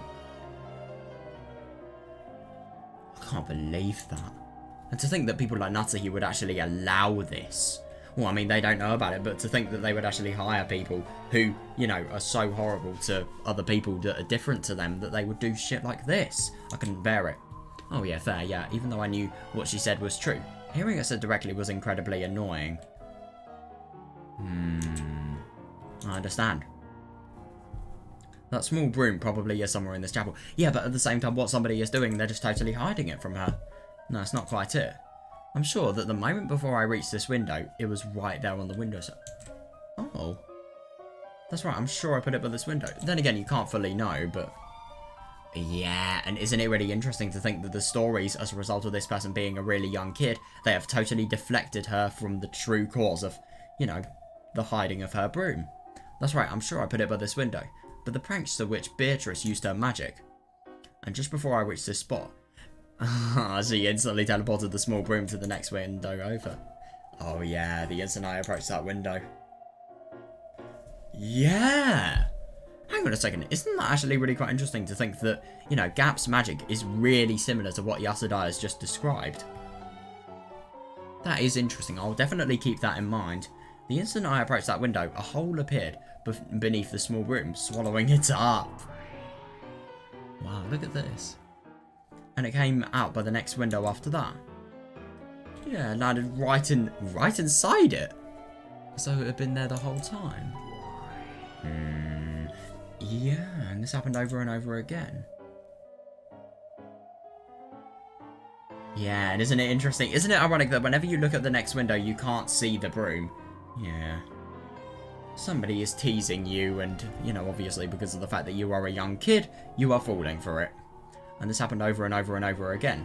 As I ran up to that window, the small broom fell into a magic hole and went up to the next window. And when it went to that window, it went to the next window. Yeah, that's annoying. Yes, I agree. Yeah, and I realised that she was just making fun of me. So no matter how much I searched, it would be useless.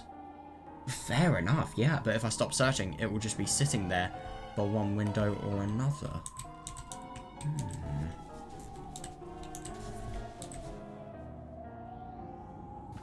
This person is horrible.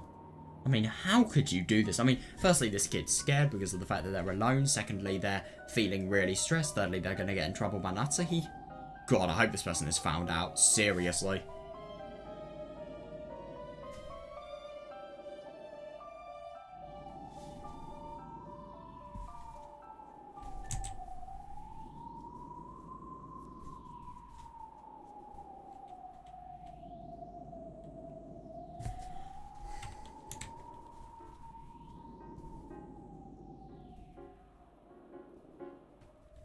God, isn't it just really quite ironic to think that if this actually happened, this would be the ultimate form of trolling?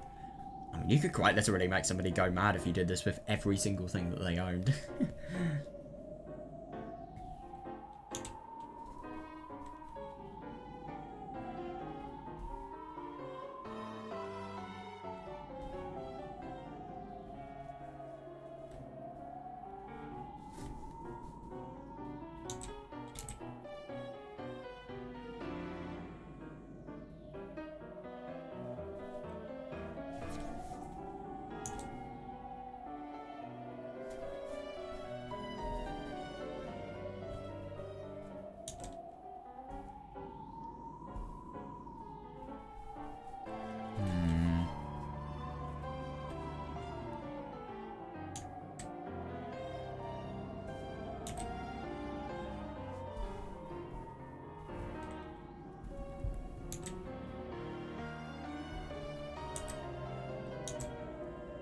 So this isn't a search. Yeah, I don't disagree. Yeah, it's a test of endurance. I kept chasing after the small broom, and Beatrice kept making it escape to the next window over. Yeah, no, I see that. Isn't it interesting that Beatrice isn't really a thing that is here? It's just a metaphor for her sort of conscience, really. That's kind of what the conscience is making it do. Like, what if it's potentially here? That's what YASUDA is thinking, and then she realizes that it isn't there. So as a result of that, she thinks she trials the next, you know, window frame. Yeah, this is an eternal chase that will end when only one of us gives up. Interesting. Yeah, so I kept going around and around, even to windows that I knew I'd already searched. God, yeah. If it's not by this one, then try the next one and the next one. God, yeah, and the witch kept moving the small broom to the next window, and the next. Just give it a rep. Oh my god, seriously, yeah. How long are you going to make fun of me? This isn't the only time. You always did. No, seriously, though, yeah. God, what they are gonna say. This is disgusting.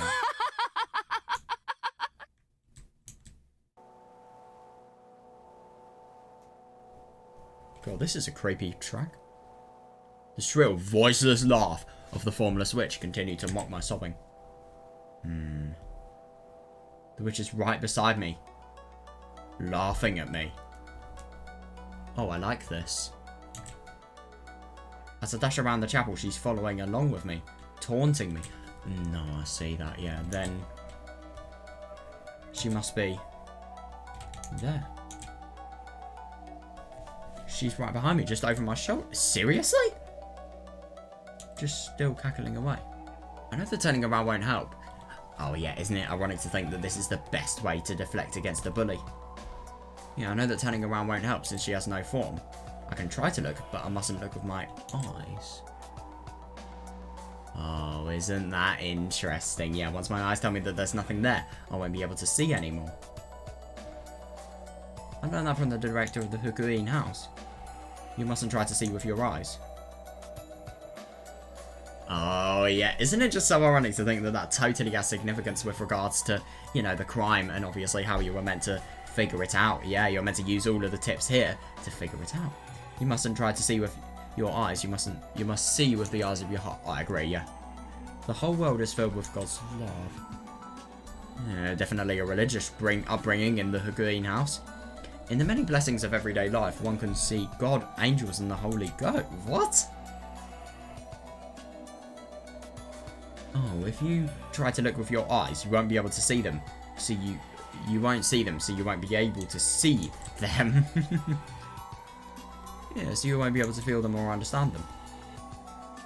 Oh, that's interesting. With the eyes of the heart, you will quietly understand. You don't look at their image. No, I totally see that, yeah. And isn't it really interesting to think that because of the fact that YASUDA is so young, she kind of reminds me of Maria in the sense that, and maybe that's why she relates with Maria so much, because of the fact that she has occult connotations that, you know, and beliefs that, you know, she kind of shared with Maria when she was young. No, I do see that. Yeah, and isn't it really interesting to think that YASUDA could potentially see spirits like Maria could, and just anything regarding products of our imagination? Wow. I like this theme. It's really quite ominous. It definitely suits what we're seeing at the moment.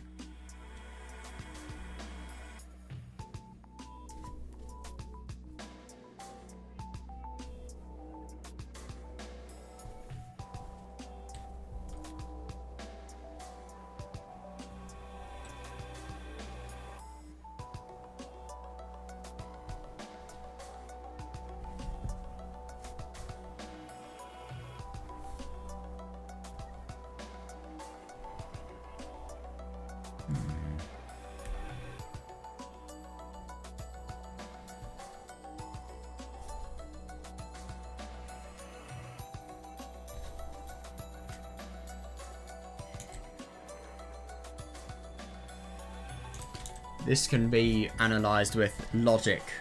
Once logic tells you that there is no truth and there could possibly be no truth, you can't see the truth. But with, you know, your heart and obviously thinking about love, then you can actually see it. I suppose that's kind of how it links, if you ask me at least.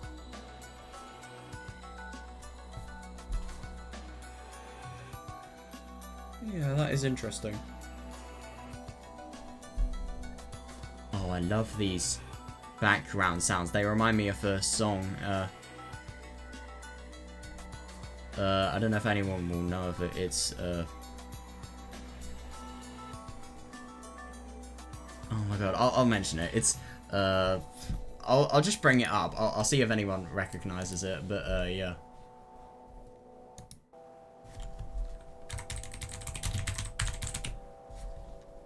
If you know it, you know it. But yeah. It's this here. Oh my god, you can't see it. It's this. I don't know if you guys know it, but yeah.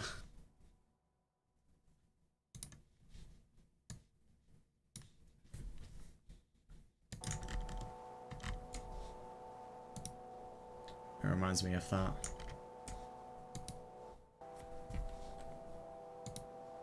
Oh, this is a beautiful track. I'm actually in love with it, though.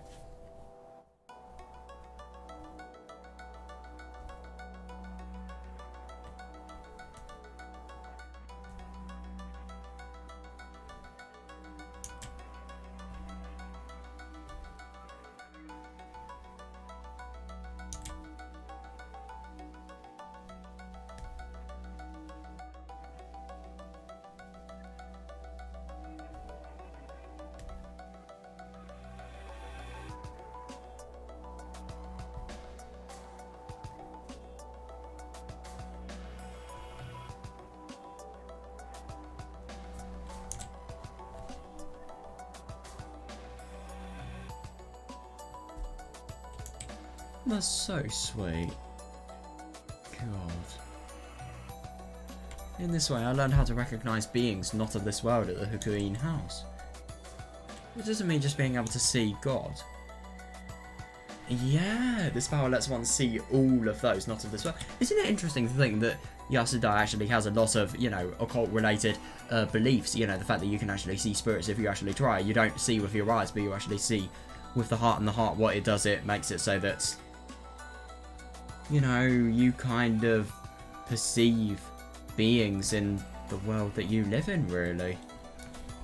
Yeah, please stop it now. Yeah, stop this prank. Oh god, what are they gonna say? So you can speak to me? Yeah, I'm clumsy, bad at my job, and I do put things down and forget about them a lot. Yeah, I see that, yeah, but I know which things were my fault and which things were because of your pranks. How amusing. Yeah,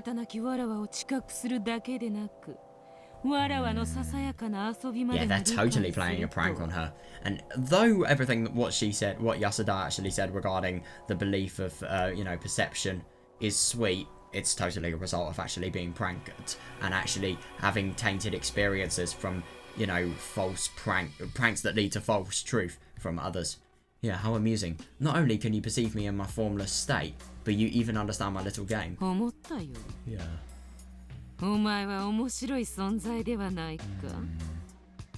It seems you're a more interesting creature than I thought. Yasuda. Yeah, indicative of the fact that it's a servant because they use that nickname.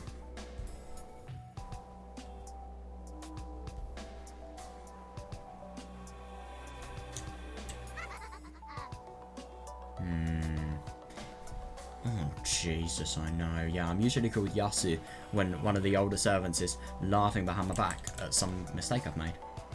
Oh, yeah, so when I hear that name, it feels bad. She called me, not by the blessed name given to me by the Hukuin house. Oh, yeah, but by the nickname, yeah. Yeah, but that unblessed name. I see that, yeah. Upsetting the heart is a classic move that evil beings make. Yeah, definitely, yeah, they do it. To make it harder for people to notice their presence. Yeah. Isn't it really ironic that you could think about Battler here? When have we known? The fact that we know about Yasuda in episode 7 and we learn about her here is, you know, evidence for that. To beings like witches, being understood is like shoving them out into the light of day. Oh, yeah, it won't work.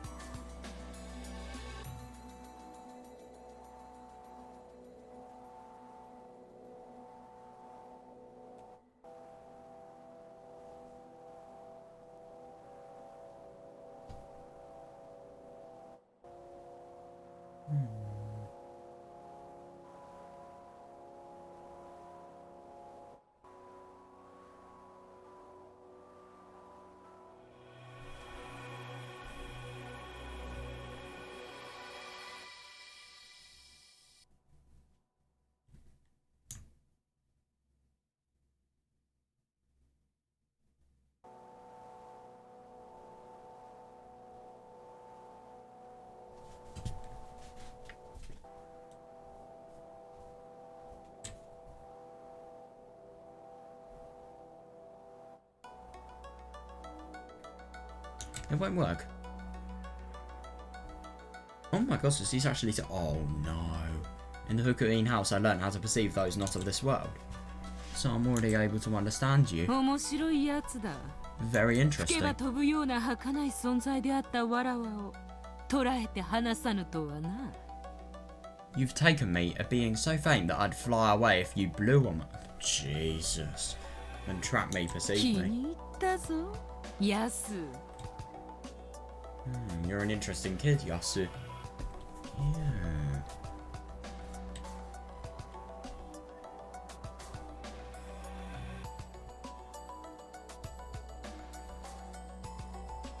I do wonder if this is an actual servant or if this is the product of Yasu's delusion. It won't work. I've now understood and perceived you. No matter how many unpleasant things you say, you'll just expose the ugliness of your heart. Yeah, seriously though, yeah. Without turning around, I slowly let my range of vision fill the entire chapel. It was as though the viewpoint of my soul was floating out from the shell of my head. Jesus Christ. That is weird, see? Inch by inch, my range of vision is floating out of my head and drifting upwards. And when I look down at myself, standing there with head hanging and eyes tightly shut, the eyes of my heart, very slowly. Oh yeah, no, I see that. Yeah, so this is just a picture. She is always, you know, picturing everything that's actually happened. Yeah, there's another state that I can think of. Yeah, if you know it, you know it. But yeah, it just kind of reminds me of that. Yeah. The eyes of my heart very slowly rose up to the ceiling of the chapel. Yeah. No, I think it is a valid point. It reminds me of.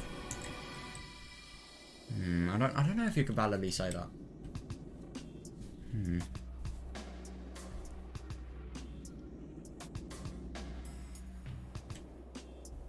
God, this person is just totally cracking a joke. And they're totally taking advantage of the fact that this kid is so vulnerable as well.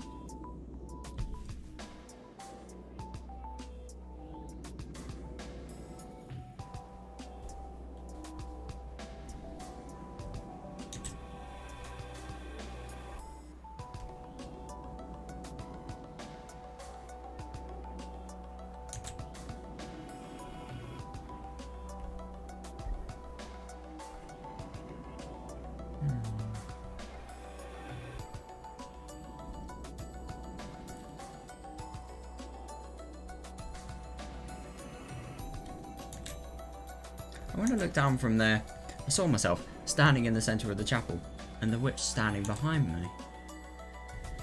Yeah, apparently the witch realised I could see her. Yeah, isn't it interesting that Gab is actually a representation here? Yes, she turned around and raised her eyes to look at the eyes of my heart, floating by the ceiling. Yeah, it's totally imaginary. At last I can see the witch Beatrice with the eyes of my heart. Yeah, isn't that interesting? No, but this is what I think this is, you know, a truth that is actually being perceived by YASUDA, you know, incorrectly as, you know, a magical phenomenon. And the eyes of her heart are totally deceiving her to believe in what she feels believing in is, you know, the best. This is totally imagined and conjured up by herself, a mere human that can perceive my form. Yeah, the demonic lips twisted in an ugly cup. Yeah, like a stock demon, like what a child would think a demon would be like. Yeah. It was clearly a challenging, repulsive demon's smile. She wore a blood-red dress and hat. Oh my god, seriously though, yeah. The design was completely different from anything humans were. Yep. Interesting that. That's obviously indicative of another thing that, you know, you would imagine in a demon. Her hair was blonde. Yeah, interesting, huh? It had countless beautiful curls, like a princess from a picture book. Now, isn't it really interesting to think that Gap is actually from the imagination of Yasuda, by the way? But there was no oh my god, no, seriously, not no, but there was no trace of cuteness about her. Yeah. そなたは他の人間たちとは少し違うように思っていたが I didn't think you were a bit different from the other humans. どうやらそれはわらわの間違いだったようだ But it seems I was mistaken. そなたは少しどころか他の人間たちとはまるで違うらしい Yeah, forget just a bit. You're nothing like those other humans. You sad witch. Yeah, who can be seen by no one. Heard by no one. Yeah, have you been pulling these pranks all the time just to catch the attention of わら humans? わの貧弱なる魔力を尽くし人間どもの好きに介入するが何をしても奴らは魔法とは思わぬ Oh no, I see that, yeah. I use what little magic I have to interfere when humans aren't looking. But no matter what I do, none of them think it's... Yeah, that's funny. Yeah, none of them think it's magic because it's not. ほんのちょっとした勘違いと決めつけ Yeah, they decided they just made a little わ mistake. らわの存在をケーキのろうそくでも吹き消すかのように簡単に消し去っ Yeah, て no, I しま see う that. Yeah, and blow my existence away like the candles on a cake. Oh, I like that. Yeah. Yeah, if so, then I've just saved you. Yeah, because I understand you and have perceived you. 救うだ Saved me. わらわにとってそなたとの出会いなど新しい暇つぶし以上でも以下でもないわ Yeah, to me, this meeting with you is nothing more than a new way to kill time. It's getting dark. Yeah, I don't have time to play with you anymore.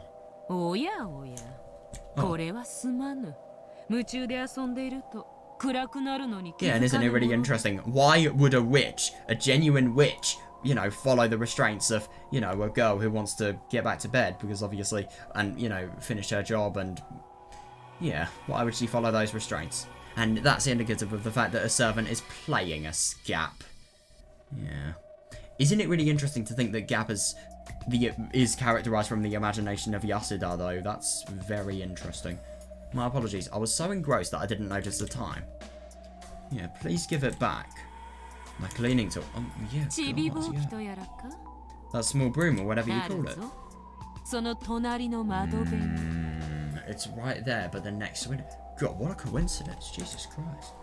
Yeah, it's probably what you know, what whoever has disguised as what the servant has actually done is they've just made it so that the second she wasn't going to go to a window, you know, she's just been distracted. But as soon as I get close, you'll move it to the next window over. Oh, right. 我が姿が神出鬼没であるように Yeah, my 我 form is が魔 elusive. 法は神出鬼没 As is my magic. 指を一つ鳴らすだけでこのように自由自在よ No, I see that. Yeah, my form is elusive, as is my magic. With a snap of my fingers, I can do anything. Yeah, like a proper child's imaginations. Yeah, the witch snapped her fingers, and various things throughout the chapel were sucked into a black pitfall beneath them, disappearing. No, it didn't disappear exactly. Yeah.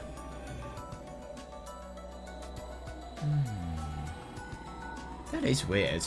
The instant they vanished into the dark holes, other dark holes appeared in completely different parts of the chapel, and the vanished objects fell out of those. Chairs, musical scores, clocks, and Oh no. No! Chairs, musical scores, clocks, and vases started appearing and disappearing all across the room.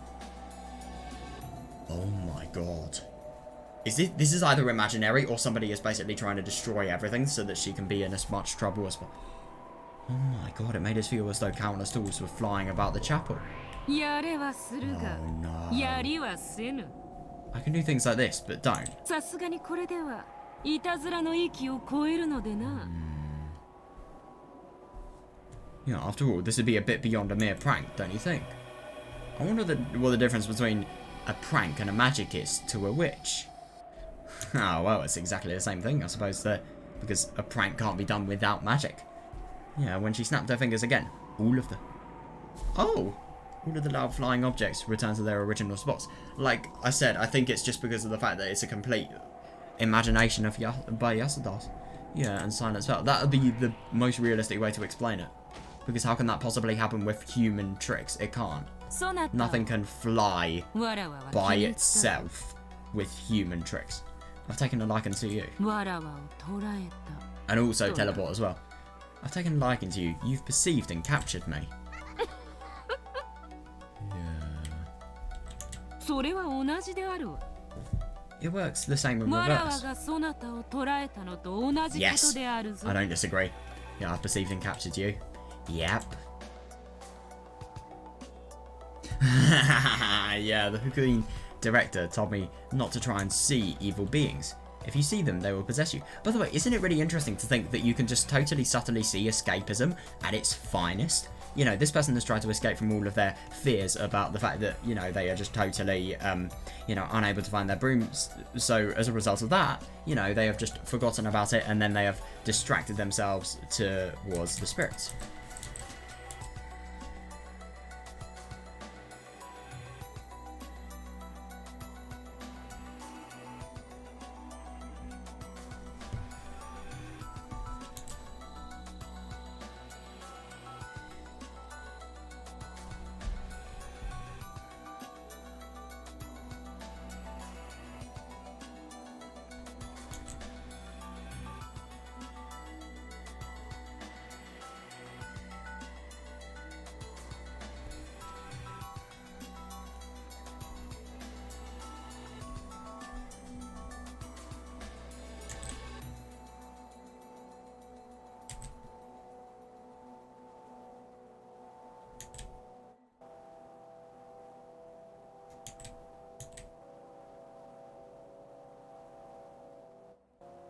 If you see them, they will possess you.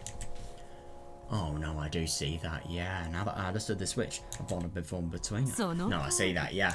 That's そな correct. たがわらわを認めたおかげで、わらわはそなたとの縁を得た。 Yeah, now that you have acknowledged my existence, I have formed a bond with 日 you. 々に退屈していたわらわにとって、そなたごとき幼子であっても、話し相手が生まれるのは良いことだ。 Yeah, after all the years I've spent in the boredom, it would be nice to have a young kid like you to talk to. I'll talk to you from time to time. So will you stop pulling pranks like this? いや、話し相手ではない。遊び相手であるわ。 No, I'm not here to talk to you, but to play with you. 遊びならば、いたずらはつきものであろう。 Yeah, and if we're playing, pranks are just part of the game, right? Yeah, and obviously she's exerting her own desires onto these illusionary spirits because as a result of, you know, the whole pranks that are being lied to here, you know, she is thinking that all of the, you know, movement of the... She is thinking that firstly there is movement of the broom, there isn't, and secondly, you know, she is thinking that... Well, she's just thinking as if this witch is giving her exactly what her mind wants, really. まあよい。 Very well. 今日はこれで十分楽しんだ。 Yeah, I've had enough fun for one 日 day. が陰り、月が満ちてきた。 Yeah, the sun has sunk and the moon is わら full. わもそなたの前にいつまでも姿を現すのは疲れる。 I'm a bit tired after appearing in front of you for so long. 今日はこれにて Let お us 開 call きと it a しようで night. はないか。ほうき一本で Oh my god, yeah, definitely, I see that. たっぷり遊べた。 Yeah, look at how much fun we've had with just a single broom. Please give it back. 嫌だ。 No. これはそなたとの出会いの Jesus. 記念に。わらわが頂戴するぞ。 I'll keep this as a token of our meeting. 文句はないな。 Got a problem with that. If I said I did, would you give it back to わ me? らわは人間の言うことなど聞きはせぬ。 Yeah, I never listen to しか humans. し、友人の言うことには耳を傾けぬでもない。 Whether I might lend an ear to a friend. If you give it back, I'll acknowledge you as a friend. Oh, this is interesting. If this is an actual person, manipulation. 愚かなる人間め。 But yeah, そ that れ is が魅力 understandable. 的な Yeah. 取引とでも思ったか。 Foolish human. Did you actually think that alone would make me want to deal? わらわに取引を持ちかけたくば、神秘の魔法陣の一つも描いて Oh みせよ。 yeah. And this makes sense. Yeah, if you want to make a deal with me, try drawing a mysterious magic circle or two. と Yeah. 言いたいところだが。 Yeah, that fully makes sense, yeah. And yeah, I might そなたの consider 申し出 your は proposal. 考える余地があるだろう。 What do you mean you might? そなたを我が友人として迎えて良いものか。 I'll take my 預 time. からせてもらおうぞ。 I'll take my time in deciding whether you're worthy to be my 何し friend. ろ魔女は天の弱。After all, to be a witch is to be a contrarian, and amano jaku. 答えを求められたら即答を拒むのが魔女というものよ。Yeah, fair enough. Yeah, if you ask us for an answer, we'll never give one right away.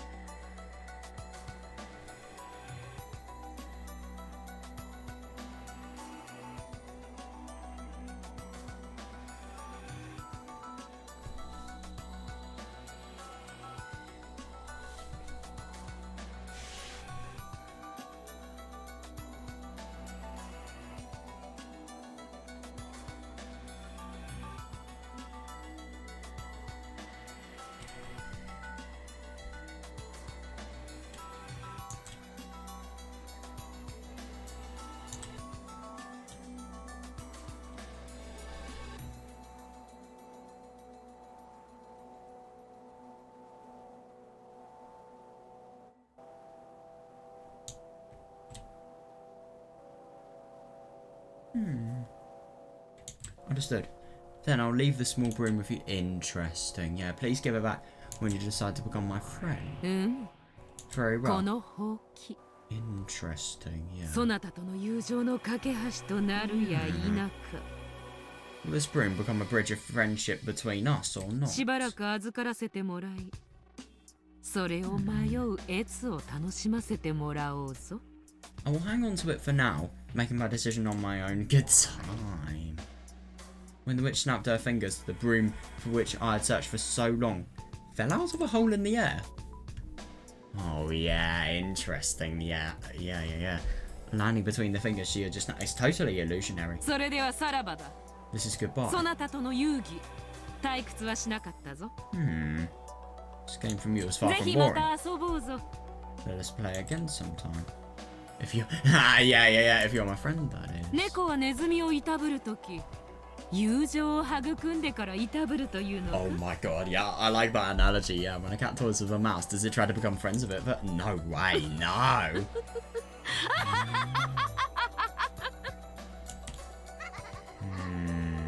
Isn't it just interesting to think that we just totally saw, you know, the stock witch here. We just saw the witch that was there to appeal to the fantasy of children. Completely embellishing the truth of what has actually happened with that broom, i.e. I think one of the servants has stolen it to make YASUDA in trouble because they're jealous fucks. Or maybe YASUDA has just genuinely lost it, I don't know. Yeah, yes, the witch faded away. As she did, the eyes of the heart shut themselves. Exactly, yeah. Yeah, God, it's just weird. An experience that elevates reality. Yeah, when I returned to my body, I felt suddenly tired and let out the breath that I've been holding. Yeah, definitely. Yeah, ironic that. Yeah, of course. When I turned around, there was no one to be seen. I couldn't feel the witch's presence anywhere anymore. Yeah, yes, it had gotten very dark by this time. I decided to leave the chapel. There's no point in searching for the small broom any longer. No, I know, yeah. Yes, and isn't it really interesting to think that as a result of the legend actually happening and the escapism from the problem, you know, she has been convinced to give an alternate approach that is a lot more lazy. Yeah, that is interesting. And that doesn't really make it so that her discomfort is raised.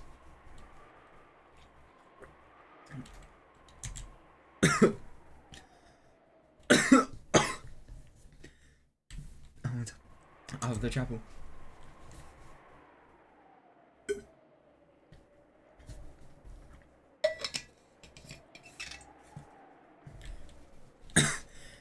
The chapel key had been left in a lock. I used it to lock the door. Wow. God, I love that sunset. What am I going to do about the small broom? Yeah, there's nothing I can do. I can't even blame the witch. Oh, that is interesting. Yeah, I must acknowledge that I'm responsible for giving the witch a chance.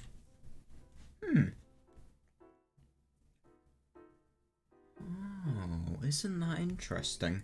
When I happened to glance downward, I saw a small broom lying there by my feet. That's actually really quite surprising to think that they have given it back. Because, I mean, obviously, it's got to be one of the servants who has actually totally pranked her. Fucking low lives. But yeah, that's indicative of it. They've made her search for in that chapel, and they've made her scared, they've made her upset for all of that time. And yet it was just outside the chapel. They must be laughing so much at her. Fucking horrible. When I happened to glance downwards, I saw a small broom lying there by my feet. It was the broom that I had been searching for all this time. Don't tell me. No, it won't be. Don't tell me that it will be swallowed up by a dark hole the instant I bent over to pick it up. No. Yeah, this is a sign from the witch. Exactly, though, a sign of the illusion making it so. Isn't it interesting that that the witch actually acknowledges you as a friend? It's all the things that you subconsciously desire. Yeah, a sign that she acknowledges me as a friend. I picked it up. Oh, I am one yet many. この島に来て初めてできた友人はどうやら人間ではないようだった。 Yeah, the first friend I made after coming to this island was apparently not human at all. 思い返せばそれは当然。 Yeah, however, when I think back on it, it was only natural. 魔女の島でできる友人がどうして魔女でなかった Fair enough, yeah. What other sorts of friend would you expect to make on a witch's island? 我とベアトリーチェの初めての Isn't 出 that 会いで。 interesting? Yeah, what other sort of friend would you expect to make on a witch's island? This is the first meeting between me and しかし Beatrice. ながら勘のいい諸見はお気づきのように Yeah, exactly. A これは本当 some. のベアトリーチェとの出会いではない。 However, as some of you listeners may have noticed, this is not a meeting with the real 我が Beatrice. ベアトリーチェと呼ぶその魔女 Yeah, Gab. 後に他の名で呼ばれることとなる。 The witch I then called Beatrice would later be known by another name. しかし人ならざるものであることに違いはない。 I agree, yeah. However, she was clearly not そして human.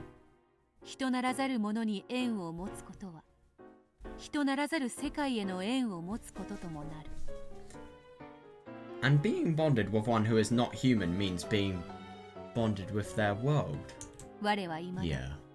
これより六軒島で数奇なる運命をたどることになるとは Yeah, that's understandable. 知る由もなかったのである。 Yeah, it's understandable. So you're so intertwined with the one's world who is not human. So as a result of that, you've kind of lost stance of your own world because of the fact that you are human. I see that.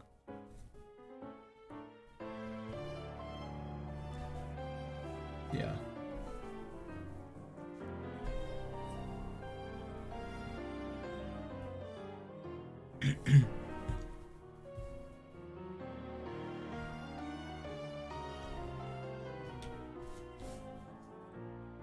I still had no way of knowing the very face that waited for me on Requiem. I see that, yeah. Yeah, end of chapter 2, the first friend. Oh, I like that. Isn't that actually really quite interesting? I do wonder who's watching this. Genuinely. Because this is the tearing apart of Beatrice's game board. It really is. Oh, I love it, man. It's going to be really quite interesting, so... Yeah, chapter 3 next. ほんと。ヤスはどんくさいだけじゃなく、よく物をなくしたわね。 Could you imagine? Oh my god, this is the one situation where I really fucking wish I knew more about psychology. Could you imagine if, let's say, she's lost stuff all the time. Could you imagine if there was some sort of subconscious desire? Because of the fact that she feels so lonely, there's a subconscious desire to actually lose stuff. So she loses stuff without actually knowing that she does it. She does this because of the fact that she wants to entertain the illusions in her head, to give her company, to give her an excuse to socialise. And, you know, to make it so that she feels as if she is not fully alone, and thus improving her mental state. I don't know, or... Yeah, isn't it? By the way, Claire has such a cool outfit. I don't really... To be honest, I think there are so many outfits where Yukishi just totally fucks the bottom up. Like, I think the bottom of this outfit, I think the boots are cool, but I think this dress just looks horrible. There are so many outfits where Yukishi just totally fucks the bottom up. Yeah, this is a good example. Delana's outfit, that's even better. I think, yeah, your outfit is perfect. Yours is good. Yeah, yours is good. Willard's is good, actually. What about Burn? Yeah, Burns is brilliant.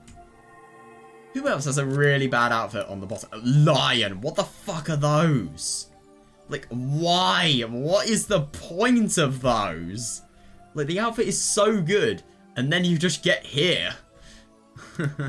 Norsa's outfit is weird. I think it works, though. Kirie's outfit does not work, in my opinion. Basuda's outfit is great. So's George's. So's Hideyoshi's. So's Eva's, actually. I think that one's good. But still, what the hell are these? They don't work. Krause's is good. By the way, why does Krause have... Oh, wait, he does. I think everything about Natsuhi's outfit is good, apart from this. Kumasawa's cool. So is God Eye, yeah. Looking like a Sigma. Yeah, they've got alright outfits. Yeah, I love Nanjo's outfit, yeah. Kinzo's outfit is great, though, seriously. Yeah, man, that was actually really quite fun, and that was just interesting to see. You know, a really... The thing that I love about Umineko is it gives you proper room for reinterpretation of events. Like, now that we are fully aware of the fact that the whole occult-related scene is just, you know, a full illusion, we are able to reinterpret scenes and we're going to really see them with a new light. It's interesting to think that the Beatrice here, because of the fact that the imagination of the perceiver of Beatrice was different, you know, it could just be said that Beatrice itself was different. Then, if this story of Beatrice is actually told, and, you know, let's say Beatrice was the one who was known as the one who had, you know, dropped all of the holes and, you know, had dropped holes, made it so that people, you know, had disappearing items. You know, if stuff like that happens, then it's just really interesting to think about the fact that,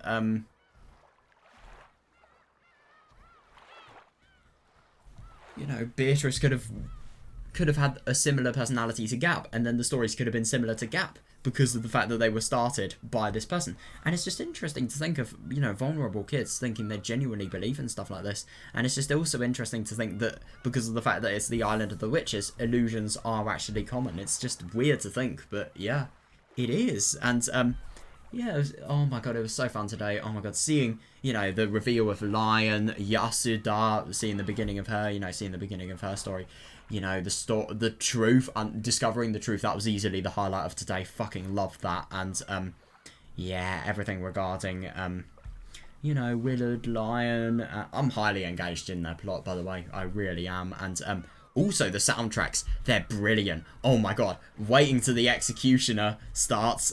Wait, that sounds kind of wrong. But yeah, I'm waiting for the Executioner. Wonder how long it's going to be. Probably around, like, maybe, I don't know, 4 or 5 days. But still, it doesn't really matter. I'm just so excited to, you know, get all of this finished and, you know, just see what actually happens regarding the Yasuda story. So, interestingly enough, there are 9 segments to Yasuda's story. With the epitaph, there are 9 segments that, with one by one, they mean nothing. But when they actually combine together, they create the revival of the Golden Witch. So, this... when you combine all of these, they will create Yasuda's motive for, you know, becoming the Golden Witch. So it's interesting. When we think about, you know, the scenes in the beginning of episode 2, it's Yasuda, not Beatrice. Yasuda was the person who was talking to Maria. Yasuda is the human Beatrice. Yeah, my god, man, it's going to be very interesting to see how this girl grows up. As we can see from, you know, the friend part, a big magical association, lots of, you know, links with the occult and lots of belief. And the thing is, I think the reason why she was actually able to fake Beatrice so well is because of the fact that she was able to, you know, have knowledge in the belief of, in how to believe and how to manipulate others into believing. Yeah, or maybe it isn't Yasuda and it's someone else who Beatrice actually is. I don't know. Yeah. I'm going to be honest, I've known of Yasuda's name for quite a long time, so it just feels so good to finally be able to use her name in my theories. So, like, on the videos, obviously, without spoiling anything. So, yeah, I'm going to go now. Hope you guys enjoyed, and yeah, see you next time. Can't wait for next time.